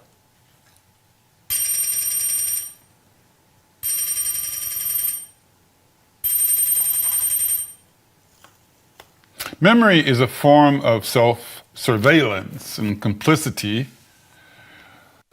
with the psychogeography of the built environment, buildings, highways, genes, laws, various forms of ignorance. Public space is frequently a labyrinth, if not always physically, then affectively. How do folks who live in a labyrinth remember? I've had memories both in the city and the country. And I can say from experience that they are different. City memories are chunkier, more brittle, flaky around the edges. Whereas country memories are fat like sheep and more well-behaved. But because of this, sheep in wolves' clothing intended analogy, because of this, because of this, because of this, because of this, because of this,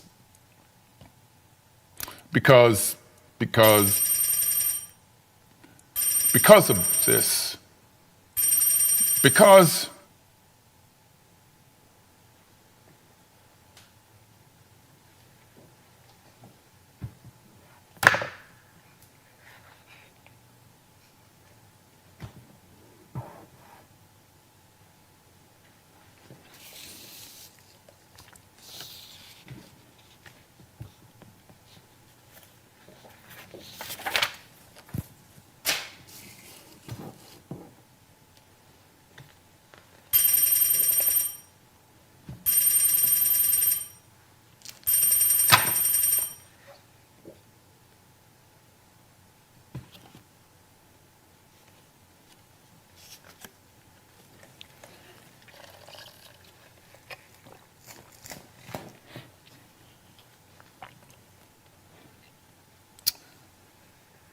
Whispering Campaign 2017 happened in two cities almost simultaneously. The cities were Kassel, Germany, and Athens, Greece. The exhibition was Documenta 14, the so-called Super Bowl of exhibitions, happening every 5 years.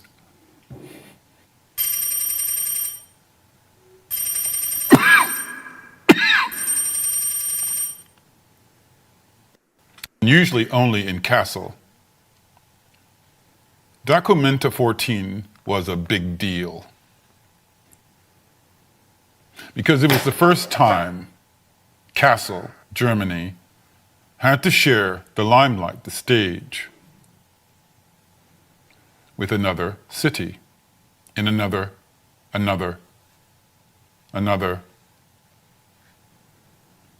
country. A poor, quote, lazier cousin country called Greece, which was at the time experiencing grave financial struggles and overwhelmed by a flood of immigrants from Africa.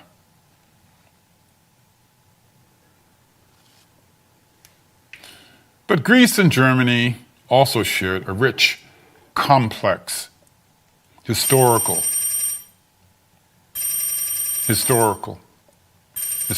relationship regarding philosophy, aesthetics, architecture, and immigration. Immigration whispers to us from far away, like an absent-minded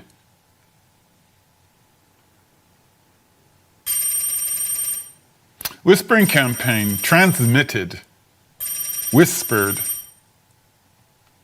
incessantly uttered a world of text and sounds that explored this relationship as well as its relationship to the other. The invader from the south, the darker South Africa, the Middle East,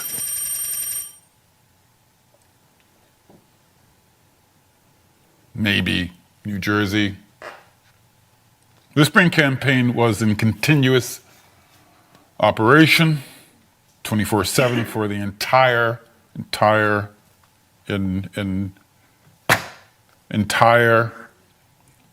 200 days of documenta, over 9,000 hours of whispers were transmitted into the air like droplets of moisture spreading a virus of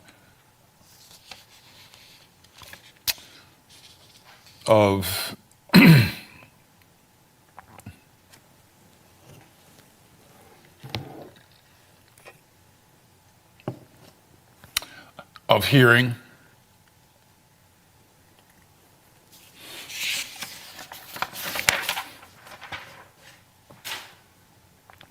The piece utilized both pre-recorded spoken text and live performers. Speakers were hidden in bars, bathrooms, parks, museums, restrooms, parking lots, malls, cemeteries, etc. There were whispering radio broadcasts, a whispering bike, a whispering car. Ignorance is a virtue. Ignorance is a virtue.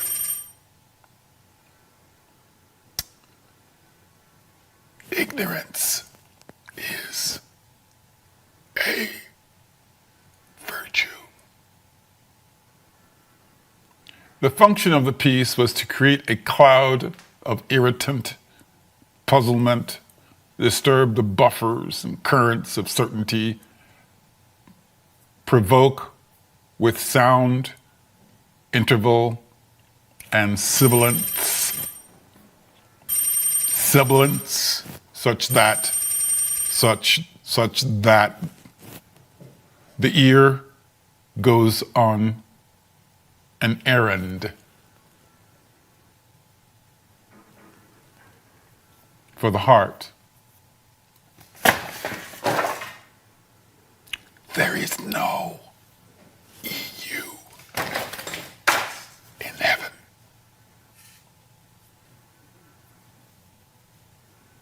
There is no EU in heaven. There is no EU in heaven.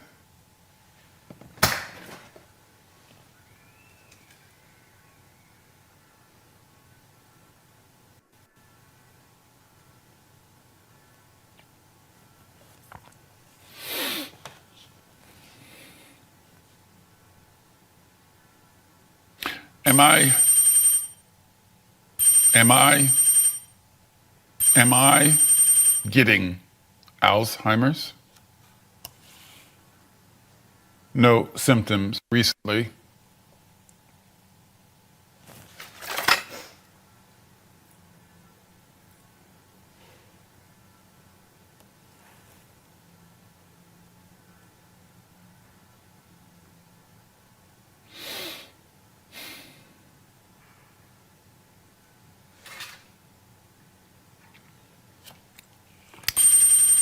What is today? Where is tomorrow? Will my kid speak to me when I have Alzheimer's? Will I understand him if he does speak to me? Do I understand him now when we are waiting for the Uber to take us to the movies?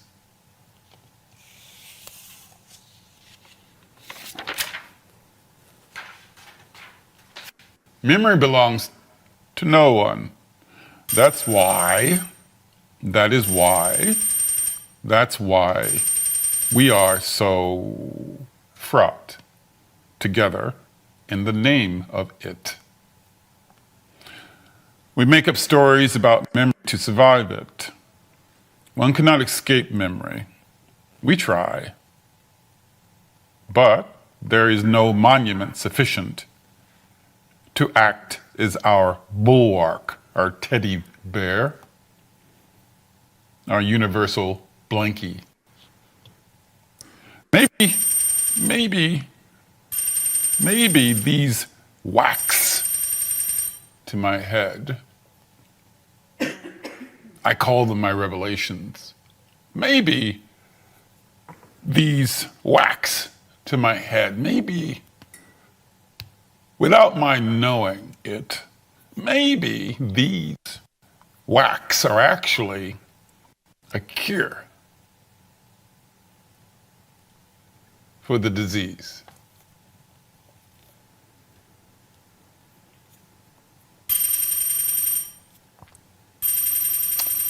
But which disease?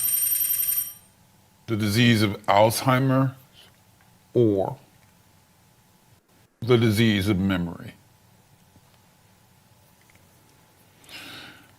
By the end of this talk, I'll either be rid of it altogether,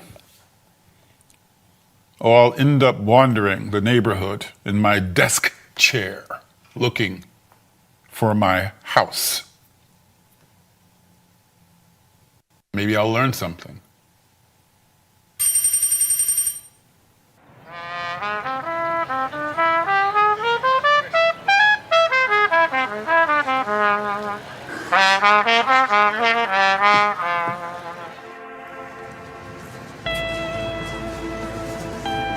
Why is crawling important?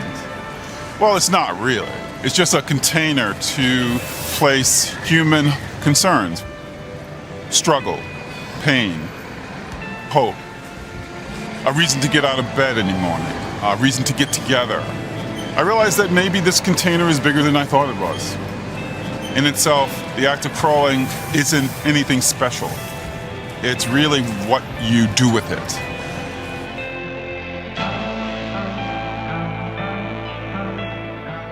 I'm really thrilled to welcome everybody to inaugurate and launch Popel's Conquest.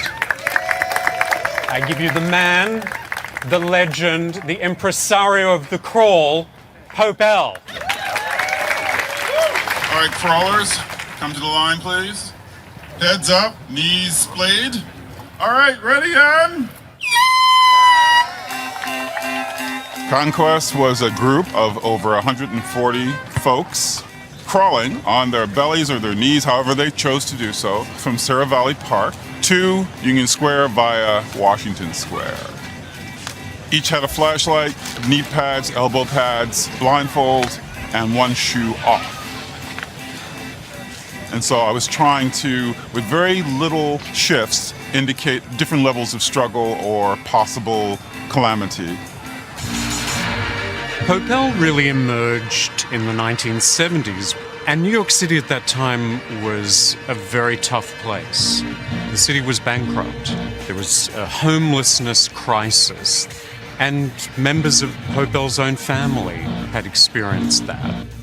The crawl began in 1978 as a way of drawing attention to that idea of what it would mean to be on the street, quite literally, as a way of identifying with homeless people, and of also drawing attention to their humanity.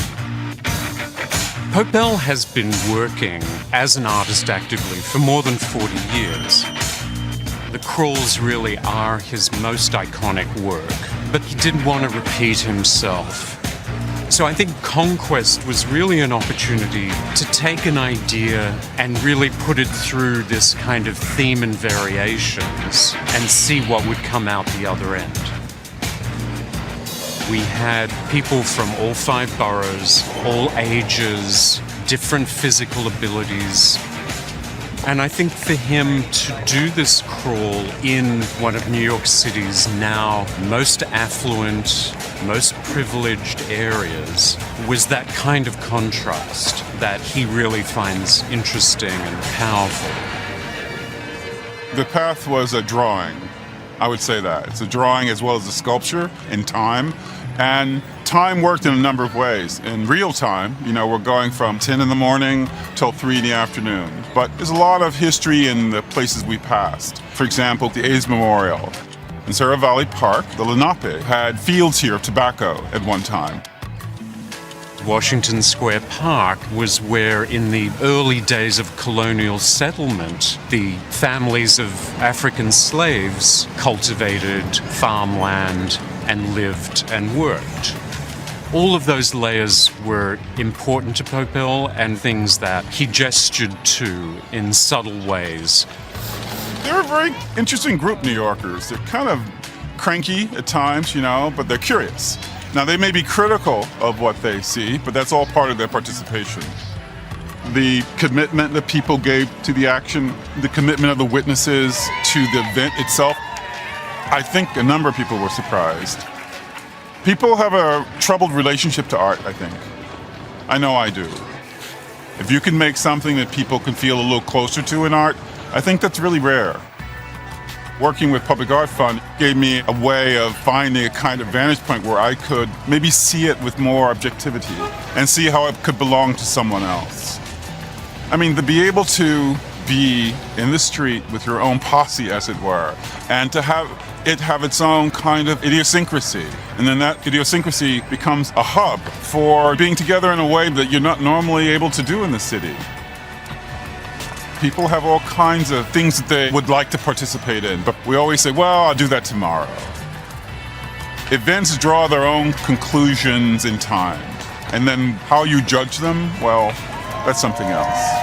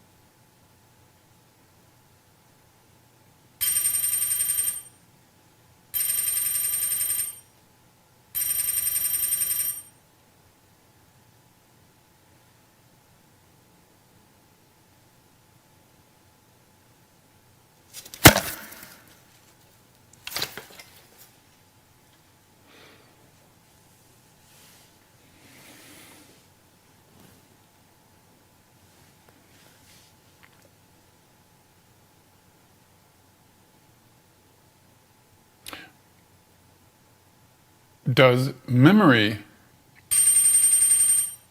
have a sound?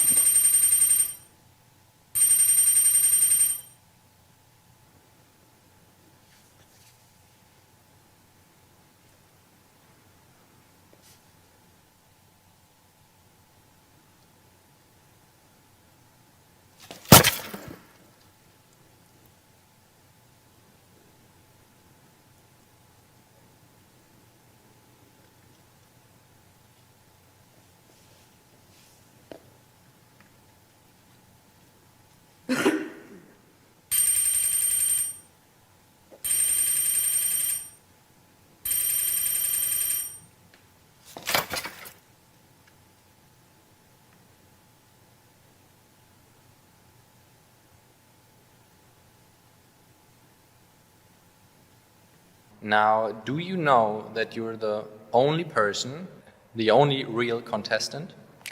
Well, no, I didn't know that.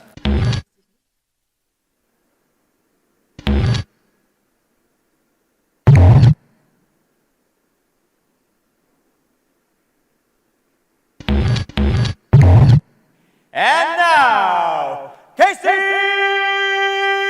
Glass Denzer!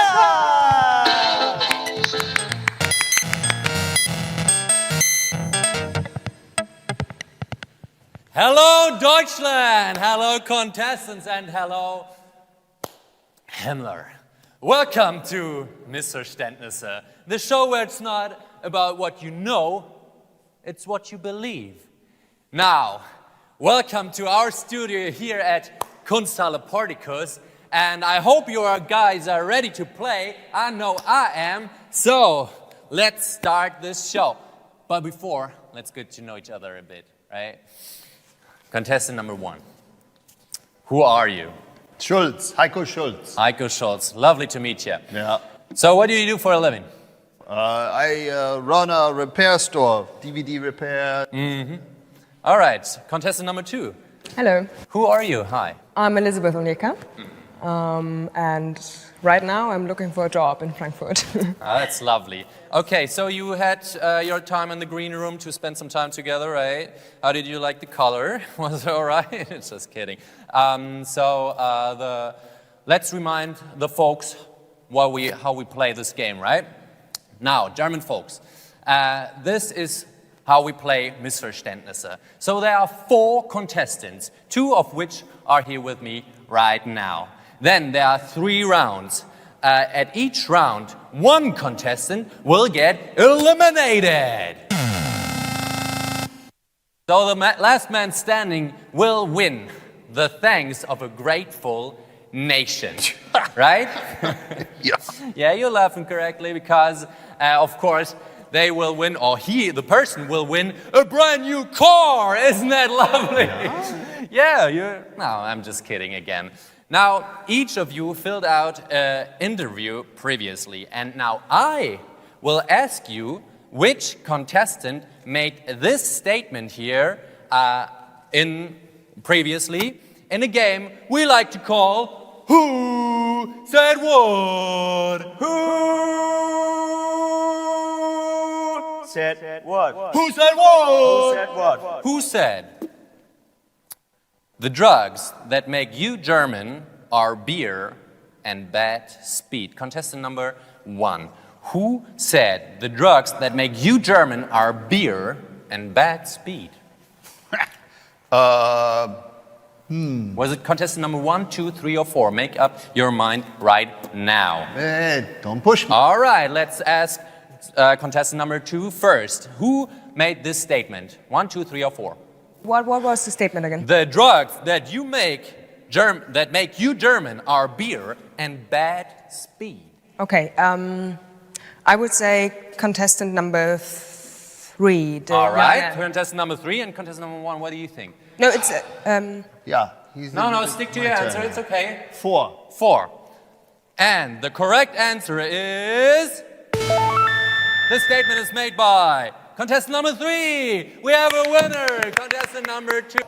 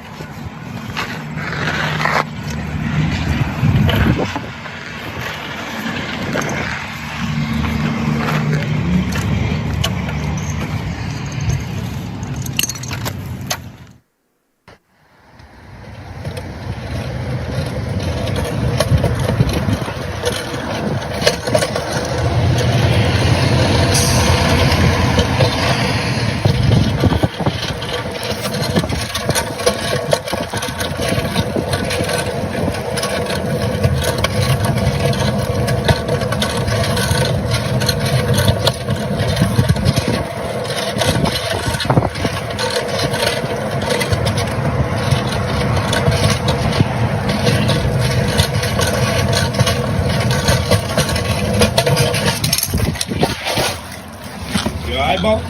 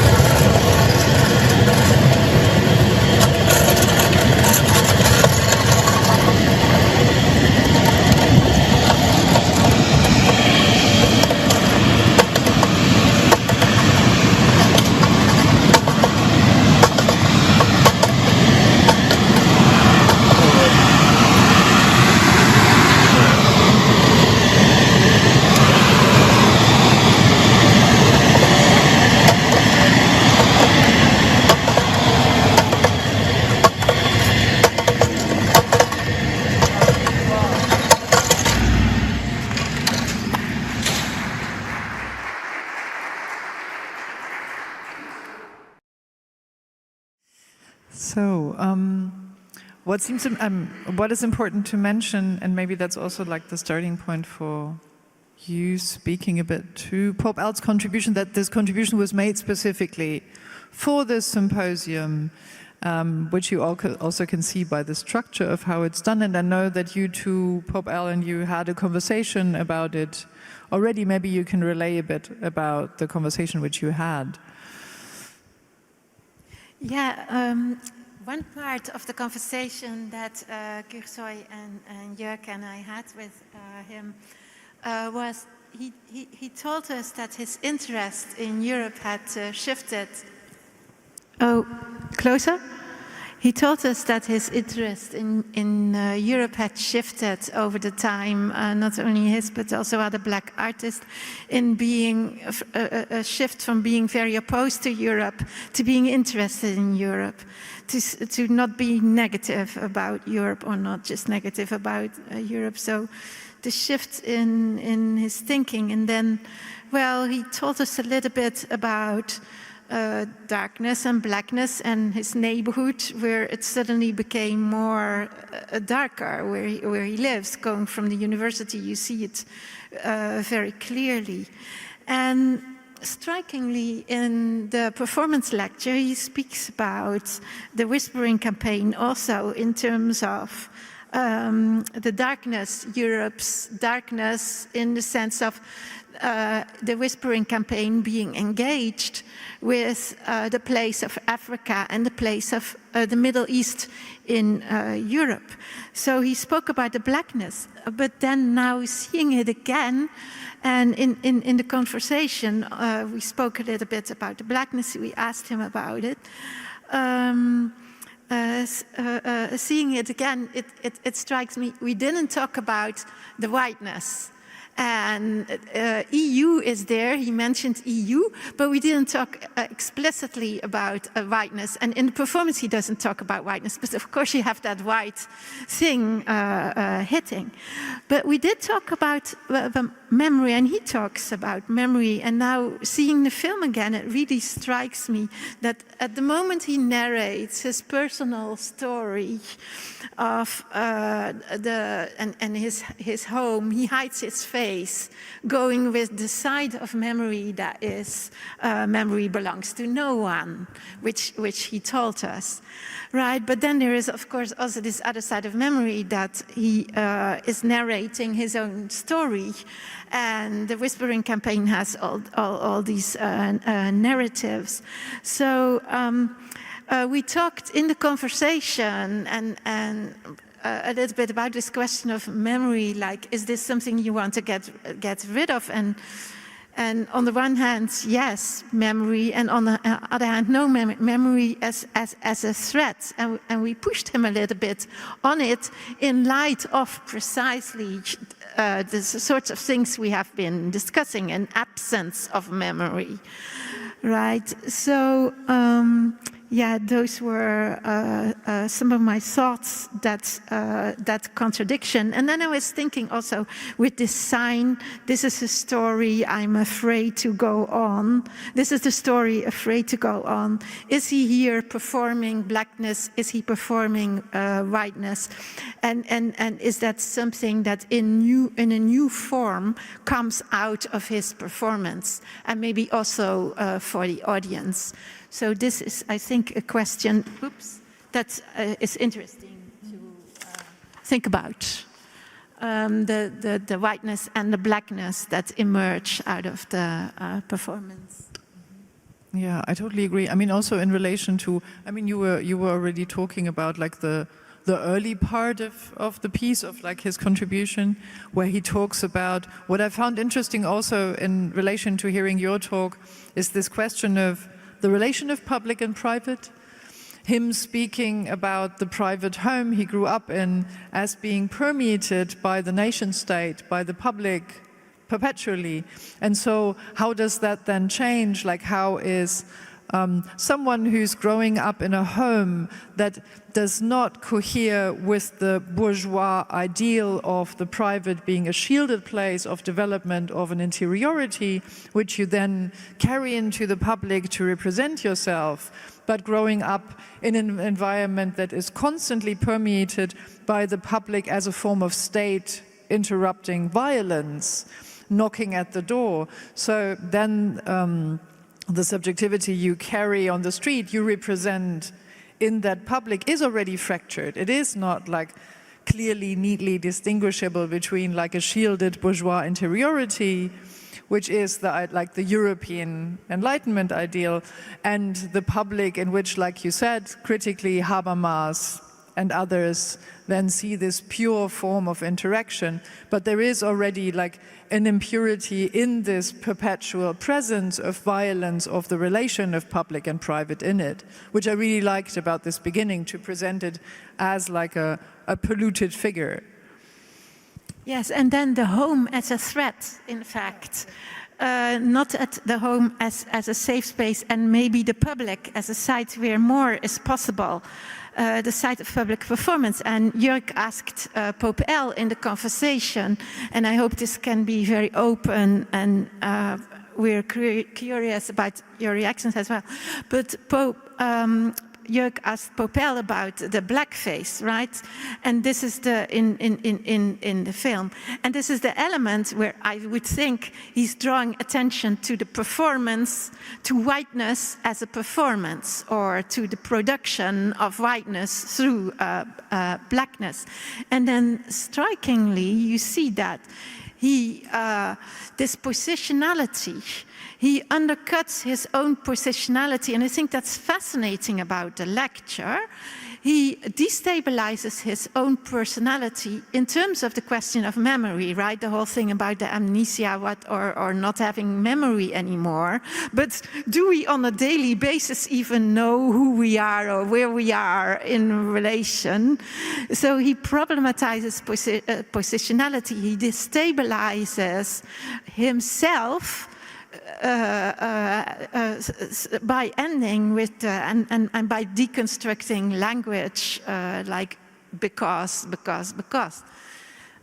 So the question of the home and the public and the private, he links with this question of memory in that fascinating way. Yeah, absolutely. I mean, also in like when he says, and sometime in the middle, or by the end, when he talks about amnesia and having amnesia or not having amnesia and not having symptoms, Alzheimer's and not having symptoms, that he says like, by the end of this, I'll be rolling around the neighborhood searching for my house. And this is exactly what the piece then ends with, like this endless roll where you're just like, what is happening? Is something happening? No, it's not. That's like, that it's sort of like an empty gesture. but like an openly empty gesture, which is just this, I'll be rolling out of here, not like self-representing again and again and again, and like offering something, but like really letting it drip out, which I really liked as an ending, that it sort of goes like very anticlimactic. So do you also see that part as a comment on the crawl part, where all these white people are crawling, like, yeah. And it's funny that, I mean, at some point, like just after the whispers, when he goes from whispers to the crawling, he says ignorance is a virtue. Yeah. Which is a William Blake quote. Which William Blake wrote this. Blake said that? Yeah. Oh, and what did Blake mean by that? For William Blake, this is in relation to what, we were speaking about this earlier, some of them in the room, in the seminar, because Blake is talking about it in relation to the rise of the Universal Empire, of like William Blake's name for capital. So for Blake, ignorance is virtue is in the sense of like living through the motions of the rise of the Universal Empire without adhering to it, like without becoming its subject, but quite on the contrary, feeling constantly one's life is threatened by the rise of Universal Empire, like literally. And so ignorance is virtue is like what allows him to act, like what allows him to act in confrontation, not in confrontation, but in sort of like moving in contrary to the Universal Empire. So it sort of makes sense, but I was surprised. I was like, oh. So do we see the resistance to memory then also as a return to a kind of ignorance that allows you, because he said that also in the discussion, memory, getting rid of memory as a way of surviving. No, exactly. That makes total sense in relation, I would say. Yeah. Because the memories are too painful or too... Yeah, or also like because they can then take on other forms, no? I mean, like if they are stabilized as memory, then they reproduce and re-narrate a storyline that maybe isn't worth holding on to. But like if memory is deviated, and I would see that as like a deviation of memory, then it becomes present and past at the very same time and is much more activated, if that makes sense. So, disrupting, a temporal disruption of the construction of memory and our understanding of memory. Yeah, in the same way in which you were talking about like racialization, in which you were talking about like whiteness as a trope, or like, which is also a form of discontinuation of the pseudo-neutrality of whiteness vis-a-vis blackness. Yeah. Great. But how about you? Anyone? Last chance for today, because it's 7:05 already.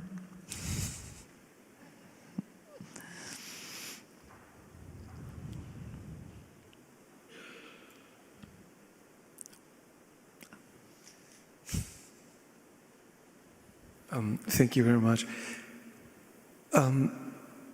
I was seeing this TV show moment a second time, and I thought he's in Frankfurt in Porticus showing that, and probably he's aware of the scandal that was happening in Germany many times, but really very as a biggest scandal. I think it was in the beginning of February when WDR broadcasted the show Die letzte Instanz, and they invited four white people, famous people, talking about racism, and the one term that was circulating in the media was the Z-Soße, but there were other cases of other moments of racism. And I know he's not here so that I can ask him directly, but it would be really interesting for me how he looks at that, if he sees similarities. I mean, he's looking to Europe, and as you said, there is a kind of amicable situation with Europe, but still, I mean, the topics are just like, they need to be addressed. And the other thing, and this is not a question, but was when he was picking up the word Kanake and connect in the same exhibition and connecting it to the racism that people with Turkish origins experienced, and there is an overlap of racism, and I was wondering if you could perhaps react to that. That was very much emphatic, or I thought in the Whispering campaign as well, this wanting to connect different racisms, because a lot of the stories are about Syrian refugees, like in refugee camps. So, and then he juxtaposes that with historical imagery, with questions of protest, and autobiographical elements, like the moment that I quoted earlier about the African-American artist via digital mediation, engaging with questions of publicity, I would call it, in Europe. So I think it was interesting in his performance lecture also that he explicitly mentioned Middle Eastern and then African people and placed that and the dark, and said he wanted to be more black, he wanted it to be blacker. That was a moment in our exchanges. So I think there was a very emphatic transnational understanding of racial oppression without equalizing it and without making everything a black-white binary, because that is emphatically also not what, that didn't come so much out of our conversation, but he's not doing that in the Whispering campaign because China is there are instances of violence in Latin and uprising in Latin America that is discussed. So there is this real, very large, but this is also the question, and I would have loved to still ask him this, of maybe the Baroque, or in any case, the grand and the diminutive in his work.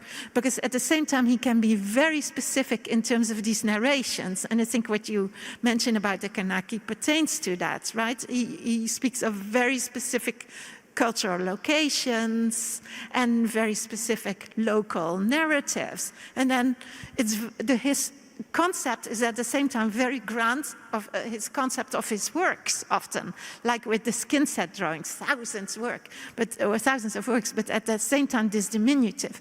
So I think there is an interesting phenomenon, and from the point of view of the notion of the aesthetic, it's very interesting too, the status of detail versus the grand, right? I write about it in The Cultural Promise of the Aesthetic, and I see in the aesthetic a kind of playing out of detail and whole, one of those binaries. You have the same kind of dynamic between playing out ignorance against knowledge, as we were just saying, and knowledge against ignorance, in this kind of energizing. And here we just were maybe talking about performances of blackness versus performances of whiteness. So he works at this layered multiplicity of different levels of which the local and the global is also a form. And strikingly, I think he very much works to never arrive at set visions of the local and the global, or static visions of the local and the global. And at play is there also, there are no static visions of home versus non-home, public, private. It's a bit of an abstract answer to your question, leaving a bit the question about Kanake, but maybe you want to say a bit more about that. I was not sure how that linked. I'm not familiar with that film show that you mentioned. But I mean, maybe it's also, I mean, like on the one hand, like you were laying out so generously, like the one question would be, what is the status that has in his work? Like, what is the state, like how generative does he relate what is presented as a binary as something which is inverted all of the time and which has to be inverted in order to be repoliticized or in order for the aesthetic to emerge as a succinct form on the macrological and micrological level? But then another question in relation to what you were saying is also, as I would say, as what can this be read like from Germany or from Nuremberg, from this room with those things?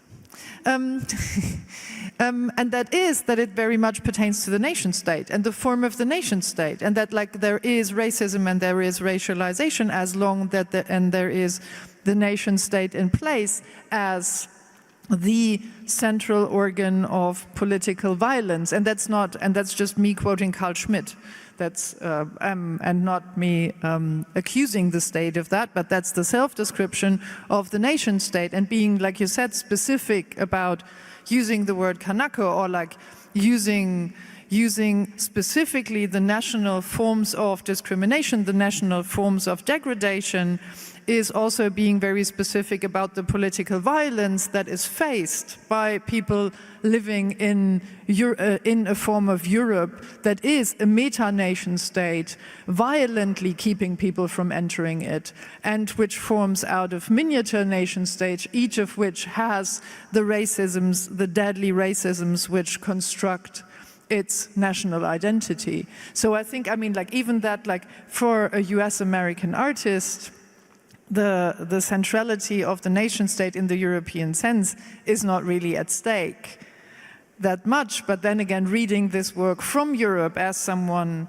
from a German background and like thinking about art politically within that German background, I think the question of the European nation state becomes very pertinent in relationship to systemic racism.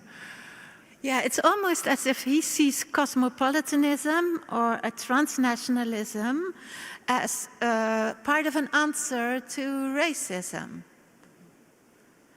I would say. At the same time, there are, at least in the whispering campaigns, really emphatically these elements of anti-state action, and also resonances with the RAF in the Baader-Meinhof-Gruppe in Germany, so critiques of the nation in that regard. So he's taking up the problem, the question, but then maybe as an African-American artist, and this is complicated to read. What is he doing? Because I don't know to what extent the American nation is there in his thinking, but this would be interesting to think about further. He has also done things with the American flag. Now is really the last chance to say something, like literally for today. Nope. Then, thank you to everybody, and thank you again for your wonderful, expensive lecture, and more tomorrow, Thank you so much for